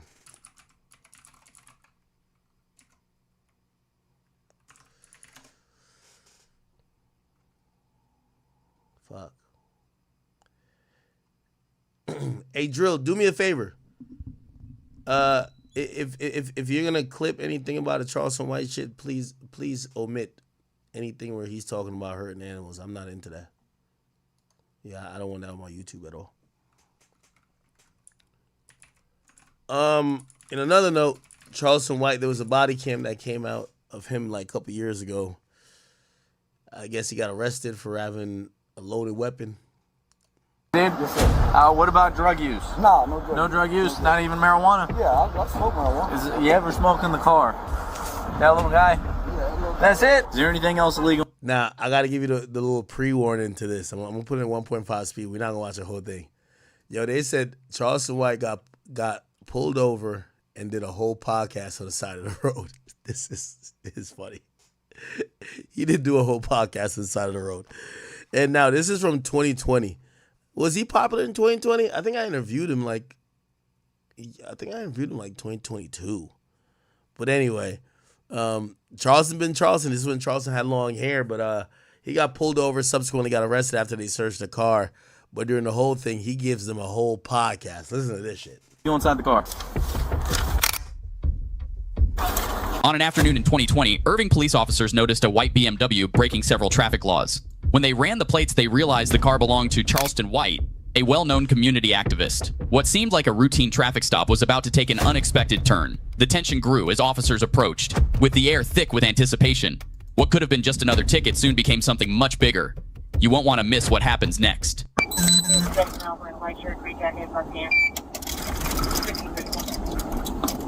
Yeah, I was on my way. Oh, but they support the blue, bro. It's good, because I do too. Let's see what they say.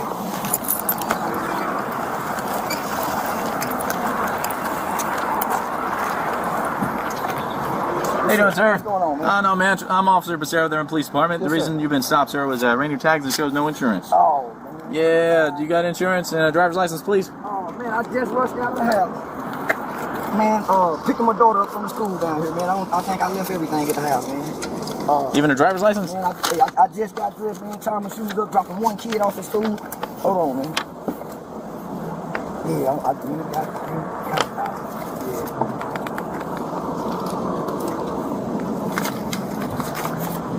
Well, I don't need this one. I just need a driver's license after this. I'll hand this back to you, sir.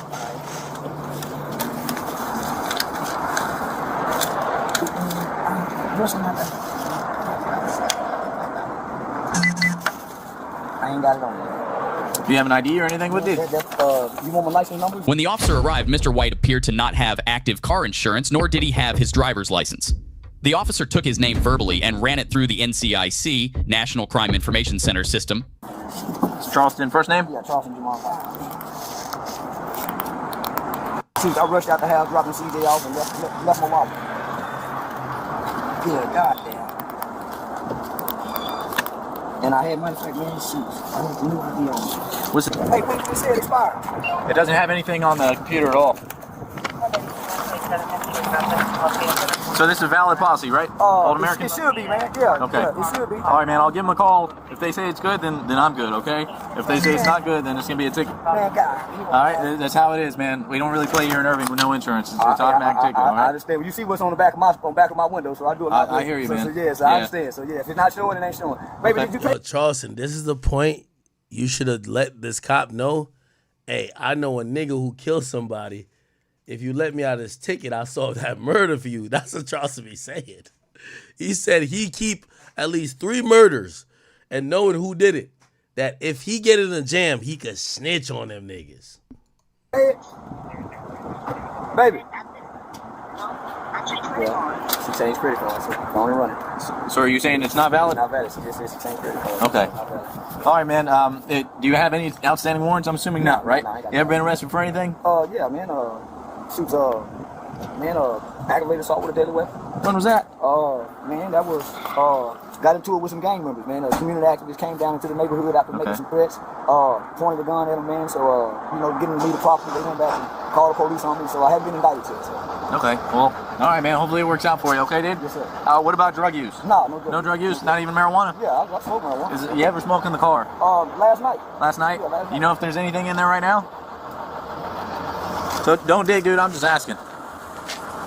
That little guy? Yeah, That's it? That's it, man. Yo, my boy just handed them here's the weed. Yo, I ain't gonna lie. Shout out to Charleston. At least, Charleston's at least keeping it a bean. That nigga didn't even let them search the car. He handed over the weed. That's all you have? All I got, man. All right, man. Fair enough. Let me check on a few things, and I'll be right back with you, okay? Now, I'm gonna be honest with you. Sometimes honesty does work with these cops because they're used to doing so many liars. You just be honest with them. They're like, if they could excuse it. Now, granted, if it's something they can't excuse, which I don't know if they could excuse. If weed is illegal, I don't know if they could excuse a small quantity or not. That's a good driver's license number, right? And it's going to come back to that address? All right, bud. Give me 1 sec. I'll be right back with you.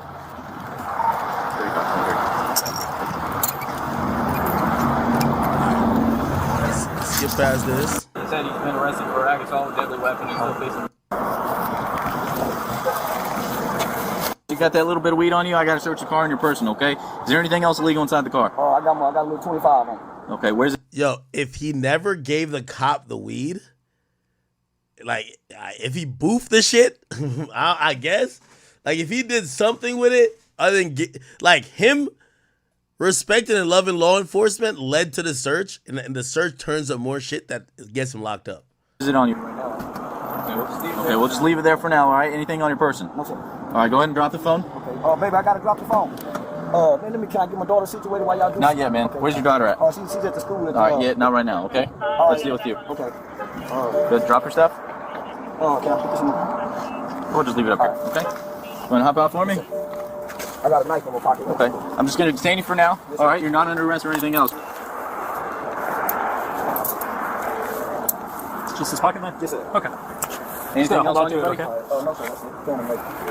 35. Can you turn on, please? You said a can of mace? Yes, sir. Where's that mace at? Right.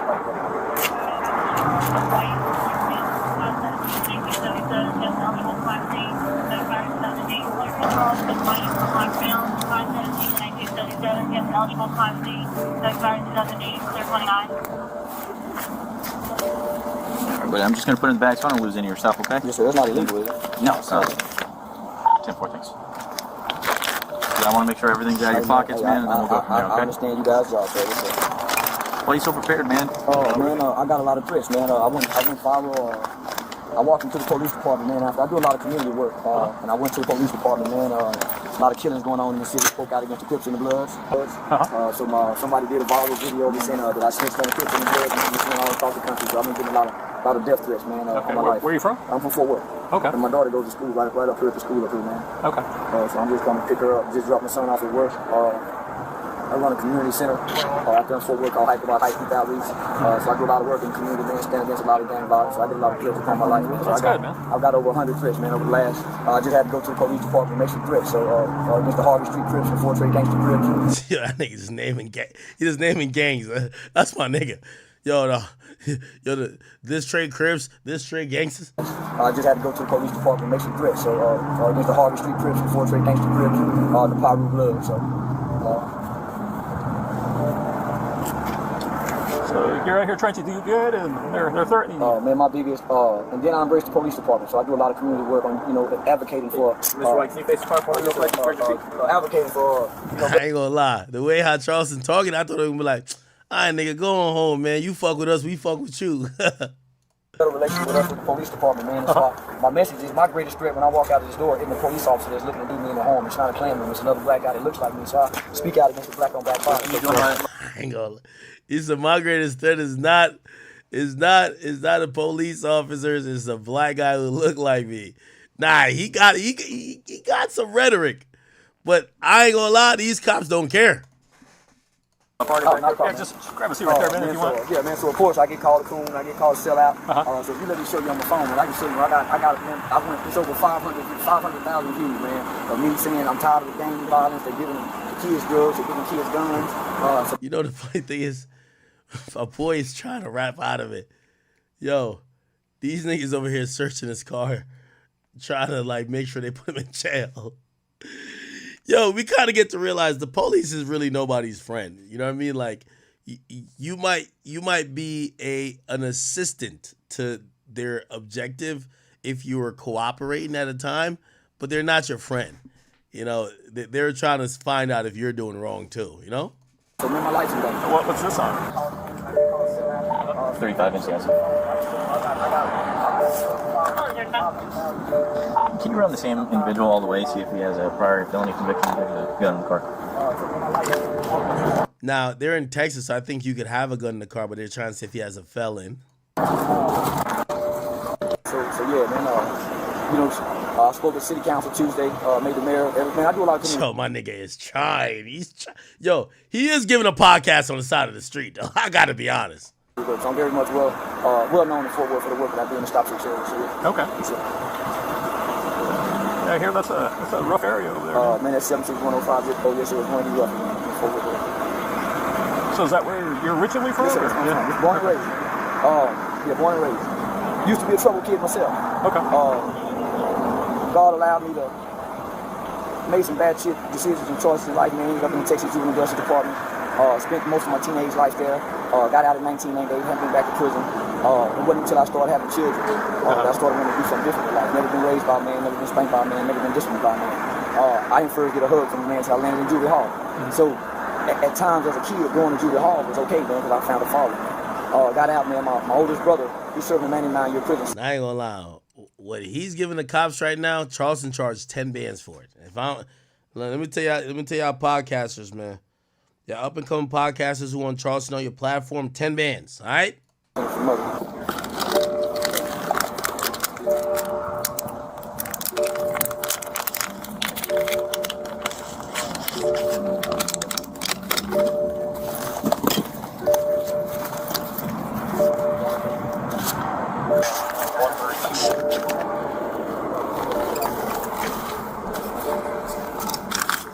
Gotta find something.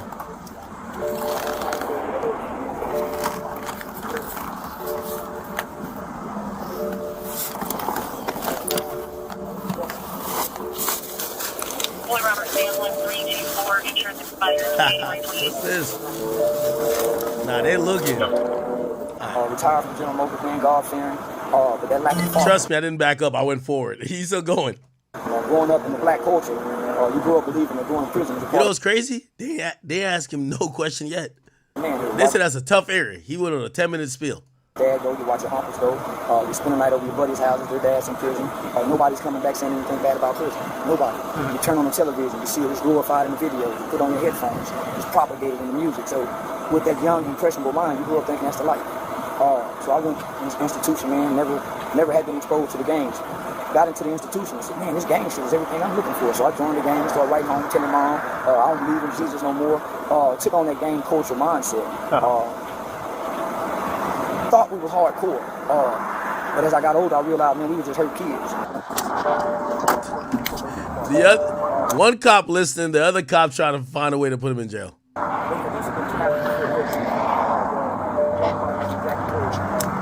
Because put it like this, if they're not trying to look for, like, they would have been like, we're not even going to search your car. You good. Just go ahead, bro.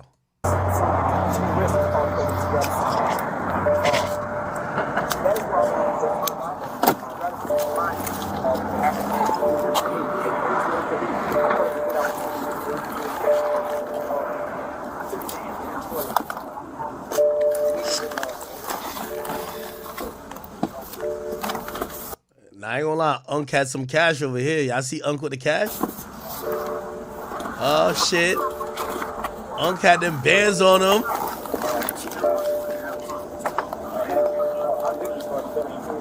Oh, nah, don't steal Unc's cash now. Nah, they're looking hella hard through this car.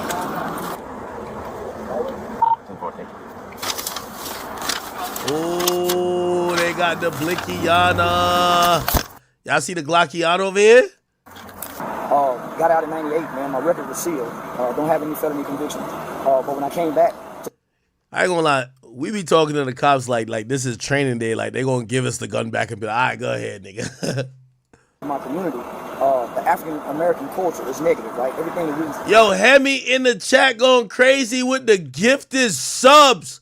Yo, he's gifted memberships to some of the people who are watching on the King Academics channel. Yo, Hemi, I'm gonna leave it up to you. I want to give some type of benefit to everybody who becomes a member on the King Academics channel, also the Academy HQ. What should we do for everybody on YouTube who becomes members? Please let me know. Get is negative. The rap music, Master P had just dropped Ghetto Dope, taught you how to cook crack from step 1 to step 10. So here it is, I'm locked up from 14 to 21. Man, when I get home, I'm still 14. Even though I'm 21, I don't know how to talk to girls. So I spent most of my 20s trying to find an identity, hanging out with this guy, hanging out with this guy, hanging out with this next kid, just trying to find an identity. And through fatherhood is where I found my identity. Fatherhood is where I found identity. So how many kids you got? I got 2. I got a 16-year-old son and a 12-year-old daughter. Okay. Their mom just went to jail. They live out here in Irving. Their mom just went to jail, man. I think she was on the run for a couple of years for probation violation. So I got custody of the kids, married. So finish my story, right?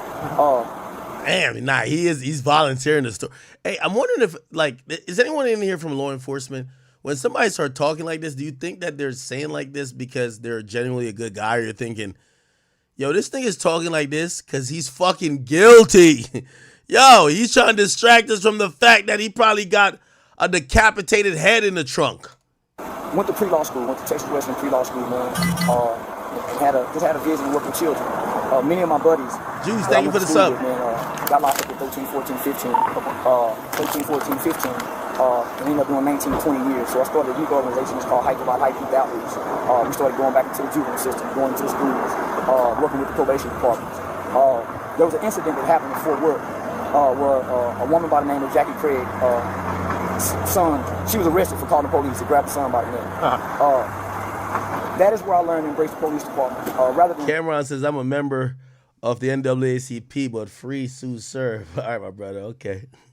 Aligning with the African American community with the hate. We hate police, we hate police. I thought it was a great opportunity, man, for us to bridge the gap. So I took a chance, man. I started meeting with, at the time was the president of the Police Officers Association, a guy by the Rick Van Houten. I met with him. Chief Joel Fitzgerald was the chief at the time. I started developing a relationship with Deputy Chief Hauser. Chief Krause, who's now the chief at the time. I literally started developing genuine relationships with him. So I embraced when they brought the procedural justice to the city. So I sat one time in a meeting and I heard... Yo, chat, have you ever talked your way out of a ticket? The closest I've ever got, let me see. I talked myself out of a speeding ticket recently. And I ain't even gonna give too much details because I think that officer looked out. Pulled me over. He definitely had me. I think that the speed limit was 35. I was doing like 50 something. I was coming back from a club. And so he pulled me over. He's like, yo, he's like, you were speeding. And I said, because I seen the car, but it's one of those, the cop cars that blend in with the dark. So right when I passed him, I'm like, fuck, I just went past this. And that car I was driving in, like some of them have the radar shit. I could tell if they're lasering me. So when he came out, I said, yo, bro. So I just told him the truth. So I told him, I was like, yo, bro, I'm going to be honest with you. And I said, because I gave him license registration. I said, dog, yeah, I was kind of low-key. This is going to sound mad fat, but it's true. It's true. I was heading somewhere. So I had ordered food. This is going to sound mad fat. I ordered pizza. It's going to sound so fat. I ordered pizza, right? I ordered pizza to the crib. We're leaving the club. People with me in the car, they're super drunk. So like that's like, pizza good like type of food for that.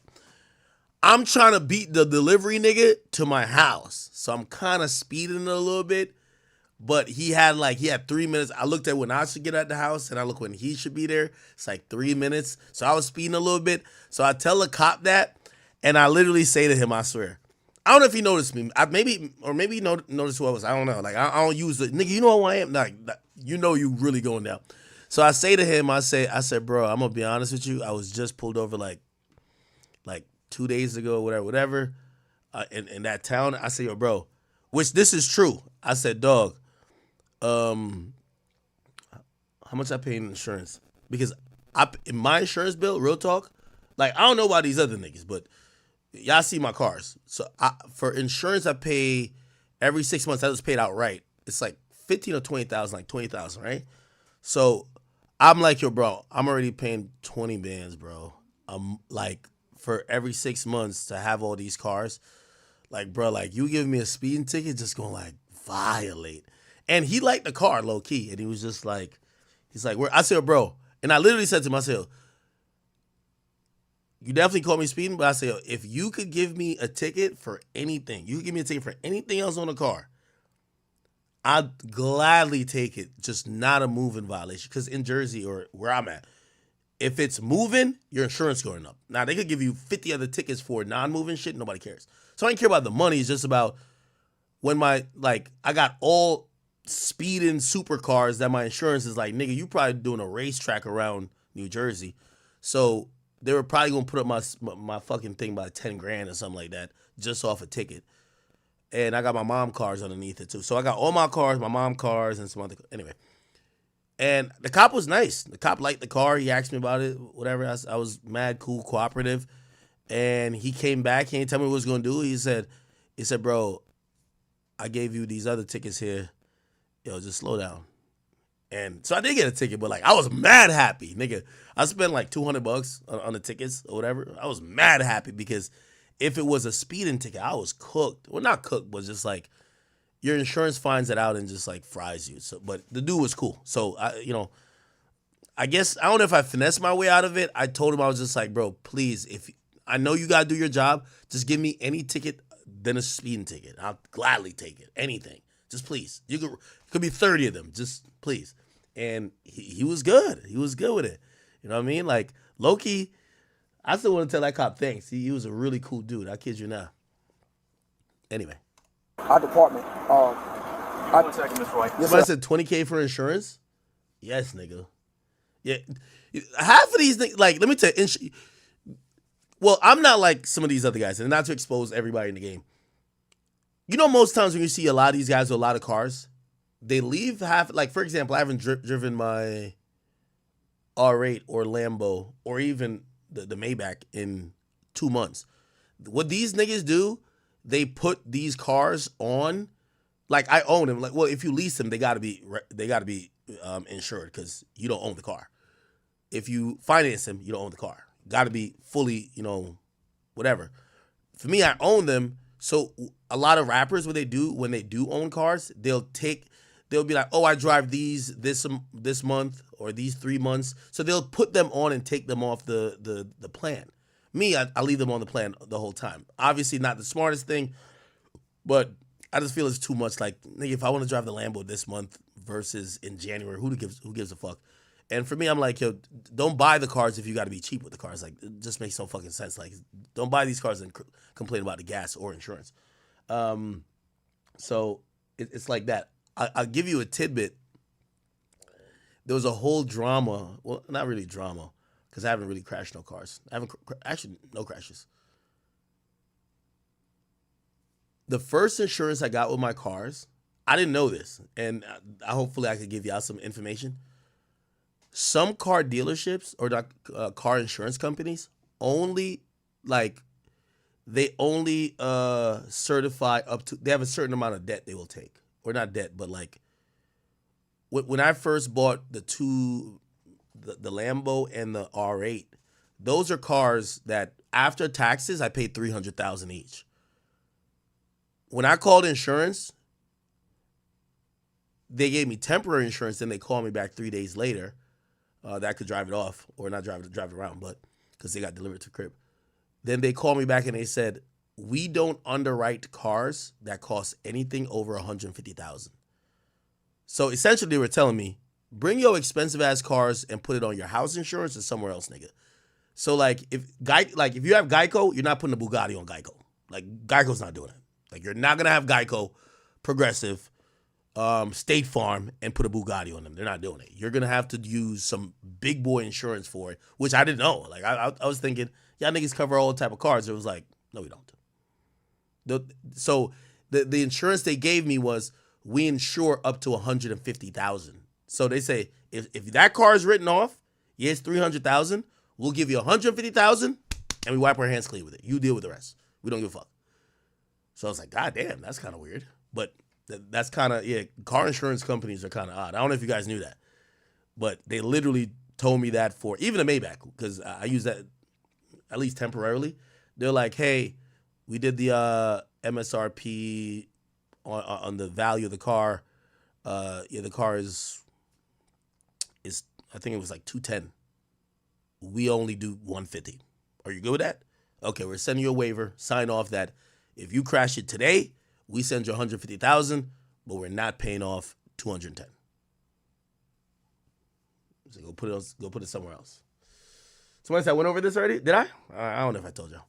I heard our department explain what procedural justice was to that, and I heard all the pastors, man, they were rejecting that shit. Yeah, no. Yeah, car companies, like your house insurance probably won't, but even house insurance.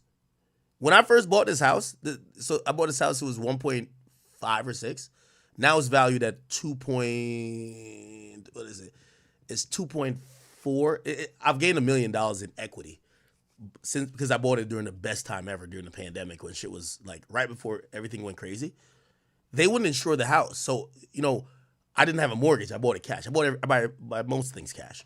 So because I didn't have a mortgage and I own it, like if I had a mortgage through the bank would get insured on it because the bank has all these big contracts. I own the house, so I go to them by saying, "Hey, what's up?" And I got turned down by 3 companies for like 2 of them was that they didn't want to underwrite that, and one of them was for my pool. Like they didn't like that I have a 10-foot pool with a diving board. They were like, yeah, somebody gonna die. We're not gonna pay that. Fuck out of here. And then I found one company that was able to say, oh, okay, well, all right, we're cool. All right, they'll do it. So insurance companies are kind of like scams, bro. I ain't gonna lie to you. Like they figure out what they want to cover, and then they kind of violate you for the price. Sad. Yeah, so I'm saying, man, it's supposed to be Christ-like, man. It didn't sit right. So, man, I stood up and my mother pastor was in there, and I said, man, all of y'all complaining, but excuse my language. I said, man, we don't see none of y'all niggas in our neighborhood. All y'all don't speak out against the gang violence, the black, we don't see none of that. But all of our mothers, so I was shunned by my community.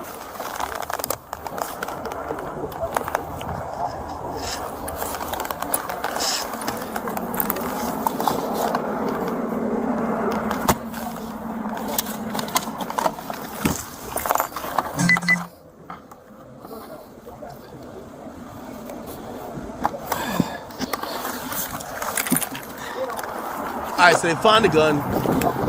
Let's see what's up. But my city leaders embrace me. I'm a young emerging leader. I'm radical at times. I curse. I use the N-word with my people. But I wake up every day to feed children, to right or wrong that I've done. I was with 3 guys who were, my money just flew out. Here. That was it, right? Yes, sir. Okay. The other one, that other money. Yeah. Yo, my boy got one eye, but he see everything. I got it. Yeah, you see the other money instead for yeah, I'm gonna shut the doors too. Boom. There you go. So yeah, man. So I started this youth organization. So here it is. I'm stuck in the middle between the department and the community. The community turned against me. So man, that's why I got that gun. Yo, these cops are for giving an opportunity. I can see me on Facebook. You can call the police department. I just went to gang doing and say, hey man, the Crips are threatening me, the Bloods are threatening me. You look at my videos, man. Every day I'm up in the morning promoting fatherhood, saying, man, you niggas don't spend time with your father. You niggas are destroying our neighborhood. The Crips and the Bloods are enemies. It ain't no gun ho cop. How can we say anything about anybody when we self-inflict these wounds that we? So, man, I got a strong message. So, man, my life is in danger. Malcolm died Malcolm X, black people killed him. As long as he was talking about white people. As soon as Malcolm started saying what we needed to do, then hey man, Elijah Muhammad is a pedophile. Now, I think what we got to realize is that Charleston White talking to these cops, like they have some type of stake in trying to better the community other than doing their job. Like they don't give a fuck what Charleston's saying. They're just doing their job.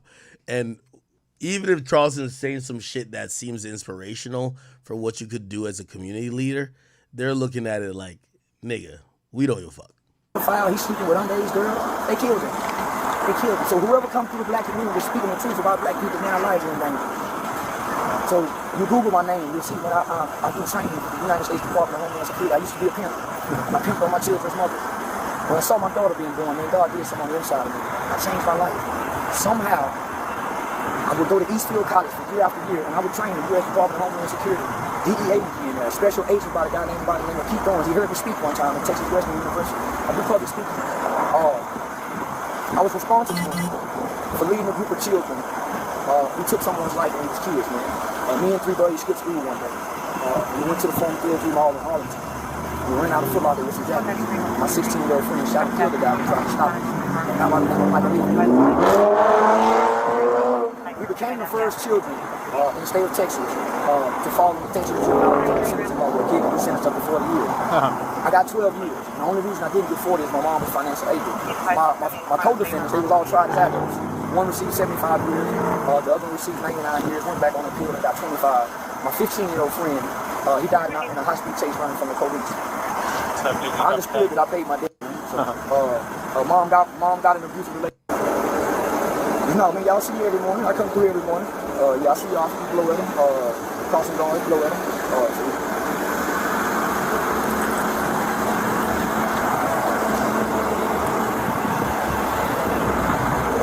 You look at the color. All right, so what y'all gonna do, man? I gave y'all the whole podcast, man.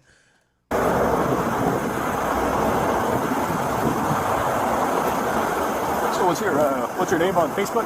Charleston White. Charleston White? Yeah. All right. See, yo, let me tell you this. Cops love playing good cop, bad cop. That cop right there is talking to him. Like, oh, yeah, what's your name? Oh, okay, cool. So he's thinking that cop cared. This cop right here, he's getting all the shit for the charges.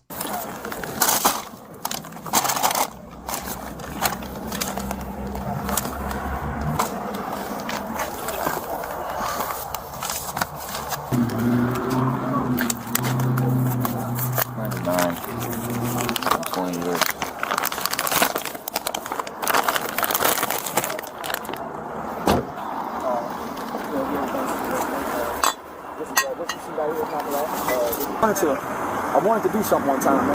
Yo, don't hate on the Jose Cuervo in the back, though. I just couldn't get no traction on it. What's that? I wanted to get like a little book, right? I wanted to get some officer stories and have you guys write a story about what it's like to be a police officer, right? So the name of the book or the project. Nah, my boy is trying, bro. It's gonna be called Walk a Mile in My Shoes, right? You get some officers to write what it's like, man. I love y'all. Walk out that door, kiss your family, put their uniform on, and come out here and not knowing if they make it back home, man. Then I wanted some children to write their story about what it's like to grow up in some of the conditions that you guys. Yo, this cop just saying for no reason. Look at the other cop. Where's the bear mace? Yo, Charleston be having a bear mace. What that at?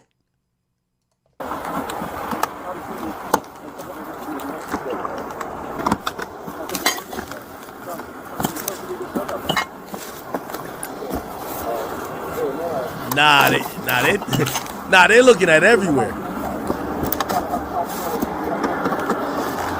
Yo, that little tap right there is like, damn, where the fuck is the dead body? All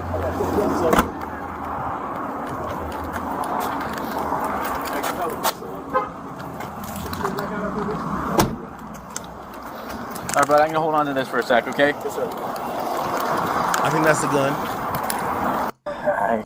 Been laying down, wash clean the shoes, put this on, man, drop my son off at work, and I'm getting clean. Don't know if I'm gonna wear the jacket. It's about to be the end right here. This jacket don't look pretty, so yeah. Friday, sun shining. Yeah, man, pick baby girl up. We stopped, grab us a bite to eat. Yeah, next thing I gotta know the lights is. Freeze, don't move. We don't run and get shot. We don't reach, we don't pull our pants up. So, Mr. White, you said you've been talking about all these other gang members, right? That's why they're targeting you, and you're keeping all these weapons, the shiv, the mace, the gun. Do you have any, I don't know. Man, please, take my hand. I'll show you. I was just telling him, let me show you. I went on World Star. I'm on World Star. That's the World Star. That nigga told me he on World Star. Yo, these cops don't be no fly shit. That nigga told cop he on World Star, gang. It's over 500. It's probably 500,000 views, man. Man, please, let me. Someone took my. I had to go to the police department, right? The Harvey Street Ford Trade Gangster Trip. I'm a community activist. I'm very vocal against black on black crime. I'm very vocal against the Crips and the Bloods. So, man, I'm always taking a hit. Man, where you at? Pull up. So last week, I went to the police department live on Facebook and said, hey, man, I am being threatened. The police department know me. So it died down. Someone got that video in harms of calling me a snitch, and it says Fort Worth man snitches. This is what the title says. Fort Worth man snitches on Crips and Bloods and drug dealers. So that grabbed so many people's attention. Man, I'm getting threats from. You can tell he's just waiting until he finished. They'd be like, all right, yeah, that's cool and everything. Great story. Thank you. But you going to jail. All over. My mother called me, man. My wife called me. Man, I can give you the number to a gang unit office. You can call right now. So, Mr. White, do you know what unlawful possession of a firearm is? I understand, so yes, sir. Okay, you got drugs in your car and you have a gun. I understand, yes, sir.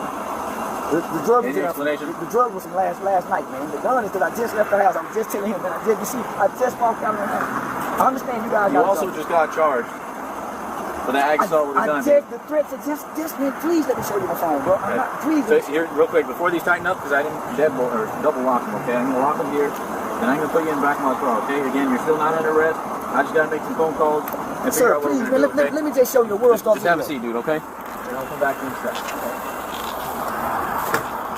Did they lock him up then? Yeah, look like they did lock him up. Oh, okay. They put him in the back of the car. Oh, please let me show you. Right here, buddy. 1 second. What do you think? He was charged with possession of marijuana. Ain't that like a ticket now? Or like a citation? Unlawful carrying a weapon? Oh, I guess in Texas, you could probably have a gun, just not have a gun with drugs in the car. Okay. Interesting. Okay. All right. Well, hopefully, we don't like the animal cruelty stuff, but hopefully, whatever he was arrested for recently, he could solve that expeditiously and also get out of jail. All right. I do think no matter what you think about Charleston White, there is a net positive to him, if you get what I mean.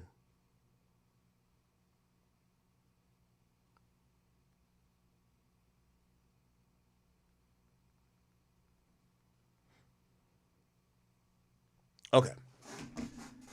All right. That was kind of long. Y'all still here with me or y'all tired? Today a Friday night, right? Y'all finna hit the club? What the time is this? 8 o'clock? I know y'all finna hit the club.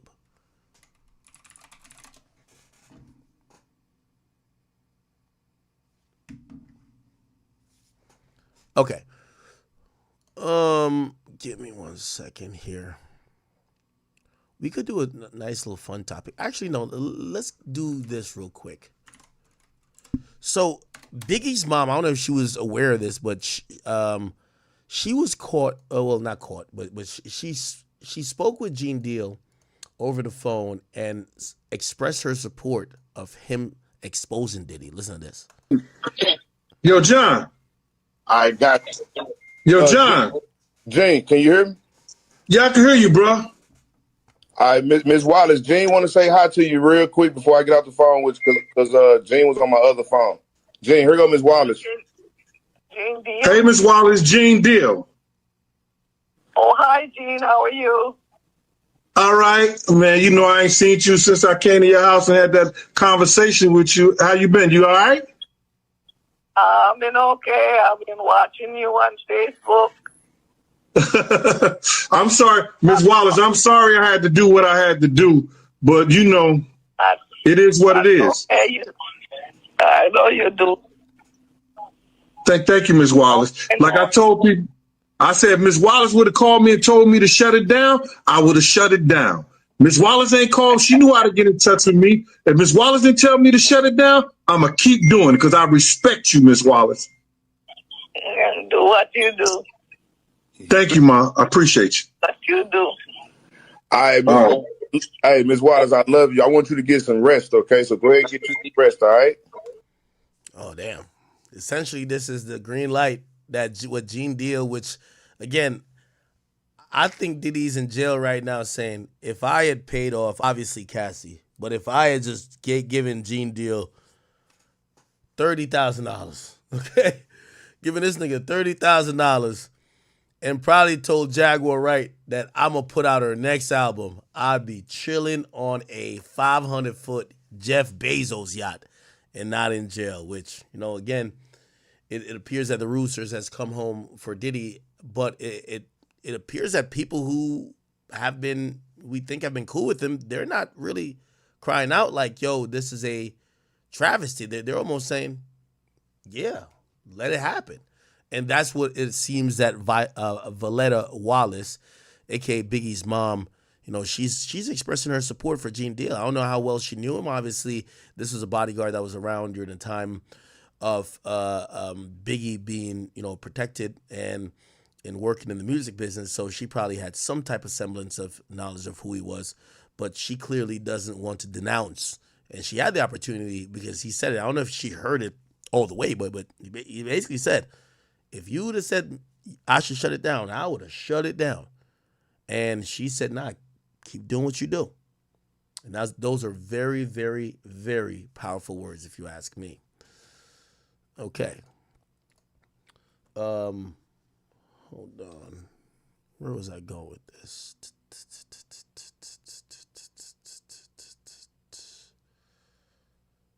All right.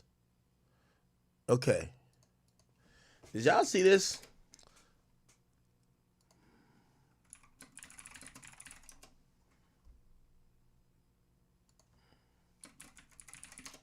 There's some G League nigga who was exposed for, like, you know, having some type of situation with his baby moms or something like that.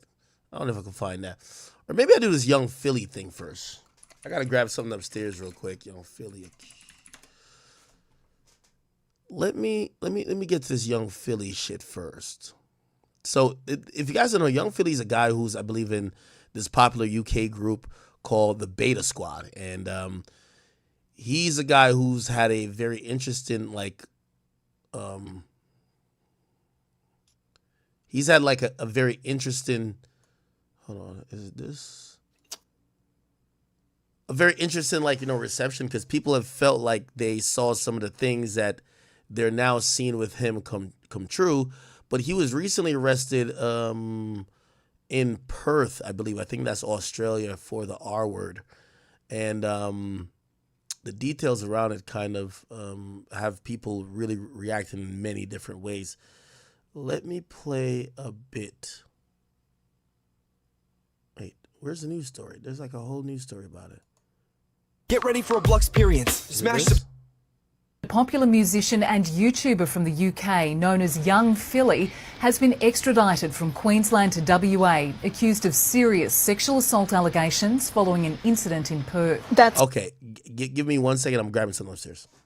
Popular musician and YouTuber from the UK known as Young Philly has been extradited from Queensland to WA, accused of serious sexual assault allegations following an incident in Perth. That's right, Lara, and it's serious. He's facing 4 counts of sexual penetration without consent, 3 counts of assault occasioning bodily harm, and 1 count of impeding a person's normal breathing or circulation. Detectives say the 29-year-old man sexually assaulted a woman in her 20s in his Perth hotel room after he performed an event in Hillary's on Saturday, September 28. The man, a well-known UK DJ Andre Felipe Valencia Barrentos, also known as Young Philly, was arrested in Brisbane and taken to Perth overnight under police guard. He'll face Perth Magistrates Court today, and Lara, detectives are calling for anyone with further information about this incident or other incidents to call Crime Stoppers.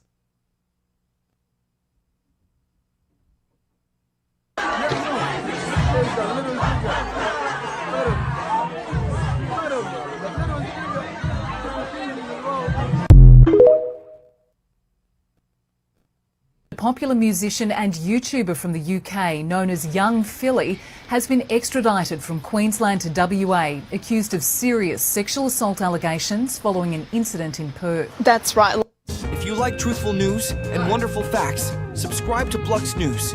We're independent and place us somewhere between CNN and Fox. All right. So, some individual named Young Philly. I'm trying to get the raw details. Did I miss it just now?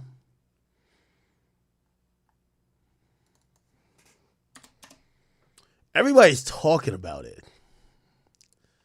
Fresh and Fit's live about it now.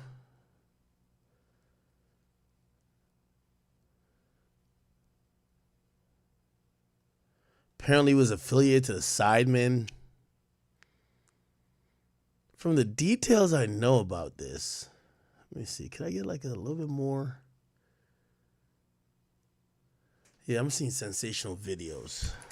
Philly. Okay. All right. So apparently this guy is really popular. He does the shows. Oh my God, I can't look at nothing without his billboard. Could you hold me down? Thank you.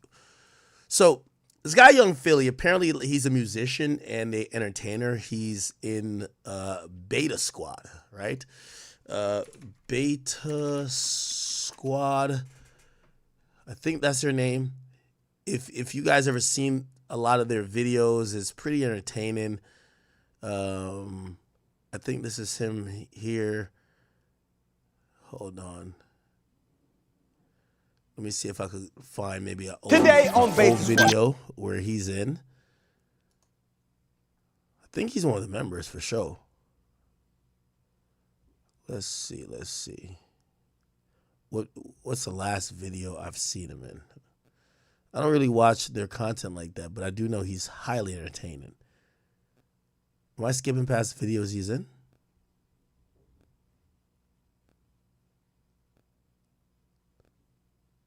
I don't know if I can find this thing. I thought he was one of the main guys. Maybe he's not one of the main guys. I've seen this guy everywhere and this guy. Oh, y'all can't see it. Yeah. Is he not one of the main members? Am I tripping? Oh, he's right here. The weakest friend. Okay, cool. For the only black one. Straight for the black guy. Okay. He's going for the only black. Okay, so let's see if we could. I think it's him. Yeah, Philly. Yeah, he's right here. So this, like, they're really popular. Like a year ago, 10 million views. This is like, if you ever watch like the YouTube come up of the Sidemen, they seem to be a modern iteration of the Sidemen. And they're really popular, really positive. Like they do fun things. They kind of give us like a different look on like UK people. They have different humor, and I ain't gonna lie, they're kind of very lit when you see AMP, who's an American group, and these other groups of people go to collab with people in the UK. They usually collab with either the Sidemen or the Beta Squad guys. So this guy, he's like, like a host on, Beta Squad, or not host particularly, but he's one of the members. But he also does music. So he was going around and kind of doing like a combination of things. So he was singing and he was doing these other things.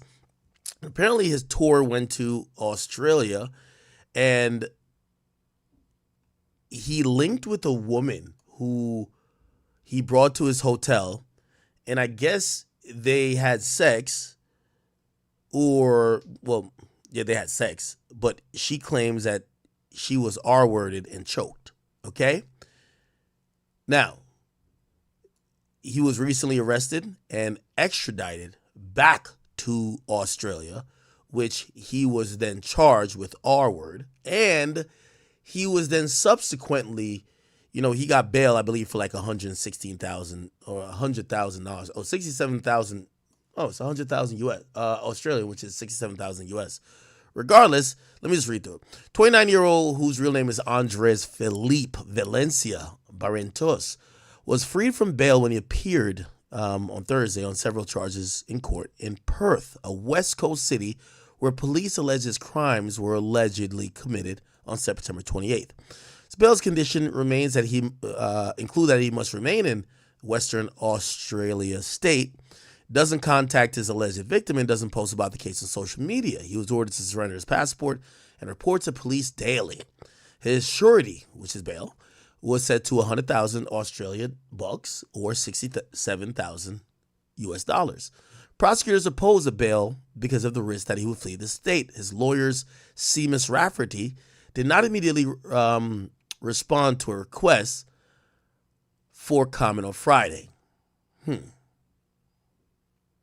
Police allege he assaulted a woman in her 20s in a hotel room after he performed at a club in Perth.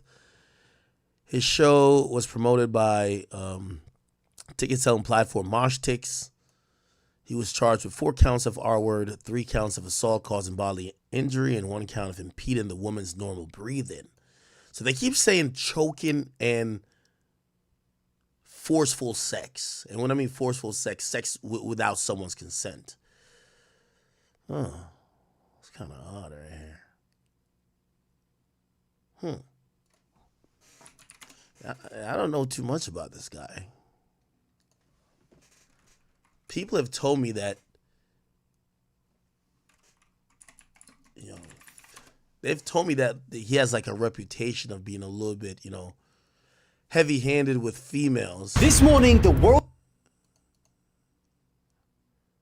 young Philly needs to understand the magnitude of this, because him being arrested is not just going to affect his career deeply, but you have millions of his followers that look up to him. He's also part of this huge friendship group in the UK that are some of the biggest creators in the world, like the Sidemen, the Beta Squad. He's got a podcast with Chunks. He's also doing a lot of work in traditional TV, like he's got his own show with the BBC called Hot Property. He's got another show with Channel 4 and Harry Pinero called The Philly and Harry Show. He's featured in a bunch of Sidemen videos, some of which have got over 80 million views, and his dedicated ones with them have over 40 million views. He played in the Soccer Aid match on ITV. He was in the Great Celebrity Bake Off. He's got his own... Okay, so they're kind of describing this guy as he's pretty brand friendly. Music, which gets millions of streams. Oh wow, he has a song with 63 million views every month, and he goes on tours as he was doing in Australia, always working with massive brands. Like he's got his own sauce with Heinz. He's worked with Meta, the British military, Adobe, Captain Morgan, and a bunch of others. And he even worked... Oh my God. Yeah, they got this nigga clipped. Whether true or not, and I'm not here to talk about whether it's true or not, them brands is gonna at least be like backing up for a while. Charities like Stand Up to Cancer and even the Prince's Trust to inspire young people to chase their dreams. So, point is, the fallout for someone like this that is working with and affiliated to so many different people and brands, all of them are probably going to try and desperately now try and protect their own public reputation. But we'll get back to that side of things in a second, because today he appeared in court where he's being charged with 4 counts of penetration without consent, 3 counts of assault occasioning bodily harm, and 1 charge of impeding a person's normal breathing or circulation by applying pressure to their neck, aka... I'm wondering why it's 4 counts of sexual assault or 4 counts of assault or sexual penetration without consent. Usually a count is going to be an incident. Why is it 4? Like, did he do it 4 times? What the fuck? Or circulation by applying pressure to their neck, aka strangling. He couldn't have just said that. And the prosecutors even attempted to oppose young Philly's bail application because they alleged that there was an extremely strong prosecution case supported by CCTV and photo evidence. And they basically are trying to make the case that he's not just some ordinary person. So wait, he was just going around and choking women and forcefully having sex with them against their will? Well, that's what's being alleged, right? Like, I don't want to, even though it's a criminal case, I get it. If the guy's on tour, why the fuck is he doing that? Unless he think he's some extra kinky nigga who probably is going all over the line. But even then, she clearly was, the police clearly believe she was saying no. being tried, and they don't want him to use his social media influence to impede the case. Prosecutors also showed pictures to the magistrate which were not shown in court, and in reference to what these photos depicted, they said, across her body is a history of violent acts. We say those photos and what is alleged is beyond the pale, beyond what could be considered a consensual act. Now, on the other side, Philly's lawyers are questioning the strength of the prosecution's case, because they are claiming that the girl didn't even raise any concerns about assault during a call with her friend at 5:31 a.m. Now, the case was adjourned for the day and he was granted conditional bail, but in those conditions are a ban on contacting his alleged victim or posting anything about this whole case to his millions of followers on social media. Now, it goes without saying, but the charges don't suggest that the allegations are proven. Rather, he will now be tried in an Australian court and he is innocent until proven guilty. When these sorts of allegations come out, it almost doesn't matter to the Now, I did see this on social media, and again, I don't want to improperly characterize this guy. I don't know him. Obviously, he's gonna have to contend with these charges, but a lot of people were coming out and they were like, almost like, "Yo, we know this guy. He's been like weird," you know, and like that definitely doesn't help his case. But let's not act majorly surprised about it when we've seen their podcasts. The way that All right, see, I ain't gonna lie. Don't talk about a nigga podcast. You gotta talk about his actions. Has he been around you? Has he done some weird shit? spoke about women, been outed for treating women, and just the pure lack of respect that he showed for young women. Okay, all right. This person doesn't have firsthand knowledge. Ready for a night with Philly, right? Mm-hmm. Yeah. Cool. Go. Yeah. So the club was literally in town. I lived in town, so me and this other girl, we were in the club where Philly was. And as soon as she left, my friend that was going to get ready to go see him, as soon as she left, Philly started like whining on some other girl. Even though all that night, like he was like, you know, telling my friend like, oh, you know, come back with me. Wait, but were they together or not? No, they weren't together. Like, they just used to see each other. So every time they go to a club together, they see each other on the same night, they'd always leave together. Like, always. Okay. Always, yeah. Is this girl from Australia? Is this girl from, like, what do you mean every time? Like, the nigga's on tour. How many times is he in Australia? And how many times is he in clubs in Australia? It's kind of odd. So anyway, unless maybe they were dated, or maybe they were fucking, and I don't know, maybe she was going around with him on tour. Who knows? Wait, so that happened, and so I messaged her, told her like, look, he's literally whining on some other girl. She comes back within like 5-10 minutes because I didn't live too far, and next minute he's messaging her saying, oh, come to the car, I'm leaving. And he's literally messaging her like abuse, like saying like, I'm leaving you, I don't care, like, you know. And so I've got a video of this, by the way. So we go to the back of the club, me and my friend, and then the girl that's going back with Philly, like, she gets in his car and he's literally shouting at her saying like, no, get out, I don't want you here anymore, like, you're taking your time, whatever. So anyways, later that night, it was around like 3 a.m, she goes to his hotel, she rings me and she's like whispering, she's saying like, oh, like, Siren, can you come like get an Uber from me, like, whatever. And I was like, are you okay? And she said, no, like, you know, I need to go. And she's like, actually, no, wait, 1 minute. Anyways, so later that morning, she told me what actually happened. So she wanted to leave around 3 a.m. when she called me. But then she said, oh, you're either staying and take your clothes off or you're leaving. So she stayed because they had history and she just felt like, you know, he had all this power. Like, she felt so gullible in the moment.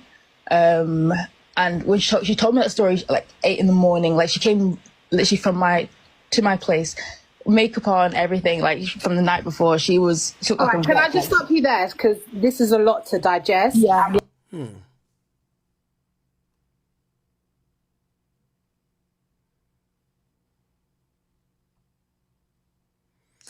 All right, man, I'm gonna keep it a beam, bro. I have no idea. 25-year-old can't be.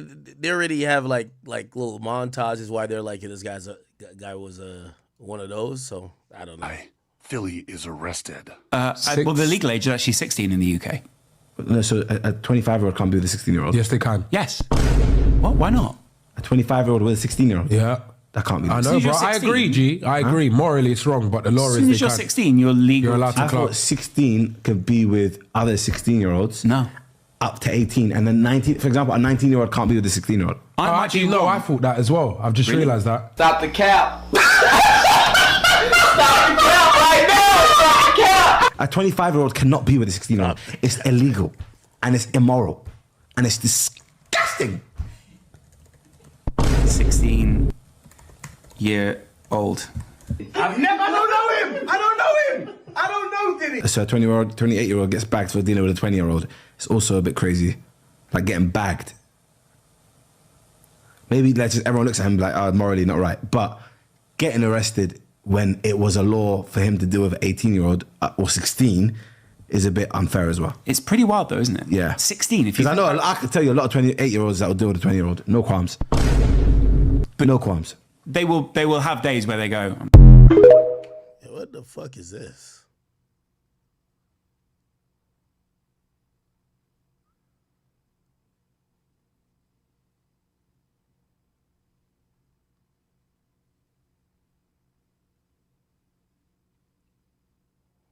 And this is him. Ain't these niggas that was mad at Andrew Schultz? These guys right here? Yeah, bro. And this is him That's on why I TV. wouldn't want to do true crime. Not R word for me. I don't even like saying it, bro. Yeah, it's just the harsh reality, innit? Yeah, I know, but just allow me. I'm I saying don't want to as in- speak on it. Not on Yeah, my it's platform. You mad. know what I mean?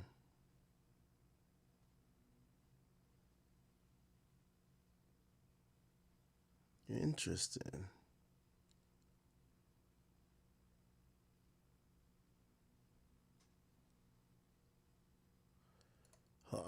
I'm trying to see.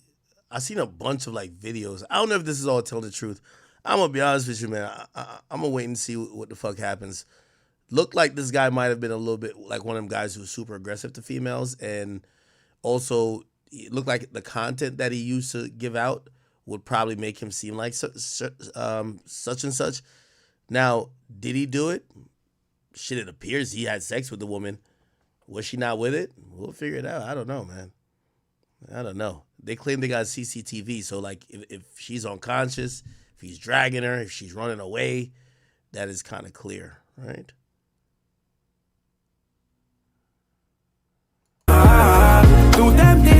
So this was him in the same hotel hours before. I don't know. This is like a huge deal. I kid you not. Like apparently, like everyone's talking about. I seen this guy trending, Young Philly.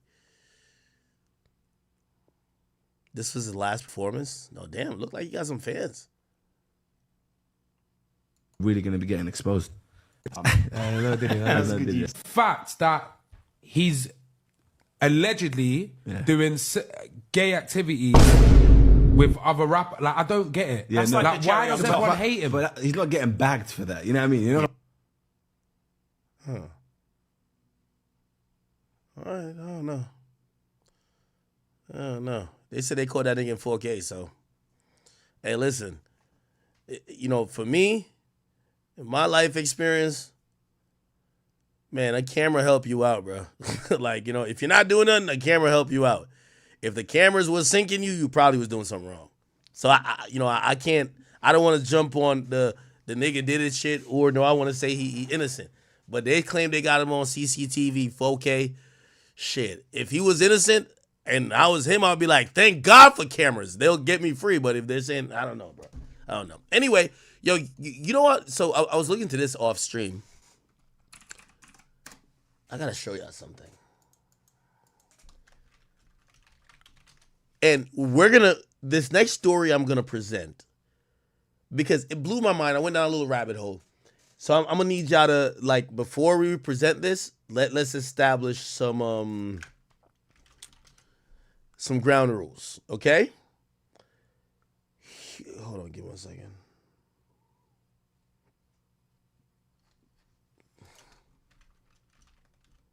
Oh, right here. There we go. Okay. So before we get into this, I want to establish slightly some ground rules that we could out, because this is also me doing a poll in live.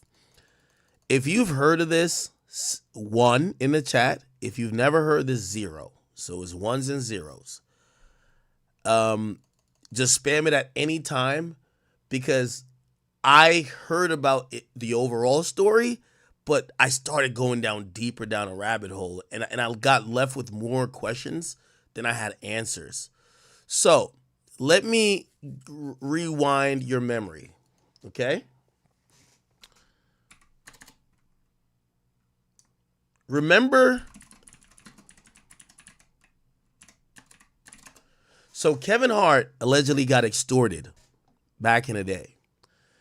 If you to tell the story in short, Kevin Hart had like a threesome with two women. He had a threesome with two women on the birthday weekend of his wife. He went to Vegas. His homies were there. He had a threesome with two women. Okay? Eventually, it came out, or Kevin came out to say, hey, listen, I've cheated on my wife, my rib. That's what he used to call her.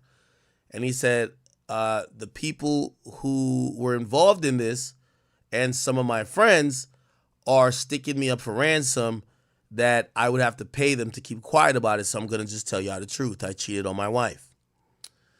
There was like some still shots of the video that came out. We don't need to really get into that. However, it was then announced that Kevin Hart's friend, right here, see, betrayed by a close friend. His friend was arrested for extortion. Apparently, the story goes, or that these were the allegations, that Kevin Hart was essentially set up to have sex with this woman, and I guess I think it was a threesome. I forgot if it was, but there was a video camera set up in the room, and then that video camera captured the sexual act, and then he was asked to pay a certain amount to get rid of the video. So his friend got locked up. Now, I'm going to be honest with you, and this is the reason I was interested in this. Because this guy's been reaching out. I still haven't talked to him, really. But I've been kind of like, they added me to a tracker that I could like look at court documents and stuff like that.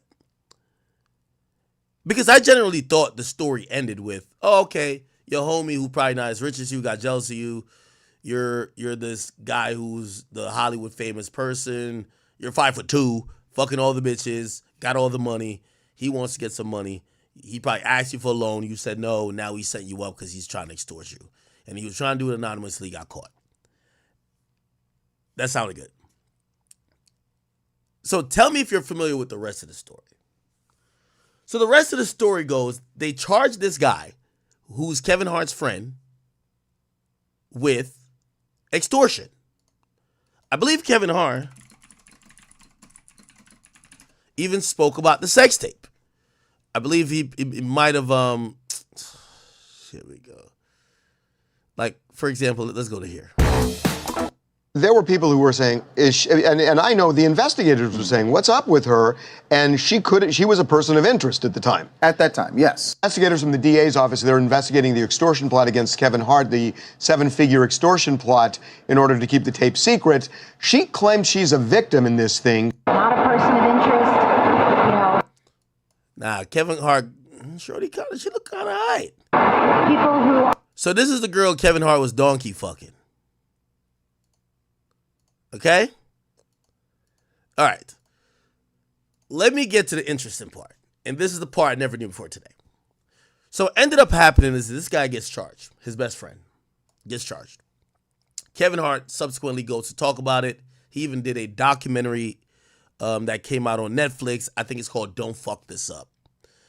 What was never publicized is that the guy that was charged, his friend, which everyone's like, damn, yo, you fucked over your friend. All the charges supposedly got dropped. Not only did all the charges get dropped, a lot more drama came afterwards.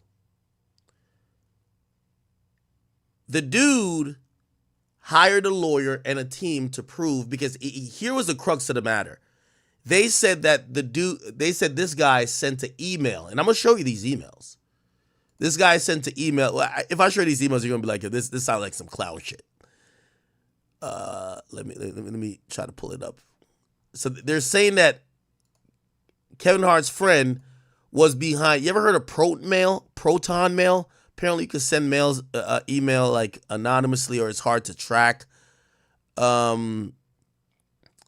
Apparently, his friend was supposedly behind the emails that was trying to extort him to pay the millions of dollars that this video didn't come out.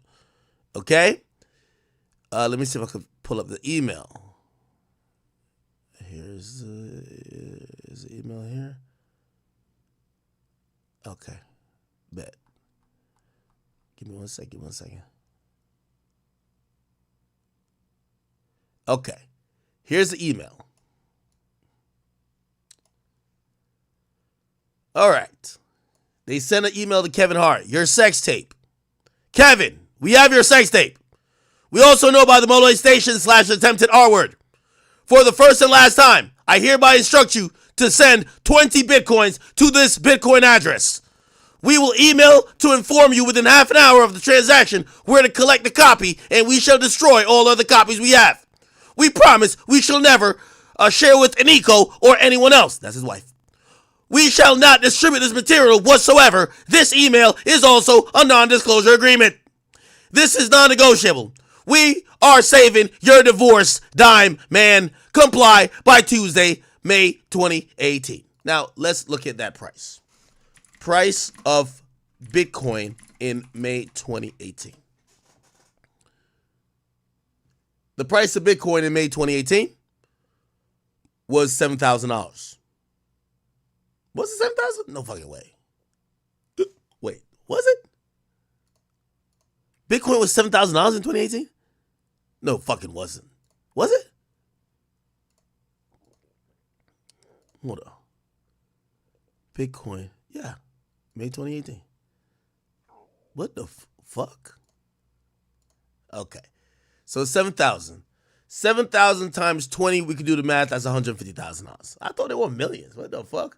Well, I guess over time it would have been millions. Because I remember, like, by the time everything came out, they kept saying millions. And then you get to realize it took a while before Bitcoin really got there. Was Bitcoin really that low in May 2018? Yeah, the closing price of Bitcoin in May. Yeah, okay. Fuck, whatever. So 20 Bitcoin would have been about $150,000, $160,000. Okay, cool. So they were asking for that amount. Now, if this is and it came from somebody named Juan Carlos Yepes. Now, apparently it came from a Proton Mail email, which you can't really trace. It's really hard to trace those. I think that's why people use it. They're like really secure. Okay. Now, so y'all probably, one in the chat if you've seen this before, this email, two in the chat if you've never seen it. Okay. Now, this is like so interesting to me, chat, because what ended up happening was this. So I'm explaining what happened. That's the email.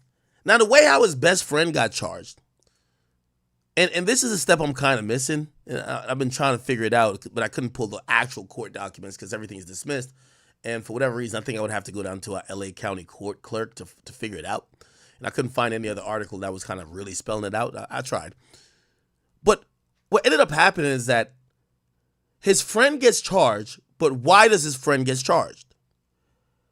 What happens is Kevin Hart, because he's rich and he has money for investigators and stuff like that, they essentially build the case for the cops. Right? They're like, oh, we got this to our email, blah, blah, blah, blah, da, da, da, da. And they describe the whole situation. They basically have the DA who's now thinking, yo, A-list celebrity getting extorted, and they're giving us all the proof. We have to do something. Subsequently, what they do, they charge this guy. Okay? Eventually, the case falls apart. I'll tell you why. The case falls apart and they drop every charge against him for a few reasons. Because Kevin Hart and his team compiled the information, in any kind of criminal case, there has to be real diligence held to evidence.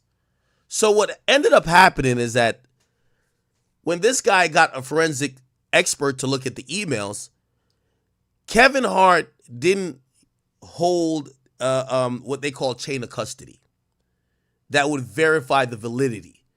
Like, for example, I think they copied and pasted it to a Microsoft Word, right? And then they put it in a PDF, right? So it came in a PDF, and essentially you'll see it here, Word. They had the guy who was the defendant basically had his guy look at it to say this could have been fabricated Microsoft Word because the generating PDF was from Microsoft Word, not from the actual emails. Also, I think they wanted to get the actual emails from Kevin Hart. There was a problem there. It was kind of iffy and weird. And actually, this guy's point now is saying he believes Kevin Hart was trying to, he was caught cheating, of course, but it was easier to blame it on his friend than just admit that he was just doing some fucked up. It's the cheating goes away when you think about the extortion. So he took one problem, made it a bigger problem, but they're saying, at least this guy, he's saying that Kevin Hart fabricated this whole thing. In Microsoft Word, this email was fabricated, even though I think it might be real because there's actually footage. Like somebody did set up a camera and recorded him having sex, and I'm pretty sure that's not Kevin Hart. You would not set up a camera to record yourself having sex with a woman you're cheating on your wife with. Wouldn't, right? But this guy who's accused, the case falls apart because everything that Kevin Hart is saying to the DA that caused the charge, because they charged the guy with extortion, it falls apart. Here's what happens next. And this is, again, 1 in the chat if you've heard this, 2 in the chat if you've never. No, 0 in the chat if you've never. It gets to the point where this guy gets such a good legal team and investigators. They enter into an agreement with Kevin Hart that Kevin Hart has to tell the prosecutor that he no longer wants charges pressed. Basically by saying, hey, listen, you have slandered this guy. There is no case here. I'm going to show you that letter. There's a letter there. Give me 1 second. I'm going to pull it up. This is fucking crazy. I kid you not. Give me 1 second. I just want to show you. Is it this? I want to show you the emails. Okay, give me 1 second.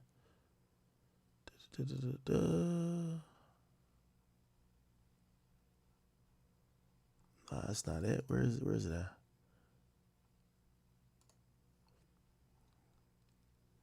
I'm gonna show you the email between. It's a email that. No, that's not it. That's not it. Is it that? No. Is it that? No. Is it that? No. Fuck. Hold on. I'm going to find it. I have a bunch of documents, that's why. And by the way, I don't know this guy. I'm only doing this story because I was bad interested in today. I was just, usually before I get on stream, I'm just looking into mad court documents and shit like that. And I got to try to make it sound. Is it this? I got to make it sound interesting for y'all to give a fuck about it. Okay. Oh, here we go. All right, basically. All right, good. So essentially, this guy has Kevin Hart sign an agreement. Okay?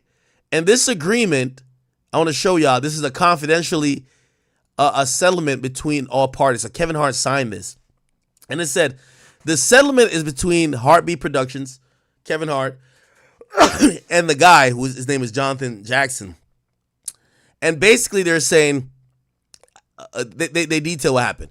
Jackson and Kevin Hart maintain a multi-year personal relationship. During the duration of the relationship, Jackson and Kevin Hart confided in each other, shared personal information.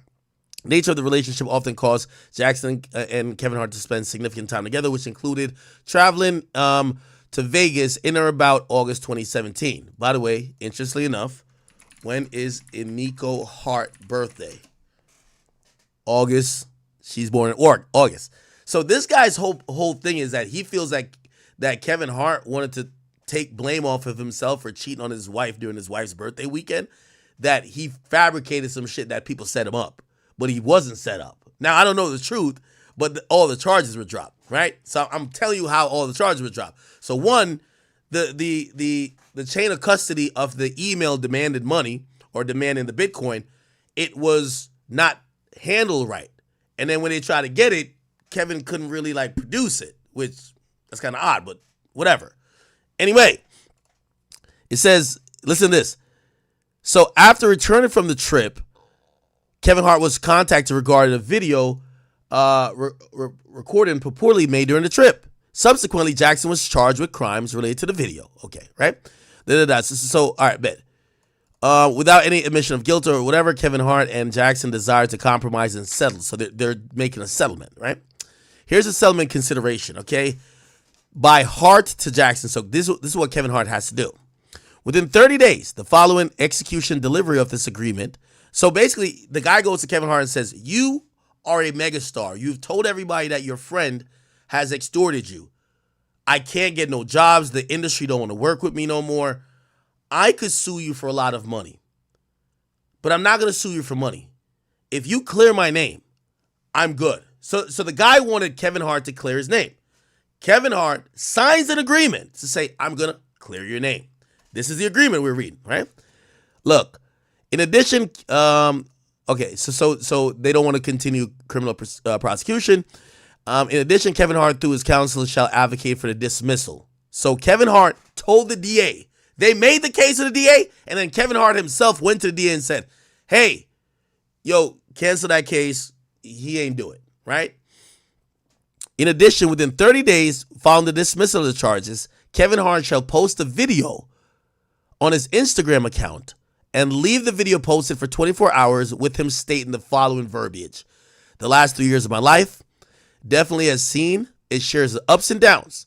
And it put me in a position where I've dealt with the legal matter I can't speak about or talk about because it was just undefined and there was a high level of unknown, and I'm happy now I can speak on it. Incident that cost me a very, very valuable friendship. I lost someone that was close to me, I love, and still have a lot of much love for, or high levels of love, blah, blah, blah. And I'm proud to say that all the charges against JT Jackson have been dropped, and he is not guilty and had nothing to do with it. And this matter at hand that was once so tough to deal with and so heavy for me and my household is now put to bed. They said Kevin Hart agrees to make the video publicly shared on his Instagram for 24 hours to his 150 million followers. He was supposed to post it during business hours during this time, whatever. And then this was what Jackson had to do for Hart. He was never to speak on this publicly again, right? So if all the criminal charges are dismissed, then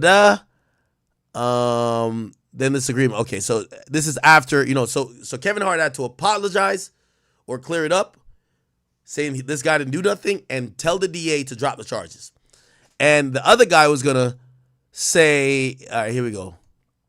He says he was not going to file any claims going forward, including civil actions against Heartbeat, the state of California, because you remember that's the DA, or Kevin Hart. And he won't ever disclose the details of the trip or any other personal details in any type of public medium, public audience, media, print, whatever. Okay. Don't want to bore you guys with too much, okay? So essentially, this guy can't ever sue, okay? Perfect. Now, what ends up happening, and again, 1 in the chat if you know all this, 0 if you don't. What ends up happening is, and let me bring it up. All right, give me 1 second.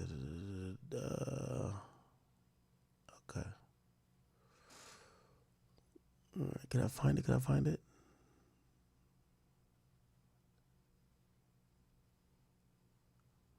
Wait.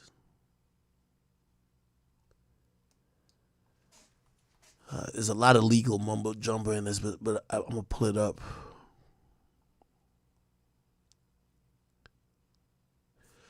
So I'm looking for the thing. So the dude basically says that Kevin Hart does exactly that, except Kevin Hart did not do the video as how he wanted to, right? So he says, this is the guy saying the video is supposed to be posted, blah, blah, blah, da, contingency of the agreement, I was going to drop whatever. Yeah. He fails to post the video. There's actually a video. I don't know if I can find it. I found it before. Where is the video? So there's a video which I've never seen of Kevin Hart, but apparently he did post an apology. Where is it at? Where is it at? Where is it at? Agreement, contingency agreement. So, all right, where the fuck is the video?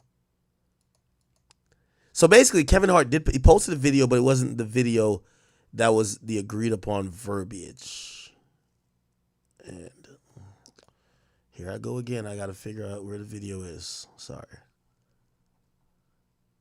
I hate when I don't have all my ducks in a row when I'm streaming.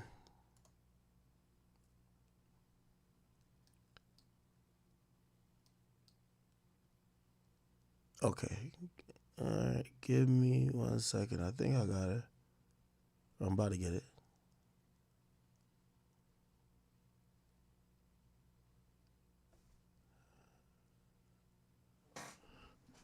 Where the fuck is the video?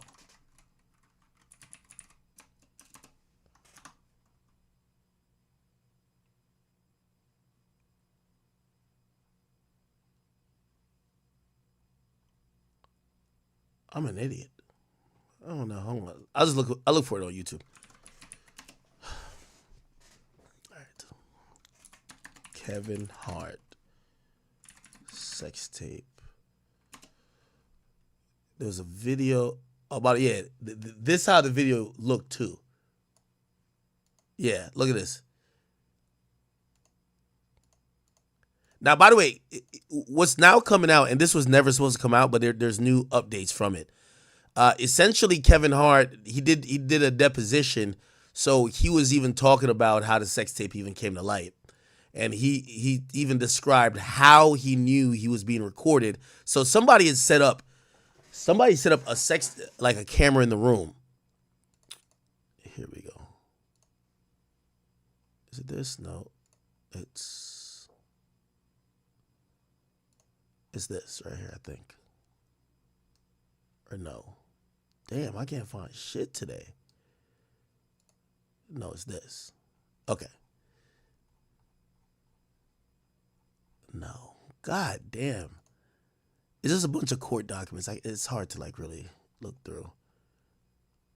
Okay, here we go.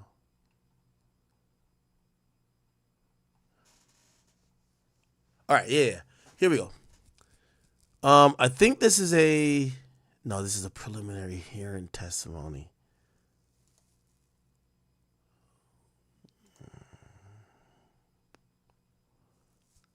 All right, fuck it. I'll just tell you the story without going through all the paperwork. I have the paperwork. I guess this guy's suing. He's suing Kevin Hart for $12 million now. So that's the end of the story. So he's suing Kevin Hart for $12 million. He has Kevin Hart agree. So clearly, which by the way, it's like a weird agreement. Kevin Hart was saying a nigga taped him and tried to get money out of him for a video of him fucking a girl. He said, I'm not going to be extorted. Like, y'all remember that video, right? Like, he just got on social media one day. Kevin Hart, extortion. And he apologized. Like, yeah, this right here. In my life where I feel like I have a target on my back. And because of that, I should make smart decisions. And recently, I didn't. You know, I'm not perfect. I'm not going to sit up here and say that I am or claim to be in any way, shape, or form. And I made a bad error in judgment and put myself in an environment where only bad things can happen, and they did. And in doing that, I know that I'm going to hurt the people closest to me, who I've talked to and apologized to, being my wife and my kids. And I just, you know, it's a shitty moment. It's a shitty moment when you know you're wrong, and there's no excuses for your wrong behavior. At the end of the day, man, I just simply got to do better. But I'm not going to also allow a person to have financial gain off of my mistakes. And in this particular situation, that's what was attempted. I said I'd rather fess up to my mistakes. Okay. So essentially, that was the video he came out with. So despite all that, the dude gets arrested. They confront, you know, not only the DA, but they confront Kevin Hart with, yo, bro, you know this case is bullshit. Again, I don't even know if this guy did it, but like he basically he backed Kevin down and he said, yo, you ruined my reputation. You're probably going to lose in civil court to me because I'm going to sue you and I'm probably going to get millions of dollars. Now, here's all the proof I have that I could essentially get a lot of money from you on a civil level, and you know this is not going to be good. And I'm wasting money defending this on a criminal level. They basically tell Kevin Hart at that point, yo, sign this agreement. I won't sue you. I'll never sue you. And I won't talk about it. But what you got to do is clear my name and tell the DA drop the charges. Kevin Hart tells the DA drop the charges get dropped. Kevin Hart makes a video, but it's not the video that the guy wants him to make. He makes a video saying, yo, bro, I wish I could find the video. It's a video with him in a car, and he's like, yo, like he kind of says some of the same words, but he said the guy has been found not guilty, as opposed to the charges got dropped. They never went to trial, right? Now, again, I could pull this up because this has more of what this guy was saying. This is his declaration in this new lawsuit. By the way, we would have never known about this agreement if Kevin Hart did the video correctly. He said, my sole purpose in signing this agreement to finally clear my name from false accusation made by the Hart and perpetually Heartbeat Productions. By the way, Heartbeat Productions made a it was a documentary on Kevin. Don't fuck this up, Kevin Hart. And that was kind of the premise on the whole thing. You get what I'm saying? It came out on Netflix. You get what I'm saying? This was the one after he cheated. So people were looking at that and they were like, yo, bro. And even this guy is saying, yo, you got millions of dollars off of slightly slandering. Well, not slightly. He was slandering the guy or saying, yeah, my friend fucked me over. You slandered me in a video on Netflix. You got criminal charges on me, right? I could get some money out of this. The guy says, all I want you to do is to clear my name and tell the DA drop the charges. He says, when I reviewed the initial terms about Mr. Hart's video statement, I felt it did not offer enough protection to ensure my name was properly cleared. I wanted to be sure that the statement reached a broad audience and that Mr. Hart could not manipulate the terms of the video statement to lessen its impact. My request was simply this. It aimed at ensuring the effectiveness of his statement. That's why I insisted that the agreement was as follows. He had to post it to his 150 million plus followers for 24 hours. Has to be posted during business hours. He needed to tag me in the video, and also it had to inform my lawyers when the video was posted that we could be ready. If these safeguards were followed, the video, I was concerned that without these safeguards, the video would not reach enough people that Mr. Hart could bury it at an odd hour, minimalizing its impact. I wanted to ensure that the public exoneration of me by Mr. Hart, which I desperately needed, was truly public and effective, right? So, yeah. Essentially, he did carry out and he said the criminal charges had to be dismissed within 60 days of the agreement, which I think that was done. And the video was posted. Oh, fuck, I really want to show you the video because the video kind of says everything he wanted. Where is the fucking video? Yeah, I don't know if I can find the video.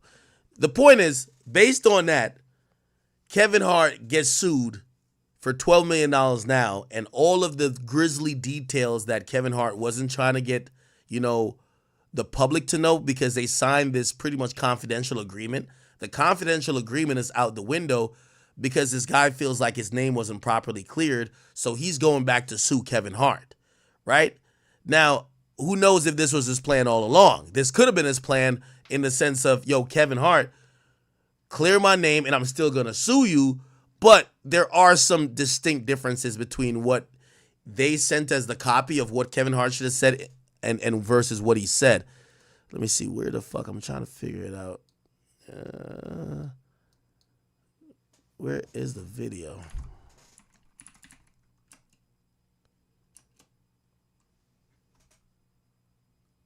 Yeah, I don't think I can find the video. I think there's a YouTube link unless I was tripping.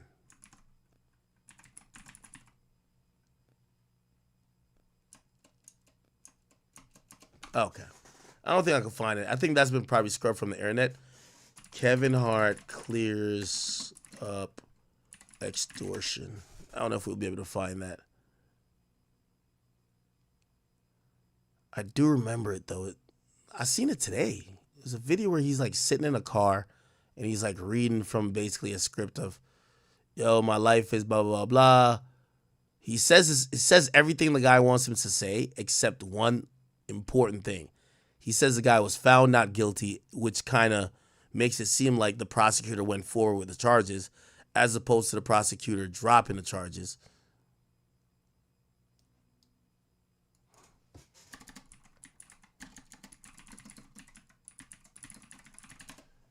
I don't think I can find it.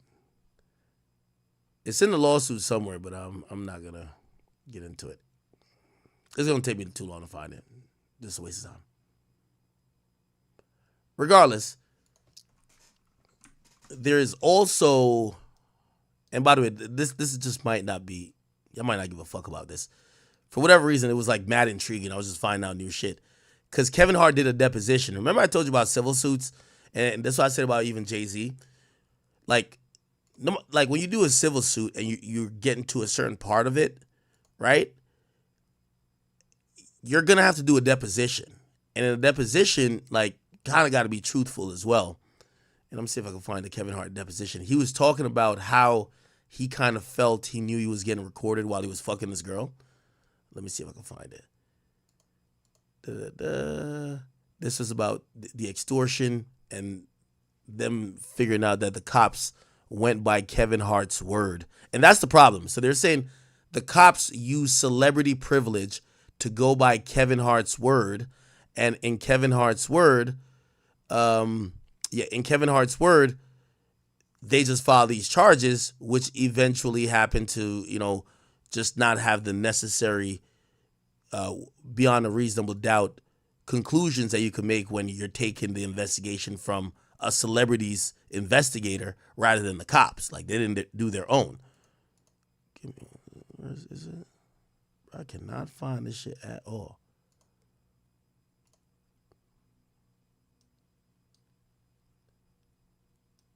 Okay. All right, yeah. His decision to let go of the matter, the settlement.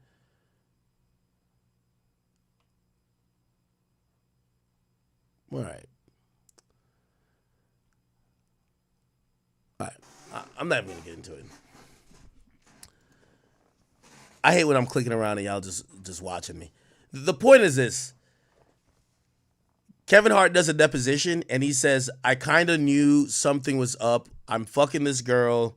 And when I'm fucking her, she asked me to do certain positions, which, are position. I guess he's admitting that he fucked her before. He's like, she's asking me to do certain positions that I've never done with her before. You get what I'm saying? And he then goes to say, she's asking for different positions. Then she goes to the edge of the bed to a specific angle, And I'm kind of flabbergasted because I'm wondering why she's sitting there. But now I realize she wanted the camera to be able to clearly get me and her, because the camera was mounted like in some, like it was like some hidden camera that was in like a socket or like something that's towards the front of the room or towards the side. And yeah, like that comes out in the deposition. So, you know, Kevin Hart kind of admits that he's fucked her. Like this wasn't some random chick. This was a chick he was fucking. You know what I mean? Which I'm wondering if Kevin probably regrets not doing the apology exactly how this guy wanted, because this guy got the opportunity to get a second bite at the apple. He's now suing for $12 million. And he did get an apology, even though it was kind of like bootleg. And he got the criminal charges dropped. And he wants $12 million. I was like, it's kind of fucked, if you ask me. But I don't know, man. I don't know. All right.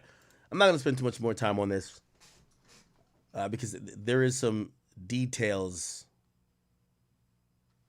that I'm probably just, I don't want to spend all night looking for. Did that make sense, though? Sometimes I'll be talking, I'm like, did that make sense to the people or not? Did that make sense?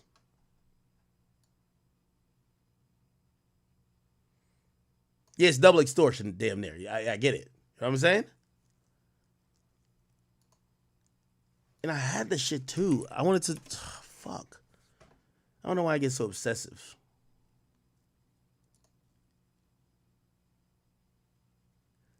Yeah, I be getting super obsessive about some of this bullshit.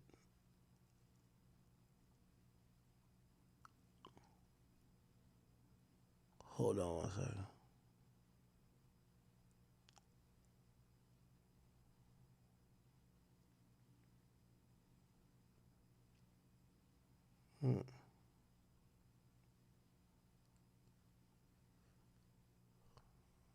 All right.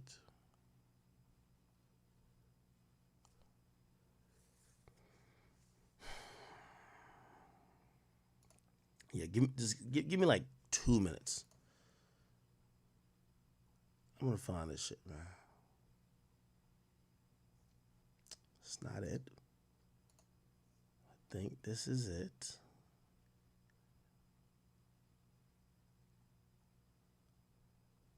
That's not it.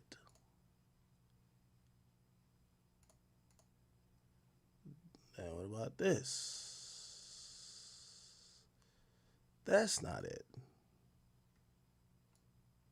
And what about this? It gotta be in here. I seen it this morning. I didn't want to download it specifically because this is a Dropbox shit.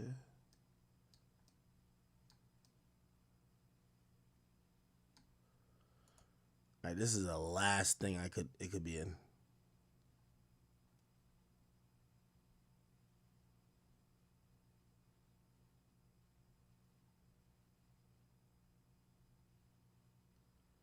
Oh, hold on, maybe this.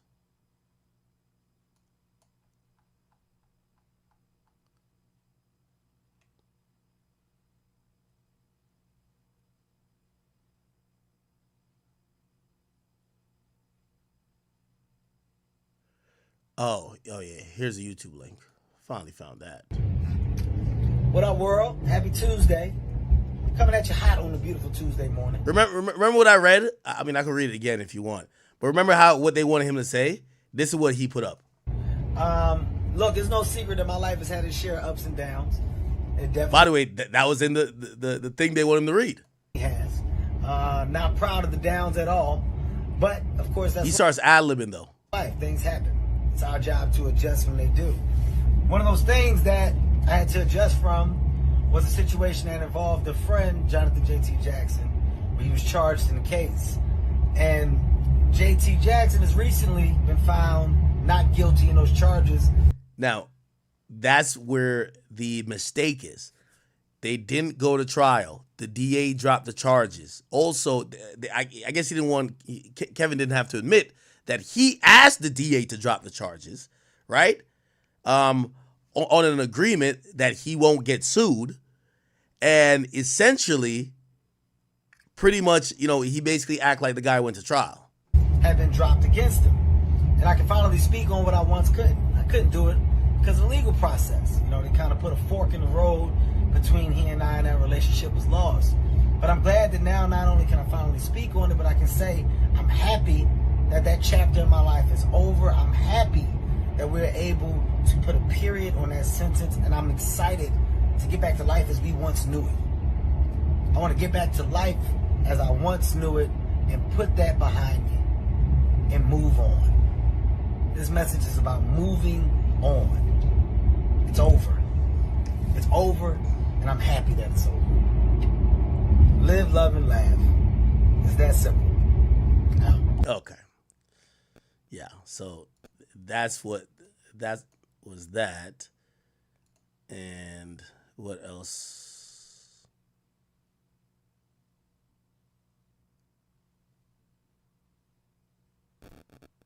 Yeah. Oh, shit. I think there's a lot more here. Hold on. Oh, shit. Yeah, I think this was where everything was at. So this is some more emails. I'll read you some of them. Hey, Dante. I hope you had a nice week, and I haven't heard from you, blah, blah. And talking with my client's counsel, you have any idea to help resolve the criminal case? Are you available to discuss? Finally, before we start talking settlement, my client intended to file a cross-complaint against Kevin, which would include a claim for false light, blah, blah, blah, regarding Kevin's Netflix Don't Fuck This Up series, right? Which references, that contain references that put my client in a false light, having extorted Kevin, which my client never did.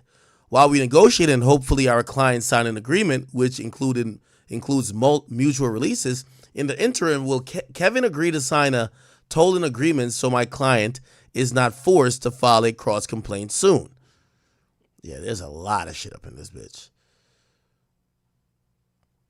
So basically, I feel like I've summarized this 10 times, but Dante, I don't know why it's taking so long to send me this tolling agreement. Even with Kevin's busy schedule, this shouldn't take more than a minute to do. Our deadline to file a lawsuit is rapidly approaching. If we don't receive the signed tolling agreement, Kevin's signature and authorized signature for the Heartbeat Productions by 5, we will proceed with filing the lawsuit.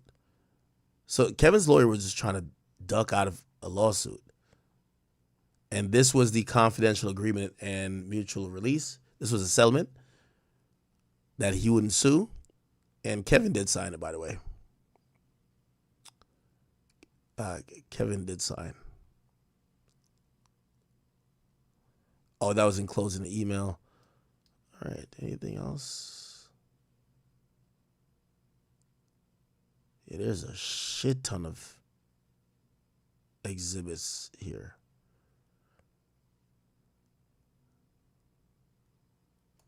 Exhibit D. All right. Oh. Is this?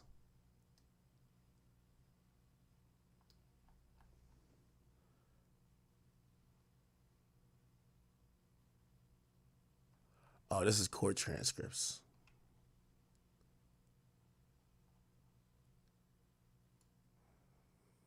All right.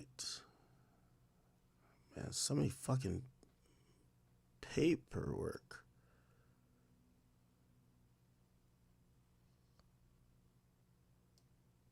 Yeah, homie spent quite a bag in trying to defend himself on this. I think Kevin Hart probably thought this nigga was broke. All right, yeah. Anyway, video logic. Okay, all right, it's all good. Anyway, just very interesting to note. I'll kind of end this with JT Jackson, Kevin Hart. I seen homie and his lawyer do an interview. Started out as a man who cheated on his pregnant wife on her birthday weekend in Vegas. That's how the story was run for. Come on, man. Let my boy Kevin Hart cheat on his pregnant wife on her birthday. What's the problem? For a long time. And Kevin's team was successful in shifting that narrative to Kevin being the victim of something that happened in Las Vegas. Attorney Jacob Glucksman. Jacob, can you kind of detail what's currently going on with JT? Yeah, happy to. So what's going on right now is that, well, let me take it back for a second. When I came onto this case, we sort of blew it up and exposed to the DA that this has nothing to do with extortion. Whatever the allegations were. Now, that's the thing that I'm like confused by. There is a video of Kevin Hart in a hotel that's a secret video.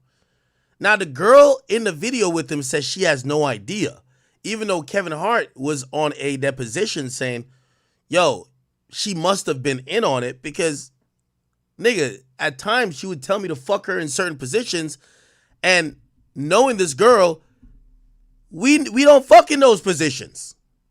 You get what I'm saying? Like she was trying to get the best positions of fucking for camera. It has nothing to do with extortion. The DA, to his credit, agreed, saw that, and dropped all the extortion cases against JT. However,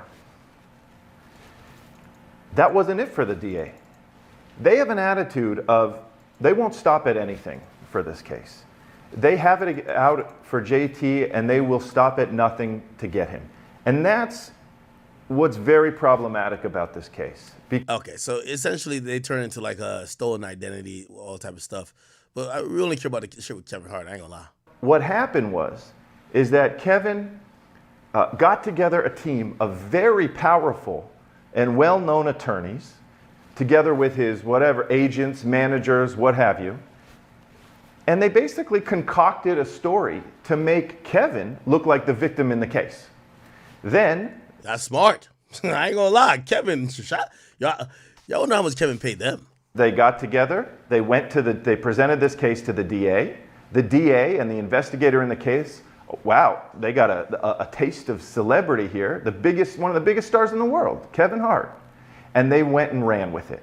And they continue to persist on charges against Mr. Jackson when the evidence just doesn't bear out. They have gone so far as to literally make up a charge against him. And when you talk about what's going on in the world right now, when you have rapists and murderers and drug dealers and street robberies going on, here you have this man who served our country who has... All right, okay. We can move on to another topic. My boy, Le Bebe. Am I running out of serious topics or I'm just like covering bullshit at this point? Y'all tell me. Y'all chat. I don't know why I be amused by everything I see online so much, man. My boy Le Bebe, okay? Have y'all seen the drama with him? So we all know Lil Baby for dating a woman named Jada Waiter, okay? This is baby moms, all right? Now, apparently, Lil Baby has had enough. And fuckboy season is going pretty good this year. You know, shout out to my boy Safari. You know what I mean? Let me tell you this. Women keep normalizing themselves being baby moms. And us men, we keep normalizing, letting them know when you're just a baby moms and you don't got the ring, we'll leave when the fuck we want to. Okay? So that's a never-ending continuing cycle. And the moment you keep acting up, or the moment, a nigga sees a battered bitch on the block, he is out. And apparently, Le Bebe is just no different. Now, no one gives a fuck who he's fucking, but the drama, or the at least the funny drama I saw behind it, was just hilarious. So apparently, Lil Baby has got a new girl, and the whole internet was talking about her because they said Lil Baby done got a nurse, which apparently all of the hoochie mamas, scallywags, unemployed, Fashion Nova models that be on the shade room be highly upset about, okay? Now, this woman, this is her look right here. Apparently she's a nurse, I don't know. But she came on the radar after her birthday passed and Lil Baby bought her a shit ton of bags, okay? She bought a lot of bags. Now, nobody gives a fuck about that. But maybe I just like watching the town burn at times. I think that's what it is, chat. So now, everybody started bringing up his lyrics. They're like, yo, this is old lyrics are coming back. This is her in her little nurse outfit, or I don't know. She works somewhere in the medical field, I guess. So Baby had rapped. He said, I'm tired of these strippers. I'm going at nurses, doctors, and dentists. Now you got to imagine all of these scallywags online who basically want to get what they call put up. Like Ari, Jada, and them girls. They're tight. Like, what? And now, you know what Lil Baby and Future say, them niggas is like, they speak gospel for other niggas. So niggas like, oh, word? We're done with strippers? We're getting like women who work in like the dental shop or whatever the fuck, or the dentist or whatever that's called. So yeah, everybody started getting even more mad. But it wasn't done there, Chad. I kid you not. So here's some more. Then everybody said the beef started to go down. This was hilarious. You know, female beef it's undefeated. So apparently, after this, they said, damn, Lil Baby done up the skull. Okay, Baby fine, and she's a RN. And that don't stand for regular nigga. It stand for registered nurse. So you deserve everything. Now, by the way, I don't know no nurse that dress like this, but let's just go with it. It sounds good. It sounds good. Fuck it. So his baby mama chimed in, and she said, hey, y'all. This is her, Jada Waiter. Says, I love Hermes, but I've retired Miss Chanel. So I guess she's saying them Chanel bags that Baby got this other girl, them shits is watered down. You get what I'm saying? Like, they not fucking with it no more. Now, that it didn't end there. I don't know why I know this bullshit right here, bro. Chat, I need Jesus. Then this happened. Look, his baby mom, because everybody said, why you dissing his new girl? You mad because he replaced you with an RN.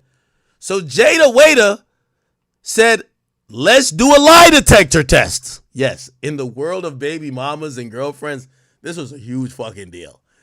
So she wanted to say, when she said she don't do Chanel bags no more, she do Hermes, essentially, that wasn't her throwing shade to Lil Baby's new girl. People didn't believe her. So you know what she did? She got a lie detector test. We invited our girl Zoe, the lie detector chick. In your new recent posts about Chanel, were you being shady towards that other girl? No. Truthful. Did you make that post because of her setup? No. Yo, I ain't gonna lie. I be feeling bad for women, yo. Yo, y'all women need like some like real passions in life. If y'all beefing over bags, y'all beefing over who ride in what car, who, like, these are some of the things I'd be like, yo, what the fuck is going on in this world? I made that post for me and me only because I now like Hermes. That's my go-to brand. That's all I've been buying. You see the fucking material. Okay. Now, the drama didn't stop there. The nigga who was fucking the girl before, Lil Baby, is now dissing Baby. He's saying these rappers, they on his dick. Watch this, chat. Man claims that Lil Baby's dating his ex-girlfriend and says he's not used to having this type of girls before money and fame. So the nigga who used to date the girl said, I don't understand how these famous people be fucking with the same bitches as me. I dubbed her because she's a hoe. Got the fuck out of there. But Lil Baby always been weird. He not used to having bad bitches before the money. Hilarious. He didn't stop there. Then apparently, Lil Baby's ex and his current was rocking the same clothes. I know this is stupid. I know. We got better topics. I know. Just give me 2 more minutes for this. She posted this outfit right here. Then everybody posted that look at this girl in the similar outfit right there. You know what everybody was in the comments saying? Lil Baby finally upgraded from a hood rat to a classy chick. I don't know. The comments were hilarious. So, this is why I posted it. Because she was being called classier and I was trying to figure out how.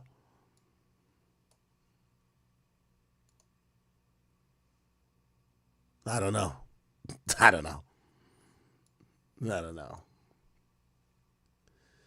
When they doing the same shit. So all y'all bitches and bitchettes, step off my post. I guess somebody was saying the upgrade is clear. IMO, in my opinion, Jada's a hood rat. Still acts like a teen. Even looks like it. She keep it classy and she looks like like a teen. She's talking about a new girl now. She looks like she keep it classy and she look like she listen. Somebody said such an upgrade. She's so fire and classy. Man, I said all that bullshit just to say, yo, this is why Shade Room is the most popular Instagram page online. Because to keep it real, there's always more drama and more excitedness going down when you start thinking about the side chicks, the scallywags, the baby mamas, the women who act like they're wives but they're not wives, the girl who just dick watching, the other girl who just got a DM and she feel like she gassed, the one girl cheating on her regular boyfriend with the rapper who come to town every 3 months. Yes, there's so much more drama going on there. Do I give a fuck? Not that much, but it's a good laugh. Anyway, I guess I said all that to say, Lil Baby got a new girl. Okay, he finally told Jada, hit the dash. Obviously, she's still going to be around because, come on, like, he has a lease on that pussy for life. Like, no disrespect, because we all know niggas fuck their baby moms all time. Come on, like, this is why I don't even date baby moms. Like, if your baby daddy come around, the only way you could date a single mom, that her baby daddy got to be dead. Or so deadbeat where she hates that nigga. You ever seen a girl who hate her baby dad so much she'll put that nigga in jail? Like that. But if she got a nigga who's a good father around, hell nah, she gonna suck that nigga. She gonna fuck around and suck off that nigga one night, man. Trust. Feel me? They gotta show up to Little League games together, parent-teachers meeting shit together. When it comes to like Christmas dinner or Thanksgiving, who house we're going to. So anyway, but yeah, I guess this is a new girl. To me, they look the same. I guess people just think she's a doctor. Man, I guarantee the only thing this chick ever gave CPR is a cock. I swear. Watch, like she probably just like the thing with Jada and them. And somebody asked why people think they're considered ratchet. Like, no, and I have no problem against her. Like, I'm just breaking this down. It's not even about skin color, right? When people see like Ari and Jada, the way they talk, it sounds ratchet and ghetto. The way they act, shit, I'm gonna be honest with you, even having some of this long ass hair that's like at your fucking knees, that's clearly not yours, that's ratchet too. I'm just being honest. Like, that's why they think y'all ratchet. Now, is Jada smart? Maybe. I heard she has a good business. Maybe she's smart. Like, maybe her, I don't think I've heard her speak that much. Maybe she has an extensive vocabulary. But we know what being ratchet, like Ari is a definition of ratchet. Young Miami, ratchet. This is what it is, man. It just is what it is. And also, some of these tattoos, man, like, yo, you look like graffiti. You look like a walking graffiti sign sometimes. You feel me? Like, you just got a tattoo right here. Just on the cheek, the whole leg, like, again, I'm not saying it's right, but I'm saying that's why people tend to call some of these people ratchet. But, you know, blessings to Lil Baby.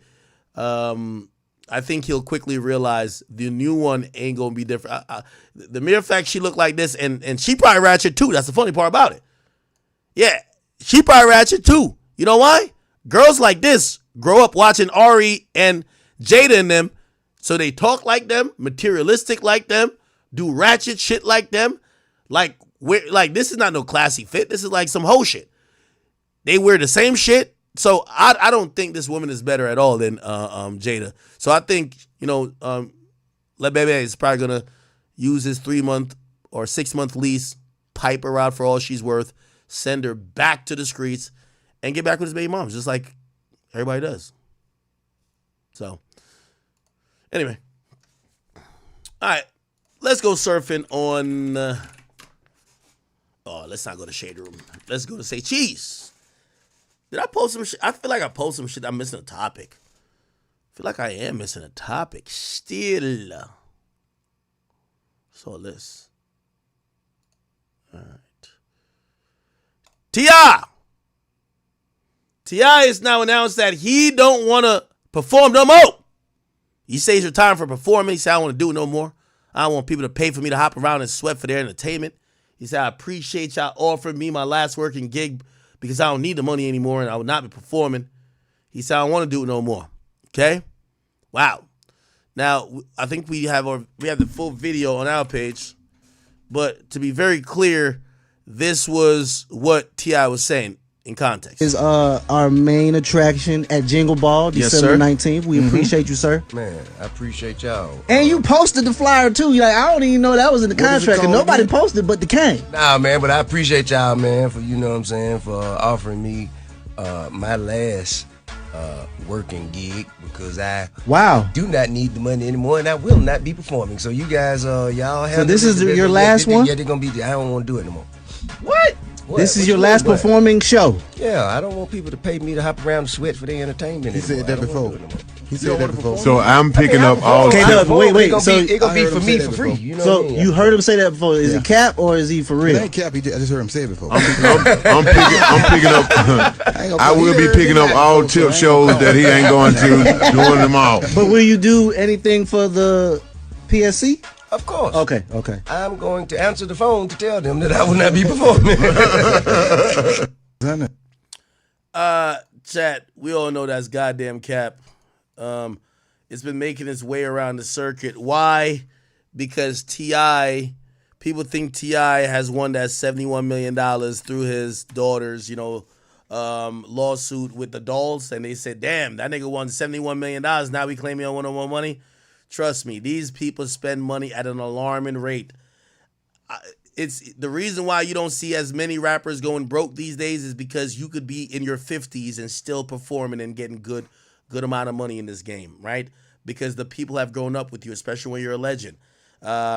Also, we've seen the circuits of like whether it's 50 Cent going on all these elaborate tours. We've seen wasn't So Def on a tour. Like, we've seen that you could still perform. I don't foresee any rapper unless you're in the position of Jay-Z, which I don't think Jay-Z has quit performing. Because if somebody offered him $10 million right now, I think he'd bring his ass on stage wherever. Maybe not a Coachella, but like for like some Prince in Dubai, some private shit. Yeah, I could see it. Yeah, I think T.I. just talking shit. He's just talking shit. I don't believe it one bit.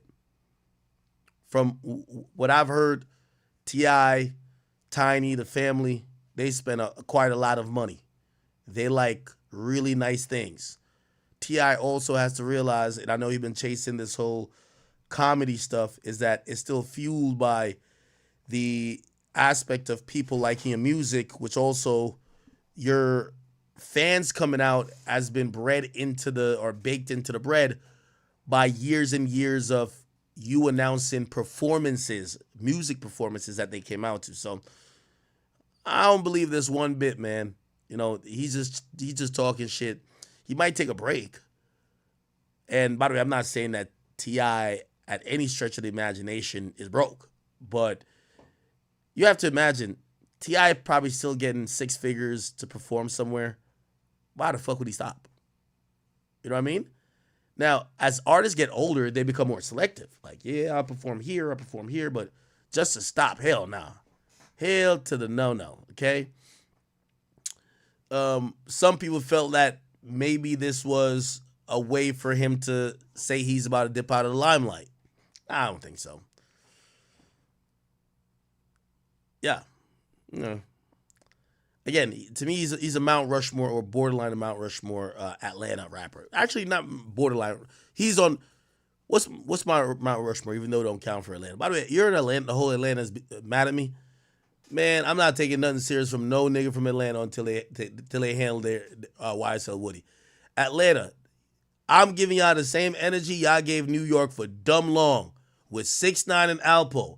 When y'all got y'all shit now, I don't want everybody want to talk about everything else but that. No, we're giving Atlanta the New York treatment. New York used to be the home of rats. Now Atlanta is. Y'all take your title with pride. Don't walk around it, okay? It is what it is. And by the way, I probably shouldn't say that with T.I. on the screen because I don't think T.I. is a rat. I think T.I. is a real nigga, okay? And I know some of these Atlanta pages will clip it. They'll be like, yo, you were talking about T.I.? No, I was not talking about T.I., okay? We're talking about the guy who is proud of him getting on the stand for a month and telling on one of y'all favorite rappers and one of the rappers that supposedly was one of the biggest gangsters who was standing on business, and this nigga is as free as a bird doing whatever he want. And matter of fact, to keep it real, I'm hearing people ain't even mad at him. So it is what it is. All right. Yeah, this guy's not quitting, man. Jingle Ball, yeah, he gonna be a jingle. This might also be, remember when rappers used to be like, yo, it's my last album? Yeah, all right. Yo, Game told us like 5 albums was his last album. Then dropped another one. Marketing tactic.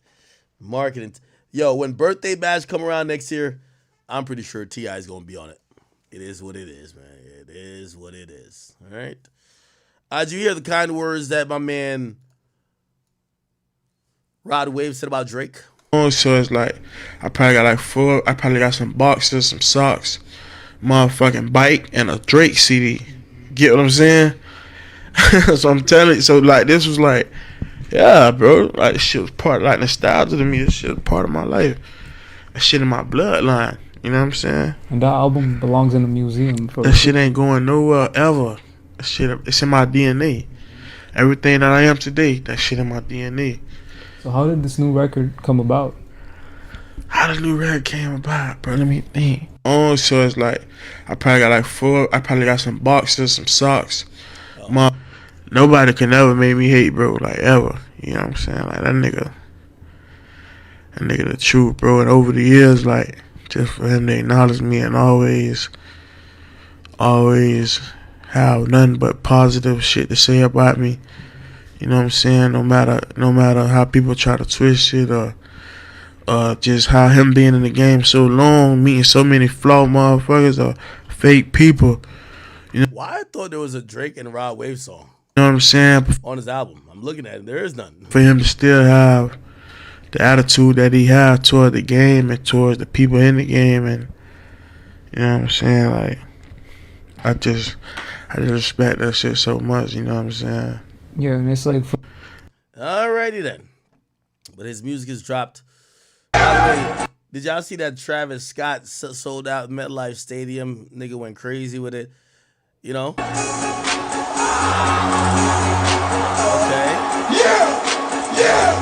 Yeah. Let's go. Yeah. Let's go. Yeah. Hands up. Yeah. Hands up. Yeah. New York. Yeah. MetLife. Yeah. What's up? Yeah. Let's go.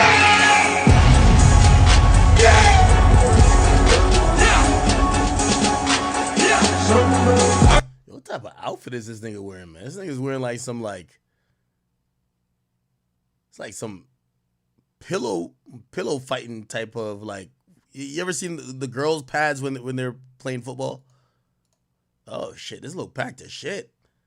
65,000 people, man. Travis is that guy. He brought out Cardi. Look, Cardi. Travis Scott, MetLife.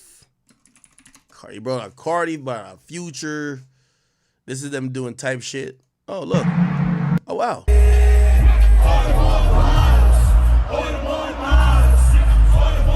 Oh, shit.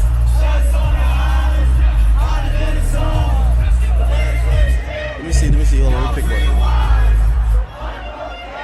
This is him doing Fiend like 20 times.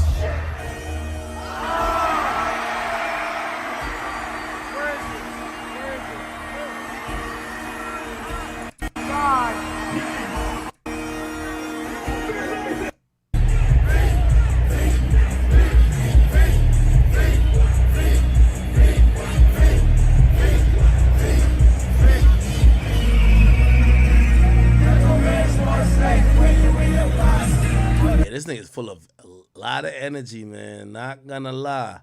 Let me see Goosebumps. I get them goosebumps every.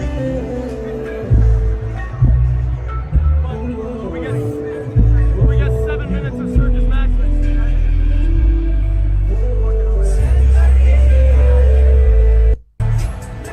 I get those goosebumps every time.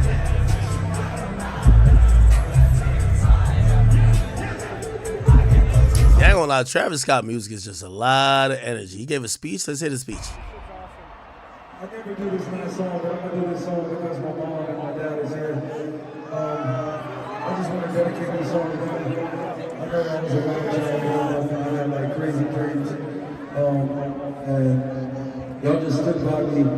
Hell yeah! Stepped away in some way. Fuck Drake! So for all the pain that I put you through, I hope that it's worth it tonight. Thank you for all these nights to show my mom and dad tonight that it's worth it to follow your dreams. I love y'all so much. Chase me to do this one song, yeah? Okay. So he does a speech, does apple pie. Okay. Where does he bring Future out? Oh, Sheck West got a little come out? Okay.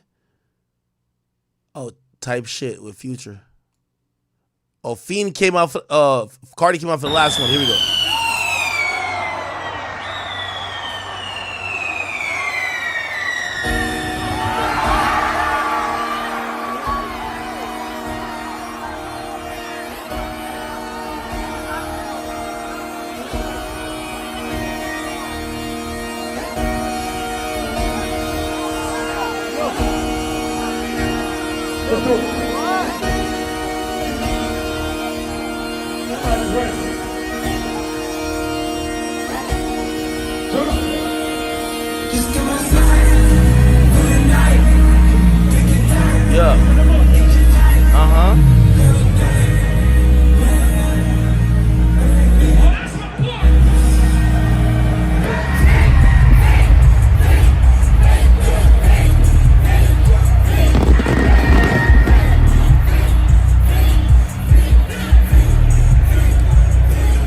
Lie, this thing of Cardi really have us like thinking he's like some rare unicorn when he comes out. Like, where's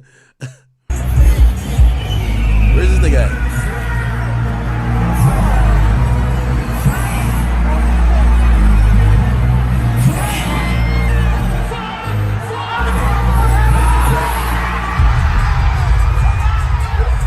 Yeah, Cardi's him.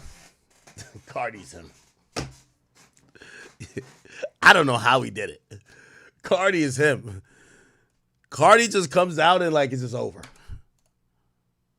Just listen to the crowd.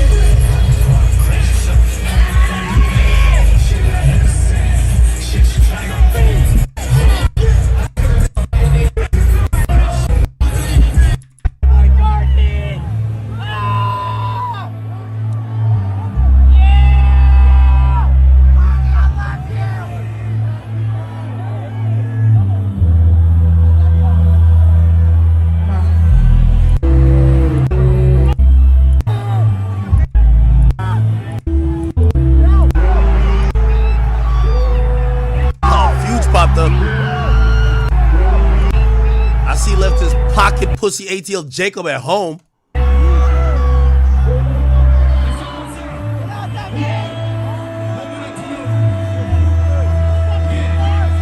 ain't gonna lie, I'm mad they kicked out Drake out of the Cool Club.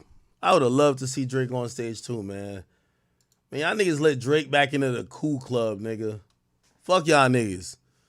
All the cool niggas just dapping it up on stage, wearing weird shit. Travis is jumping around like a little kid. Fame! Fame! Fame! Fame! Fame! Fame! Future's just coming out looking like he's just trying to bag a bitch. God damn it.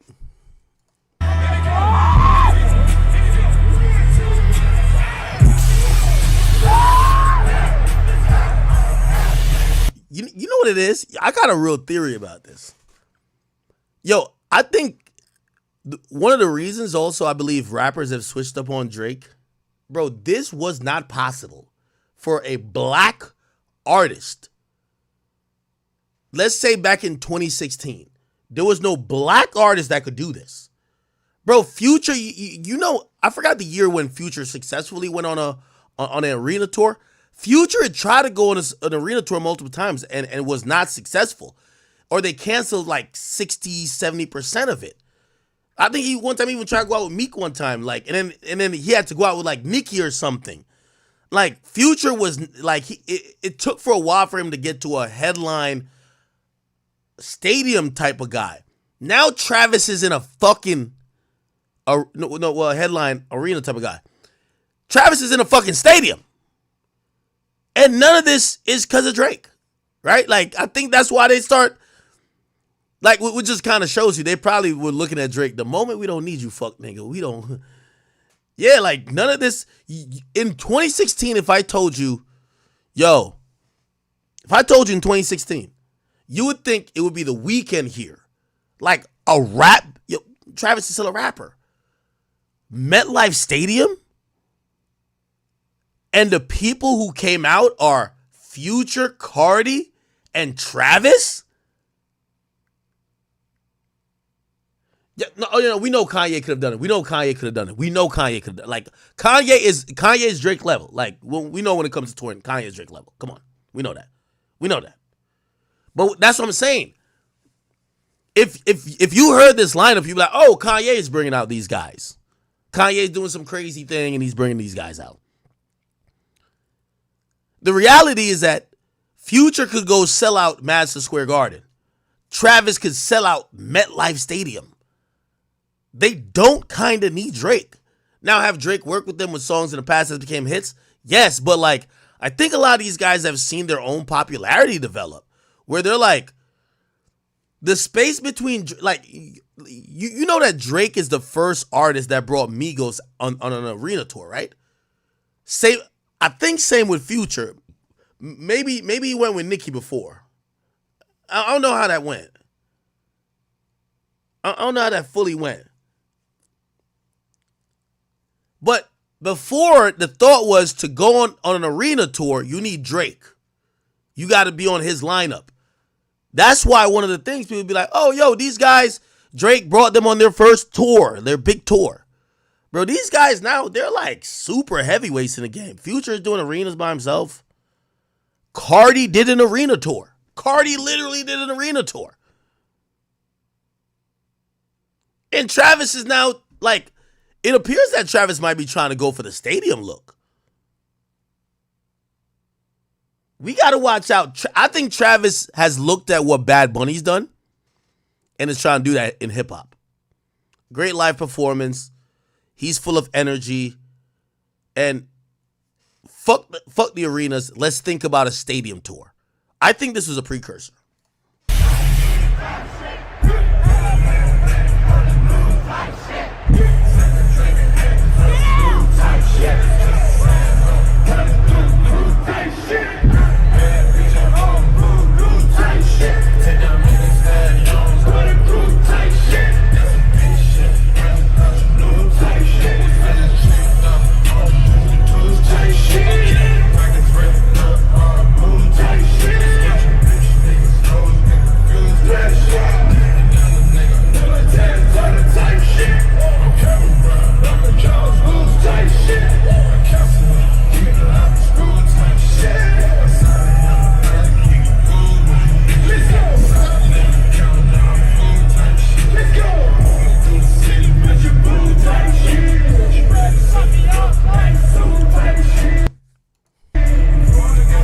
I ain't gonna lie.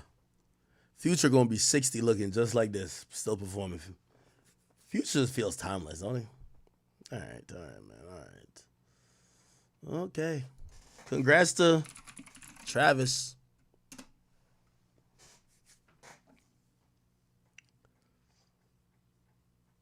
Who had the best verses on Deuces? Aubrey Graham? What the fuck? I fuck you like no one has ever made you feel. I mean, it's part of our relationship. Bro, like, come on. Everybody know that Drake had the best verse. Why are we asking this dumb-ass question? Drake had the best verse. I don't remember no T.I. verse. Get out of here, T.I. Only thing T.I. ever did good with Chris Brown was appearing in that Takers movie. Yay, nah. Fabulous. I didn't remember he was on it. Ross? Do we even get to Ross's verse? Oh, yeah. It's Drake or Andre 3000. It's Drake or Andre 3000. Facts. Wait, Gunplay say he hasn't showered in 3 days. Ain't even bathed. I ain't bathed for 3 days. I ain't gonna hold you, bro. Alright, man. Let me get that off the screen, man. Y'all niggas is tripping.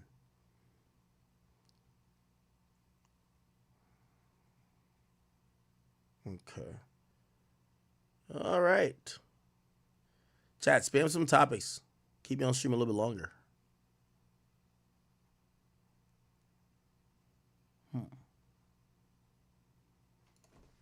Where the rap topics at?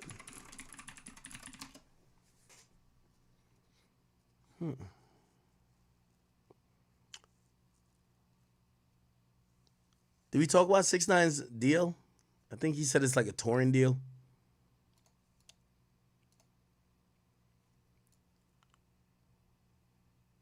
We're not doing no fucking egg test. Dirk and Vaughn. Oh, Anthony Edwards.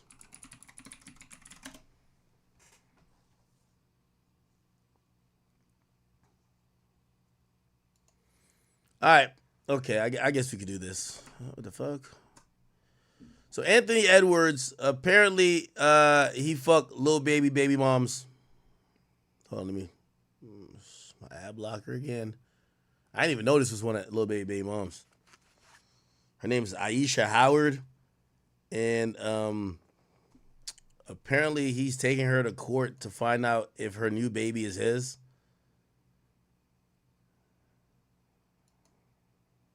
Hold on, I'm trying to get my ad blocker thing. Jesus Christ. Is this thing gonna be cooperative? I'm gonna have to take this ad. Like, I got YouTube Premium already. I don't even know why I still have the ad blocker on. It don't do shit. Okay, here we go. All right. NBA star Anthony Edwards petitioned Lil Baby's ex, Aisha Howard, for paternity and child support. What? Oh, I guess she wants child support from him, so he's like, yo, prove I'm the dad. NBA star Anthony Edwards is taking out. Yo, I thought this nigga was like giving these chicks Plan Bs to pop like, Flintstone vitamins. Like, bruh, how you having babies out here? You feel what I'm saying? Okay, so the woman Aisha Howard shares a baby with Lil Baby, and Anthony Edwards took her to court to confirm whether or not he fathered a child with her. Court documents obtained by Page 6 showed the Minnesota Timberwolves star, damn, he's only 23, filed a petition for paternity and child support. He's looking, I guess he's trying to put himself on child support because she's broke. Come on now. I don't give a fuck if she's have the baby by Lil Baby. Lil Baby ain't giving her shit. He's looking for a court to demand genetic testing for him. Howard and the minor child in question. If genetic testing shows that the petitioner is the father, petitioner requests a order establishing the minority's paternity. The documents were filed to say. The status conference is been scheduled for this case on November 13. The influencer who goes by the name Miss Little Golden. Why does that name sound familiar? Boasts more than 500,000 followers.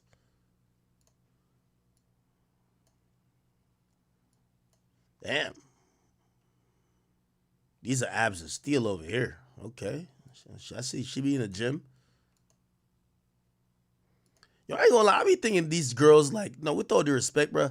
Yo, these girls must got like a type of trick to like trap these niggas. It's like, come on, bro. Like,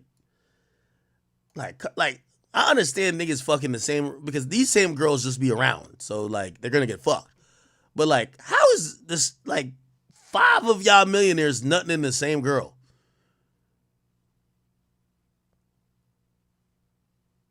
Oh, this is the Lil Baby son that I met. She must got some move. You know what I mean? Probably you can't pull out when you hitting her with the back shots or some shit. I didn't even know she had like a new baby. Where's the new baby at? Where's the new baby? Did she announce she got a new baby? She shows off little baby's kid, but what about her new baby? Oh, look. Oh, I guess she lost the kid? Oh, okay. All right. When was she pregnant? How old is the kid? Let me see. However, she's been mysteriously absent from her I guess she's pregnant now. Her last post was shared on May 21st, featuring her posing in a neon green outfit that showcased her toned body. Howard already shares a young son named Jason with a little baby, and she frequently features him in her posts online. Edwards, for his part, is much more private about his children, but is rumored to have welcomed at least 3 kids in a short period. According to People, so he got 3 kids or 4 kids. He welcomed a baby girl with his girlfriend Shannon on March 2nd. He reportedly left Timberwolves game during halftime to be there for the delivery. Shannon, whose name the outlet did not disclose, also shares an older son with rapper Chief Keef. So one of his baby mamas also got a kid with Chief Keef. And then this other baby mama to be has a kid with Lil Baby.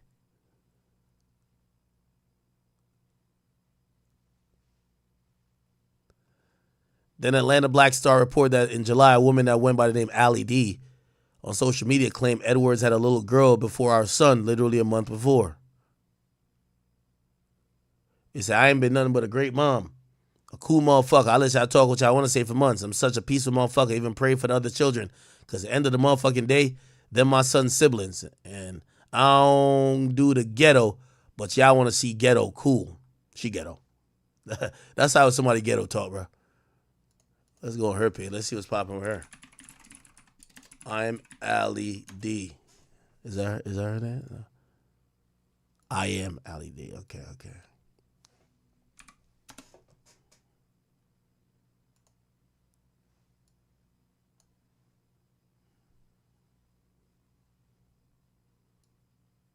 She looked like she could. Them titties look like she could feed a whole village. I see what my boy was thinking, but still. Yo, us men got to start treating our semen like, yo, this shit could be magical. Yeah, she probably was out there popping it. Anytime you see a girl got all Bible scriptures, you know what she used to be. If she become a Muslim, she got mad scriptures. Yo, these chicks ain't never found church until after. Come on.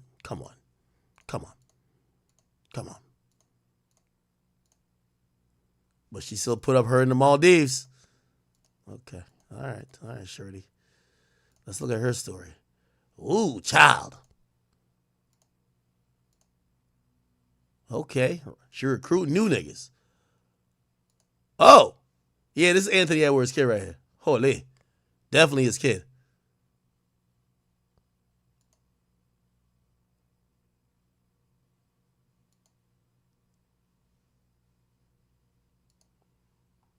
God damn. Oh, it's her right here? Oh, nah. Yo, this tattoo is the most ratchet shit I see women be having, bro. This her? Is that ass fat enough for you to replicate your DNA with her? All I see when I see these chicks is fucking problems, child support, and Instagram drama. But okay, you know, if he likes it, I love it. Okay.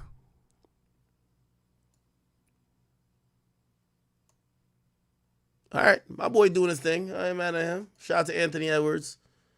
You know what they say. If you getting, like, as long as he don't complain that when he is 33 and he's going to be a veteran, maybe on his way out the league, and now he has to actually spend time with these kids and he has to go, they're going to all be saying, no matter how much money you're giving them, you're a bad dad because you missed their first football game, basketball game. You don't show up to parent-teacher meetings.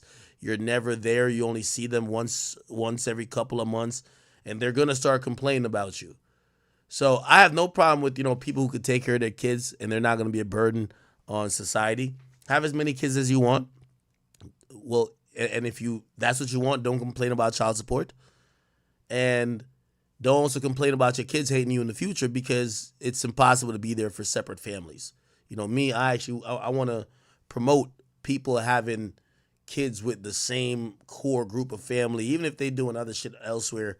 Like, well, I guess Lil Baby got other kids elsewhere, but I don't know. Like, say DDG and Halle. Like, I hope they just keep having kids together, right? I don't see the reason to have like 5 different households. It's impossible. It's fucking impossible. You have to physically be somewhere. It's impossible. But hey, shit. I actually believe this is some type of. I think these basketball players and rappers are turned on by the idea to have children with a woman who has had children with other celebrities. It has to be there's just no fucking way. It just makes there's no fucking way, right? It's like maybe they're like, oh yeah, so and so got a kid by her, so I'm gonna get a kid by her too. I don't know, but that's confusing to me. Anyway, I see finally they press Bow Wow, Future, and another nigga, actually like 4 dudes' baby mama. Her name is Joey Chavis. She came out recently. She was like, yo, let me explain why I got kids by all these niggas. Like, I ain't gonna lie, I listened to her explanation. Still sounded crazy to me. Not even gonna lie. Let me see if I can find it. Her name is Joey Chavis. I ain't knocking her though. Right here. This is her right here. Listen to this shit, chat. Okay, so honestly, I get a lot of hate. Yeah, let's Google her baby daddies real quick. Joey Chavis, baby fathers. She got 3 kids. 1 for Bow Wow, 1 for Future, and 1 for Trayvon Diggs. Fuck it. Let's hear her explanation. And people say the most rude, disrespectful, mean things about me every single day. Like, I get tagged in it. I see TikTok videos that people go out of their way to bash and talk about me. I see it in the comments all the time. I honestly, I don't know. Like, I just don't let strangers get to me or like their opinions of me and my life and the decisions that I make or, like anything that I do get to me. I can't, because I have 3 kids to raise. I have a business to run, and I need to be in a good mental state in order to do these things successfully. So I just try to block out the noise, and I don't believe any of those things about myself, so I really don't let it get to me. But I see them, and a lot of them are very nasty, and I'm just like, damn. Oh, and lastly, that I'll add, and then I'll just be done with it, because I'm not even going to give it too much attention, but you guys act like I just go out searching for, I don't go looking for nobody, okay? Let's just get that straight. I don't go out looking, searching for nothing. I don't have no intention of, ooh, I'm gonna go do this. Like, no. You guys act like I just meet these people and just get pregnant. Ooh, I'm gonna have a baby. Like, no. It's like years of building with somebody and doesn't work out. Like, okay. And I'm left with a child. Like, okay. I get it. But these aren't strangers. You know what I mean? Just didn't work out. And that's okay. Life goes on. So let's move on. And please keep my daughter out of your guys' comments. Like, what are you teaching your daughter? Worry about your daughter. Worry about what you're teaching your kids. And if you don't have none, worry about having some kids to teach something to, okay? Because I teach my daughter very well. She has seen me in relationships. She's seen it. Now, I'm going to be honest with you. I got to give her some credit. Man, at least she working that coochie right. Like, yo, she hit the lottery 3 times. Bow Wow, Future, like at least she ain't have like a baby with somebody who financially can help provide. She claims she looking for love. Shit just didn't work out. Okay. Get what I'm saying? But at least she hit the lotto 3 times. She like Destiny. I think Destiny got 5 kids at this point. She got like 4 NFL players. Destiny wild as fuck. Okay, all right. She said what? She don't receive no child support. What? Lot of backlash for having babies with rappers Bow Wow Future and NFL player Trevon Diggs. While many people think Joey intentionally have babies with celebrities and athletes for financial gain, the former dancer says she takes care of her own children and has not received a dime in child support despite having 3 rich baby fathers. According to Joey Chavez, she makes her own money and has been working since the age of 15, so she doesn't need a man to take care of her. I don't know.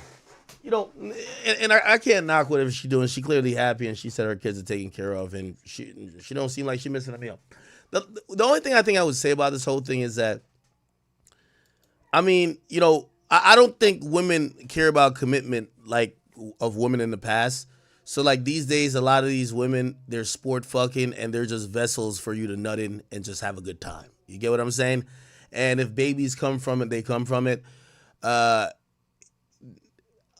I can't speak for her, but I, if I had to say, I can't think commitment's a big thing for her, because after having 3 baby daddies, at some point you got to say the next one, before he nut in my gut and I get pregnant, he got to put a ring on it if you care about marriage. But I don't think marriage is in no more. I think these days, you know, just, you know, as long as y'all not passing around STDs and everybody taking care of their kids, good. You know what I mean? So it is what it is. If I was a woman, I would try to angle and leverage shit with commitment, because at the end of the day, when you're stuck with multiple kids, a man gets to go do what he wants. Even if he has 8 kids, he's gonna still show up to a new girl empty-handed. If as a woman, for the most part, if you're raising your kids, when you show up to the next person, again, not saying you're saying the next person got to take care of kids, but it's kind of like a package deal, because the kids are living with you, you're actively taking care of them, and it's part of your lifestyle and making sure that they're okay. So, I don't know. But again, I don't think people care about commitment these days. It's like whatever. Which shit works out for dudes, right? Shit, if you could just nut in bad bitches all day and they don't require you to do a motherfucking thing like marriage or even be in a relationship with them, why not? The fuck? No, not saying that a millionaire should do that, but hey, whatever. Okay. Why I keep telling me about some Kayla Nicole shit? Who the fuck is Kayla Nicole?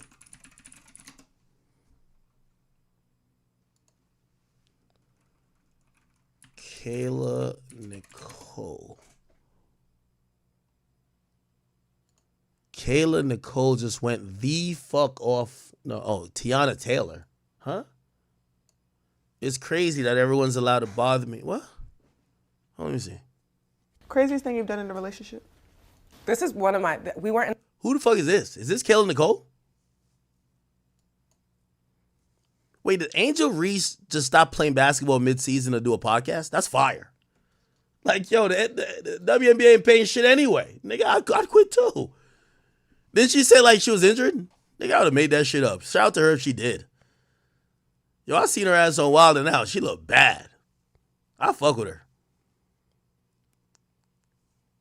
Like, whatever she doing on the basketball court is, nobody cares. I heard she averages like 30 rebounds, but half the rebounds are hers. She just throws it over the hoop and catches it on the next side. Fire. I like it too. Who cares? Craziest thing you've done in a relationship? This is one of my. We weren't in the relationship, but this is probably one of my favorite crazy Kayla stories, because I don't have that many. But I'm a Scorpio, and I have that. Because you're a Scorpio. Oh, okay. The story's different because you're a Scorpio. Got you. Crazy in me, though. You know what I mean? Like, it's back there. So, I was dating a guy. Okay. I was dating a guy. So she was fucking him. Because didn't she just say she wasn't in a relationship? Crazy Kayla story. We weren't in the relationship. We weren't in the relationship. We weren't in the relationship. So she wasn't in a relationship with the dude. Or maybe she did it after she broke up with him. All right, let me let her talk. But this is probably one of my favorite crazy Kayla stories because I don't have that many. But I'm a Scorpio and I have that crazy in me though. You know what I mean? Like What it's did you back do? there. So I was dating a guy. Okay. I was dating a guy and he dumped me through a text message. And he dumped me for this singer/actress who was famous at the time. Dumped me for her. Lied about it for months, then popped out with her. It became like this public thing, and it was like, oh my God, we love them. Another like celebrity iconic relationship. And of course, little old me, I'm devastated, I'm heartbroken. I had just moved to New York to like be with this person and move in with them. It was a whole thing. It's not who y'all think. Yeah, you guys will not be able to figure this out. Or maybe they will, who cares, it doesn't matter. So he breaks up with me, dumps me, moves on. And for Halloween that year, I dressed up as her. I dressed up as that lady for Halloween. And not only Are did the I- pictures out? They're there somewhere. They're on the internet. And it went viral. Clock that. It went viral. It was everywhere. Like, Really? And that was before like I was even anything on Instagram, which is why it was even funnier because everybody's like, oh my God, you look so good. And you Did he say killed it." something? Yeah, you called me crazy. Like you're nuts. You're a crazy person.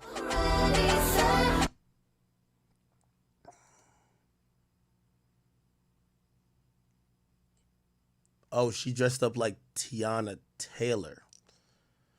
Oh, so I guess she was fucking Iman Shumpert. Okay. And then Tiana Taylor went crazy on her. Let me see what Tiana Taylor said. Let's go to Shade Room, actually. Is this a big deal? Like, who the fuck cares?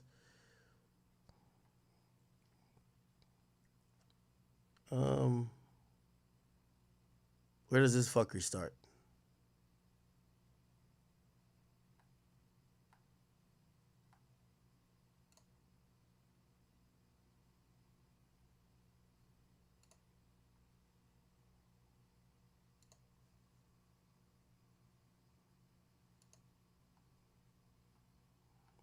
I have no idea. Like, I'm so lost about this bullshit. Oh, okay. Here we go. It's really crazy. Oh, okay, good. It's really crazy that everyone's allowed to bother me and be distasteful. Everyone gets to play while I move with grace, always. But now y'all want to have a little. I want to have a little Sagittarius fun, and it's a problem. Fuck the Iman part. I'm divorced and happily so. However, her choice of words were distasteful and uncalled for. She knew exactly what she was doing. That lady said she was famous at the time and also said, I don't care who see it. It was distasteful and uncalled for. Most importantly, she knew people would dig. So automatically my name is attached to the nonsense. At that point, she ain't need to at me. That was a quick search. My name was trending before. Well, it was trending without an at before saying a word. That's how I seen it. On top of the fact, the math wasn't mathing and the facts weren't facting. However, the level of cringe factor was. LOL, I'm finding out, just like the world, that her intentions were ill and petty. She pulled a black card when it came to Taylor Swift, but in the same circle turned around and tried to bully the black woman that was married to her situationship she claimed dumped her for me. Dressing up like me for what? Crazy part about all this, I actually showed love under her pic when she posted it. Like I did the whatever amount of people that dressed up as me for Halloween. Whole time I know she was being shady. Now I do. So in that case, petty pants on. I had my little fun. I said what I said. Now I'm done and headed back to set.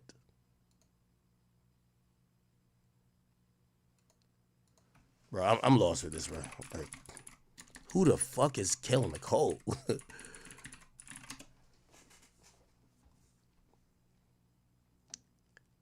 Isn't that the chick that Bandman Kevo got pregnant or something like that? I thought she was like mad skinny.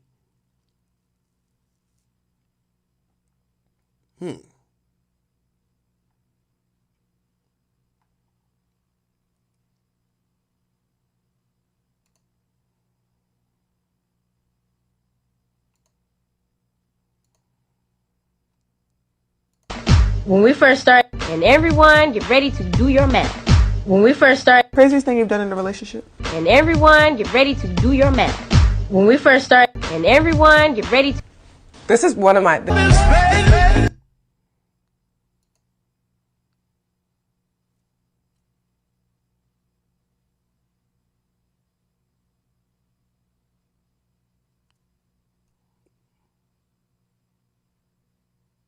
What the fuck was that?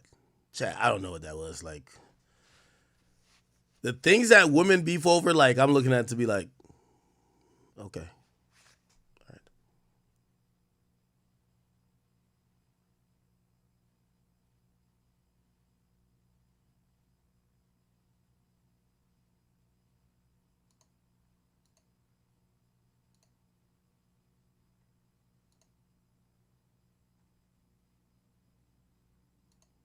DDG definitely trapped Halle with that baby. And here's a little TikTok creator fund CPMs is not that high for y'all to be sitting on here talking for 2 minutes about me.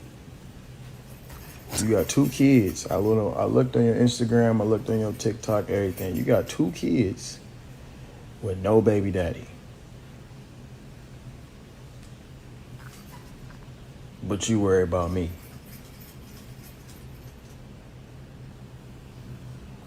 Don't make sense to me. Y'all need to stop, bro. I be seeing what y'all be seeing. Y'all be thinking I don't be seeing, but I be seeing this like, bro, I'm a father. I'm in my child's life. Worry about your baby daddy. Why are you worried about me? I don't understand it. I never get it. But I love y'all to death. I love black women. Come on. Oh, man. I think I'm at the point of no return, chat. I might have to call it. Yeah. It ain't nothing like the first day I put my lip. Oh, this is crazy. I'll cover this as last topic. Yo, the point of hiring a private investigator is for shit to be private. Kanye West has hired a private investigator who's now suing him. So the details of what Kanye wanted him to investigate is now public. He's sued by his former director of intelligence for a non-payment. The man claims that he was hired as a PI to follow around his wife. I ain't gonna lie. Shout out to Kanye for that. I've never thought about that level of stalking. Yo, let me tell you, I've only been with crazy bitches, so they've always tried to stalk me. I got to get back on the stalking shit, because sometimes I be on some, I don't care.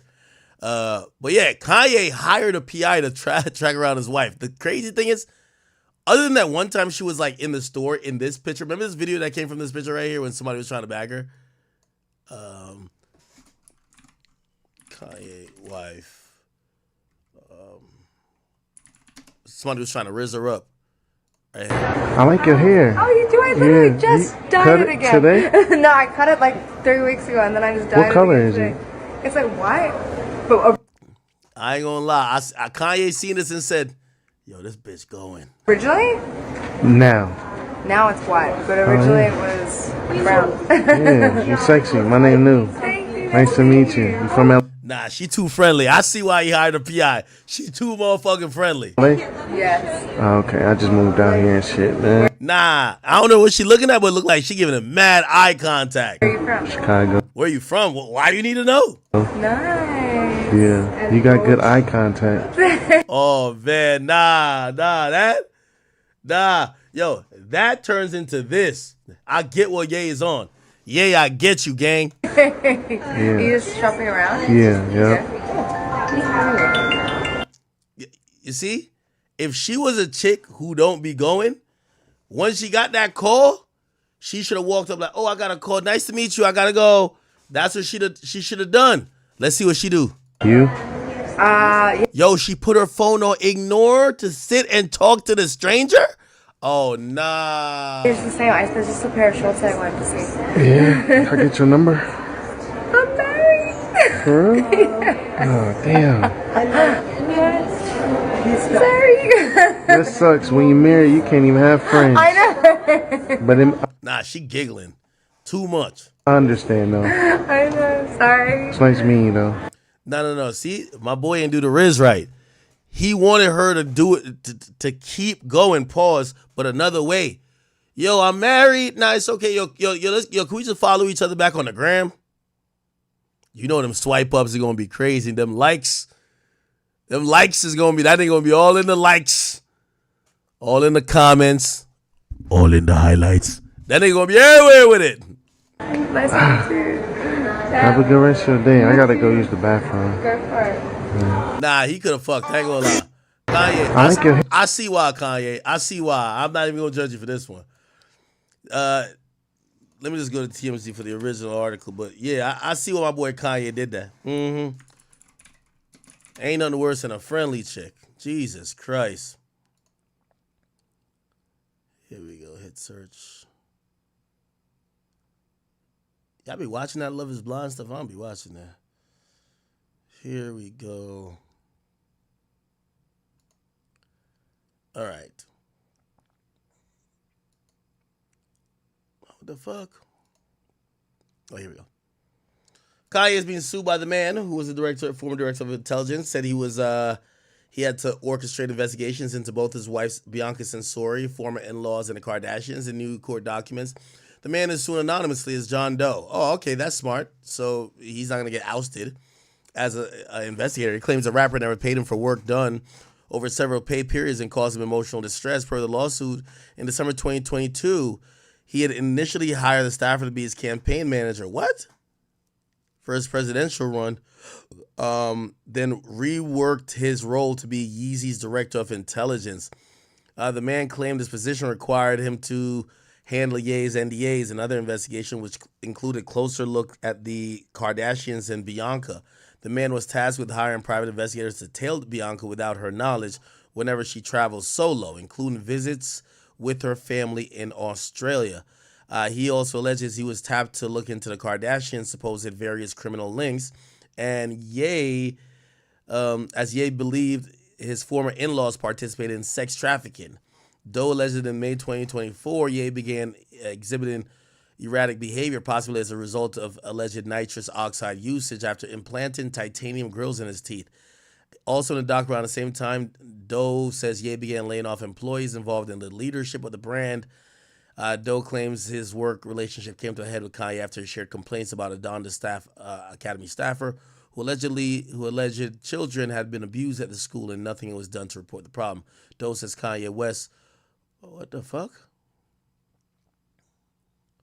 Doe says Kanye West was responding to the news by yelling at him and cursing at him, as well as threatening the man with great bodily harm. He alleges that Ye enforcers sent him threats in the aftermath of the confrontation, which says triggered his PTSD from his time in the military. He's seeking compensation.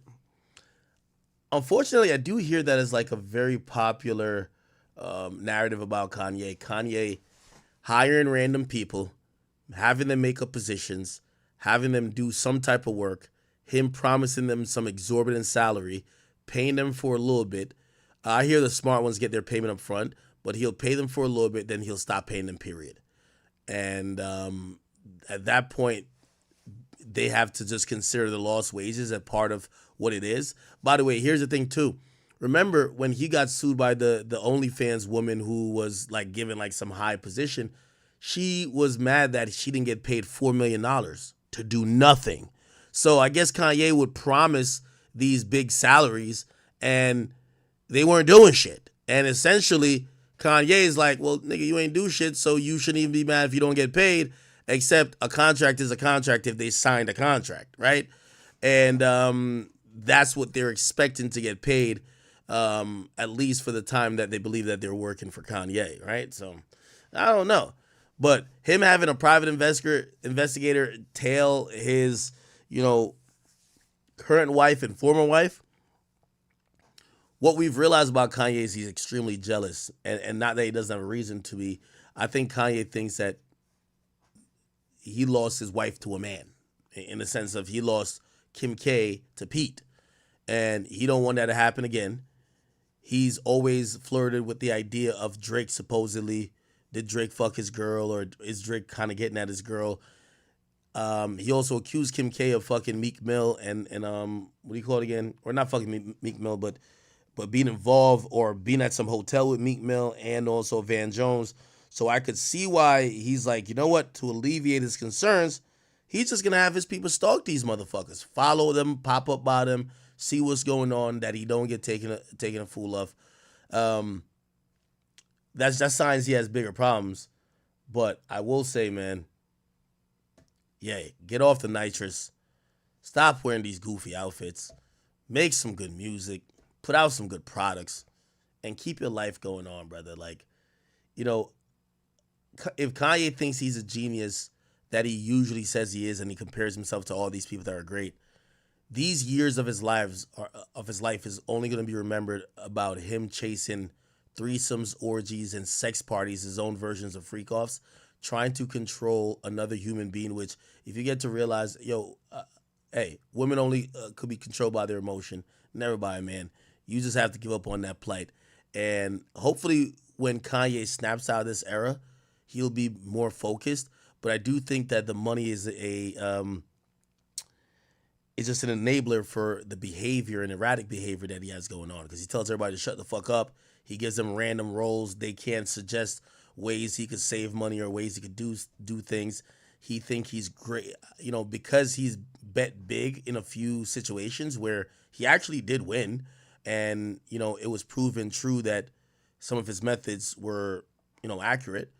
He don't want to listen to nobody, so he just tells everybody what to do, and we're just hoping to get the old Kanye back. And old Kanye doesn't mean old music. We just want a Kanye who is seem in control and not seen to be one that is emotionally spiraling, one that's controlled by some type of drug, and one that seemingly doesn't have interest in the things that we believe.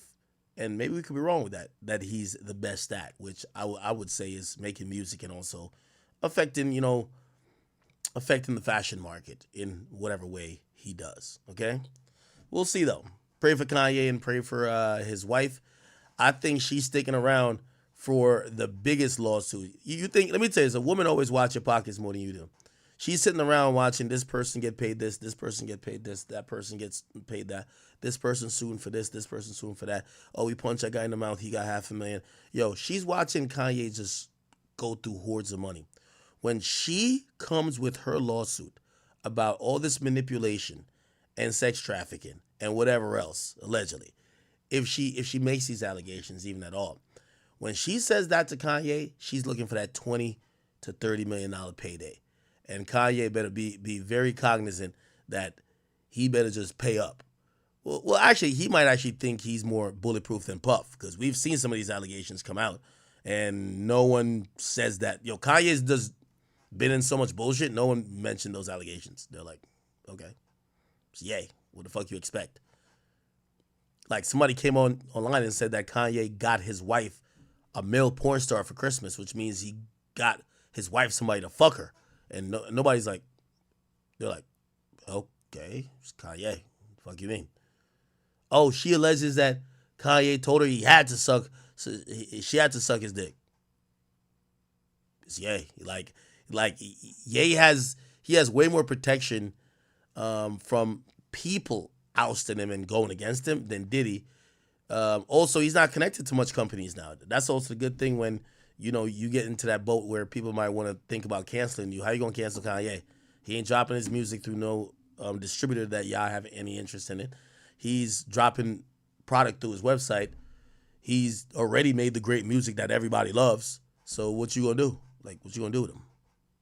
Unless it's a jail play, he's chilling out here. Anyway. All right, guys. I'm gonna call it a night for tonight.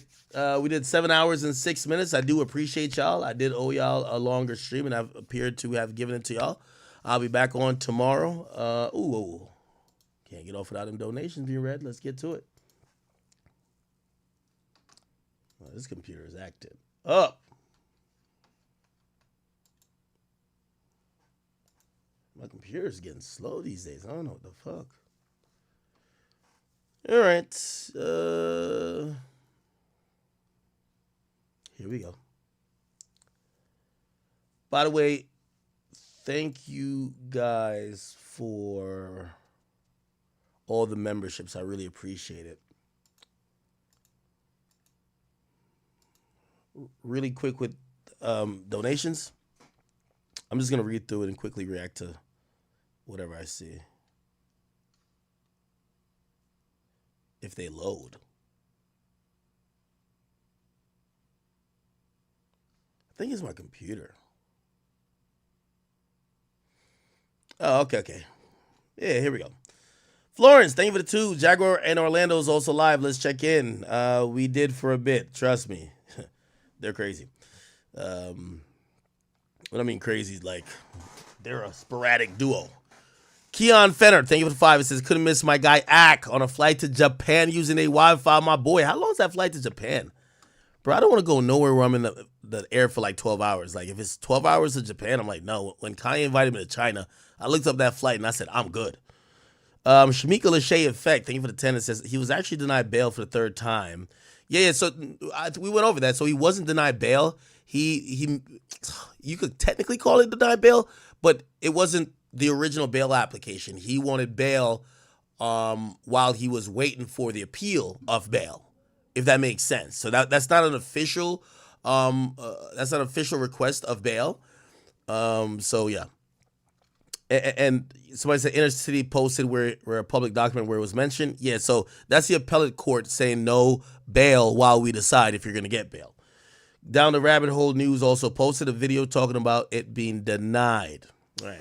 So yeah, there was a denial though, but again, that's not traditionally how bail is given, right? Like think about this. If I'm asking for bail and they said, we're going to take 2 weeks to think about it. And I said, hey, while you take 2 weeks, could I come out of jail for 2 weeks while you think about it? Like, nobody's going to let you out of jail while they consider your application for bail, right? Middle Child, thank you for the 5. Says, you got to watch that video on TikTok telling the story about a Diddy party he went to with some big names and he changes their names in the story. What's the name of that video? Let me know. Kwame, what up with you, my brother? Thank you for the 2. Says, what about Diego? Speedy trial, Diddy walk free? What are you talking about? Quan says, not gonna lie, bro. Bro was cooked. 500 bottles of the baby oil was for him and Freak Mill. Oh my God. Indica. He says, if you watch the Drake, Me, Myself, and I, it explain why Ackman acting so hurt about Drake. What? Show him you got his back, bro. What? Oh, you think I think Drake is alone? So like I'm getting Drake back even more. Pause. Oh. Solidus, thank you for the 2. You didn't send a message though. John Westmoreland. Are you Jamaican? That's a parish in Jamaica. He says, I don't even think I've ever seen a crack cipher. I guess he's talking about the Jaguar, right? And Orlando Brown thing we went at earlier. Nicole Harris, thank you for the 5. Says, can we get one male rapper from the 2000 and 2010 to open their mouth? That's who we need to talk to act. They're being quiet. I agree with you, Nicole Harris. Everybody being, hey, listen, I heard Wack say Jamie Foxx, and I've heard some stuff. But again, Jamie's been also quiet, but, he's been quiet since he had the health issue. So, but, we will see. And I think a lot of people in Hollywood are hoping that whatever's happened with Diddy does not get to Jamie. You know why? That's going to start up that Me Too for Hollywood again, and we knew how detrimental that was, right? Right now it's contained within music. Bozo, thank you for the 10. It says, no proof we've seen numerous encounters of him with young women. Watching Snowstream, CP on Kick. Okay, so he's talking about Drake. We're talking about Drake fucking kids. Like, that's the crime, okay? Him being on Snowstream, him even texting Millie Bobby Brown. Call it weird. I've always said, y'all could call Drake creepy or weird, but y'all like, if we're talking about real crimes, let's bring real crimes to the front, okay? 9:15 says, Kendrick and Drake gonna kiss and have a freak off. S Blacks, what's up with you, brother? You didn't have a message. Florence, thank you for the 3. It says, K-Bots for Act. Dot needs criticisms too. Yeah, that's true. S Black 456 says, he's not rapping better than Dot. I actually do think that. I do think Kendrick is rapping better than. I think Cole's rapping better than Kendrick. I ain't gonna lie. Yeah. Nobody has dissected a Cole song before. Well, here's the difference between Kendrick and Cole. And the reason why Kendrick seems to be more exciting, Kendrick calls names. Kendrick also is referring. He talks way spicier than Cole, and he's always using these references that are kind of like easily traceable, right? He seems to be just up more for the challenge of hashing out issues or hashing out shit in lyrics. Every time J. Cole raps about some shit, he's like, I don't got no problem with YB. I don't got this and blah, blah, blah. Like, even though sometimes he tries to pump fake, if I ever had a problem with somebody, I'll come to them directly. All that shit. Kenny Horn, thank you for the 5. Bro, Maul is literally mad because Drake lost and J. Cole was your last chance to defeat Kendrick. Fight your own battle, Drake. J. Cole couldn't even save you. That's what you think? Okay, maybe. Guidey Tuts, thank you for the 50. It says people hate Drake, but Drake is a genius. He planted that 17-year-old, planted the DMs with Millie. He planted watching Snow Stream CP on Kick. Oh, CP, oh, that's child. Drake is a GOAT. Yo, you're a troll. Florence, thank you for the 7. It says, it's time to tell us, what the fuck did Drake do to these guys? I guess as good as mine, huh? Cameron. Oh, yeah, we talked about that one, Free Sue Surf. Indie God says, why don't you do that voice on Drake last diss song? Guidey Tuts says, so wait, if this is a logic, if Kendrick kids ain't Dave Freeze, does it make Family Matters invalid?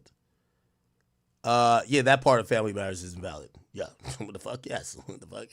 Like that line, I heard one of them kids will be Dave Freeze. Like that line would hit 1,000,000 times harder if that shit was real. Right? But for all we know, it ain't real. So that line, like, I don't even think it's that catchy. So yeah, that line doesn't hit for me. I'm being honest with you. Big 201 says, vlog it, bro. Facts. Vlog what? What do you want me to vlog? We talked about Eternity Graham. Camera on head. Thank you, brother. Again, he says, free Sue Surf. He really likes Sue Surf. Florence says, Toronto keep taking L's. Cameron says, free Sue Surf again. Northside Capo, he says, to say Dominican can't say the N-word is crazy. I did not say they can't say the N-word. I was just saying we need to have another powwow about who could say the N-word. Because right now, I think anybody who's non-black or non-white feels like they have some type of pass, right? If I get, I guess he's Dominican. If I get pulled over and a cop is seen a nigga that speaks Spanish. Okay, good point. Cameron Head says, I'm a member of the NAACP, but it's still free Sue Surf. All right, it's a 4th donation, same free Sue Surf. Hemi Freestyle or Hemi Lifestyle. My bad. That's one of my mods in this, not Discord, on YouTube. Thank you for the 10 gifted subs. Appreciate you. The check-in report says Charleston was trying to signal the cops that he was a good old boy. I agree with that. He was riding too dirty for that to work. Yeah. And by the way, I think they were trying to give the benefit of the doubt at the end of it because they said we're going to try to make a couple calls. Usually they'd be like, yo, we're hauling your ass off to jail. Looked like they were trying to make some calls to see if, they could give him a break or whatever the case is. But I guess ultimately he was charged, right? God's Cologne. Thank you for the 20. He says, riches are the richest, got access to everything that excites them eventually. Those normal things don't do it for them no more. Is it far-fetched to think that they're starting to dabble in things that aren't normal to gain that dopamine? When you said that like 40 minutes ago, I agree. I think Kanye West is into some really freaky shit. He's fucked every woman, every type of woman on earth. He's had all these, like, put it like this. I'll tell you where my freaky level is at. A threesome is like the freakiest shit I need. Like, oh my God, this is like great. Like, once threesomes are like normal for you, like I can't even imagine getting past that and be like, yo, I need to sit in a chair and watch somebody else fuck my girl. Like, that's crazy. There got to be a couple. I hope there's a couple levels in between. Like, a regular joint is just, this is going to sound horrible. Regular is just having a girlfriend, fucking her normally.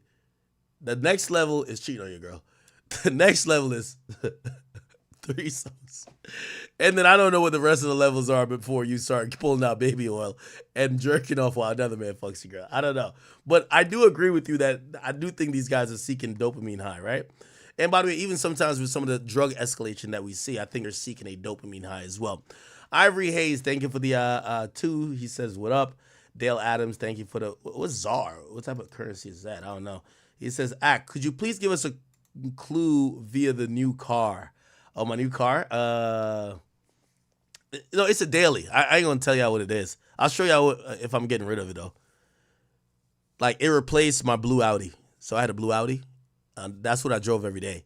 But as soon as I put it in the vlog, I got rid of it. But I was getting rid of it already. That's why I did the vlog. Sir Charlie D, thank you for the membership. I appreciate all you guys. Perfect. Let me see. Let me get over to the Academy page. I know sometimes they feel like I'm not showing them love. By the way, if you guys do want to watch the video in full, this whole stream, you guys can watch it on the Academy HQ. Let me see real quick.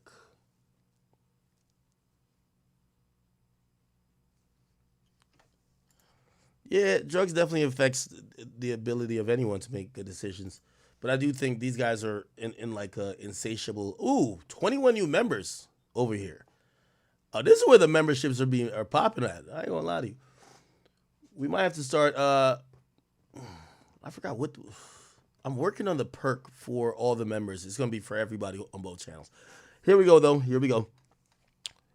Ruger Red, thank you for all the gifted subs or the gifted memberships. I think Ruger Red did about 6 or 7 of them. Ezzy, thank you for becoming a new member. Water tastes yucky says Charleston White got arrested. Yeah, we reviewed that.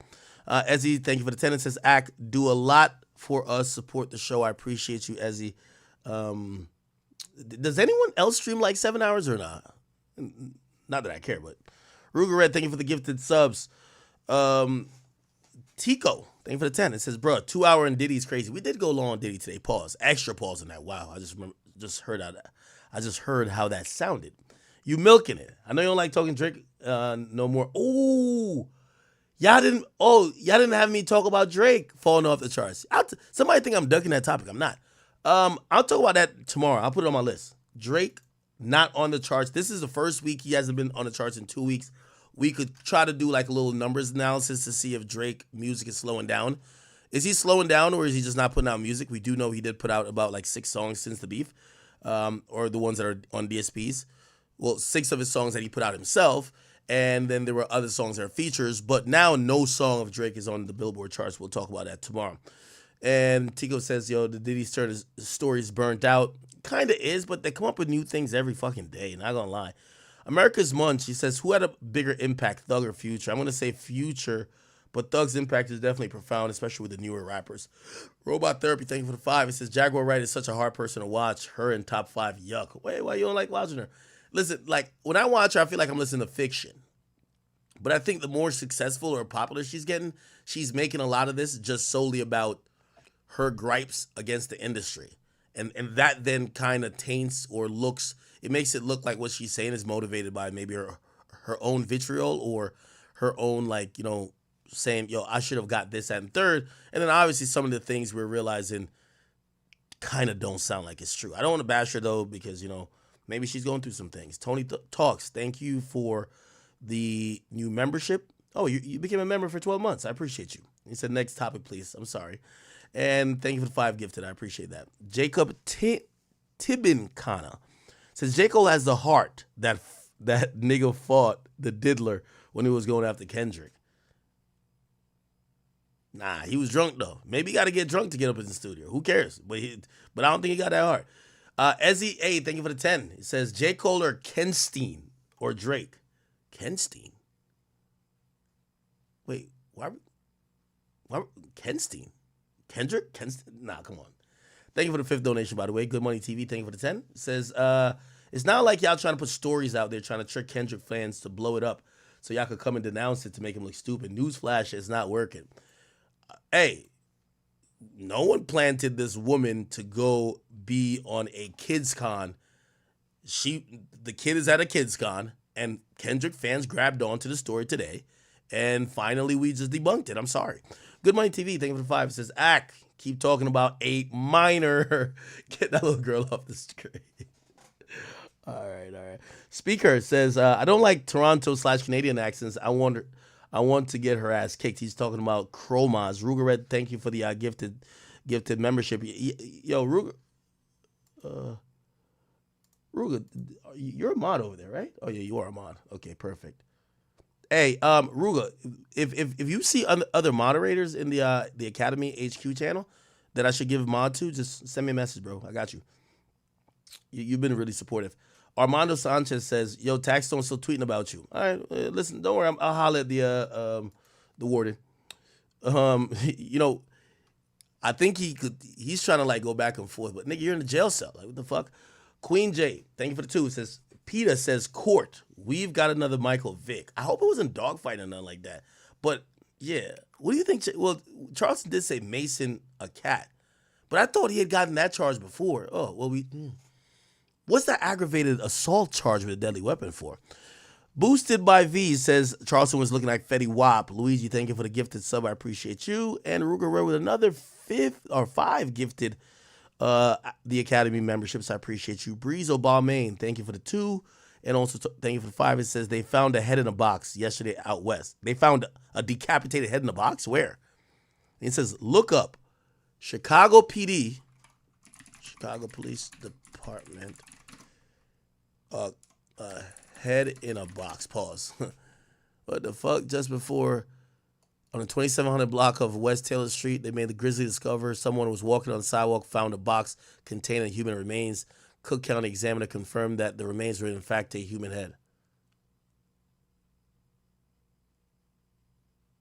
Oh my God. By the way, isn't Vaughn of 1700 from the west side? Crazy. Life in AI TV. Thank you for the 2. It says, yo, I got the same email last month. Oh, God. What email? The Grand Heights. Thank you for the 10. It says, Big Man Ak. Can you unban me for the Discord? Some mud pusher. Ban me from Discord. Username The Grand Heights. Unban my boy The Grand Heights. What do you do? Did he do something crazy? If he just got in an argument with somebody, let my boy back up in the, Discord be jumping. If you guys haven't been to the Discord, discord.gg, discord.gg/academics. Best place on earth to be. Yeah. Discord.gg, people. Other than that, so Ak, when you going to see me on Drink Champs? I don't know yet. And somebody says, yo, Ak, that Angel Reese rebound joke, that wasn't even a joke. That's what I heard. Okay. The Grand Heights says, yo, to disable those sign up to a page to see, you have to disable JavaScript. Okay, I get what you're saying. Grand Heights, thank you for that, by the way. All right, people. Thank you, guys. Thank you for all the chat niggas in here, man. Appreciate you guys if you stayed for 1 hour or you stayed for the entire 7.5 hours that we streamed. Spam up a scorpion for yourself and give yourself a pat on the back. Thank you guys for rocking with me. You guys give me life. Hopefully I give you life. We exchange entertainment, and as much as people don't think, the chat entertains me. You guys give me instant feedback. If this was not a live stream, I could not be able to stream. I could not do content for 7 hours without, interacting. And as much as it might seem like just me talking, I'm interacting with you guys. All right. Appreciate you guys. I'll see you tomorrow. Hopefully I could get another early time slot. Tomorrow is Pluto's first hospital. I got to bring back to the hospital to, they got to clean his bandage. It's actually been pretty clean, but since they took out the implants, he goes back to the hospital once a week. I'm bringing him tomorrow. They're going to make sure everything is good, everything's healing right, and that should be 1 of 8 more times weekly I got to go. Apparently it's going to take 2 to 3 months, so 8 to 12 more times. It's all good, though. I love my boy. All right, chat. Thank y'all. I will see y'all tomorrow. Peace.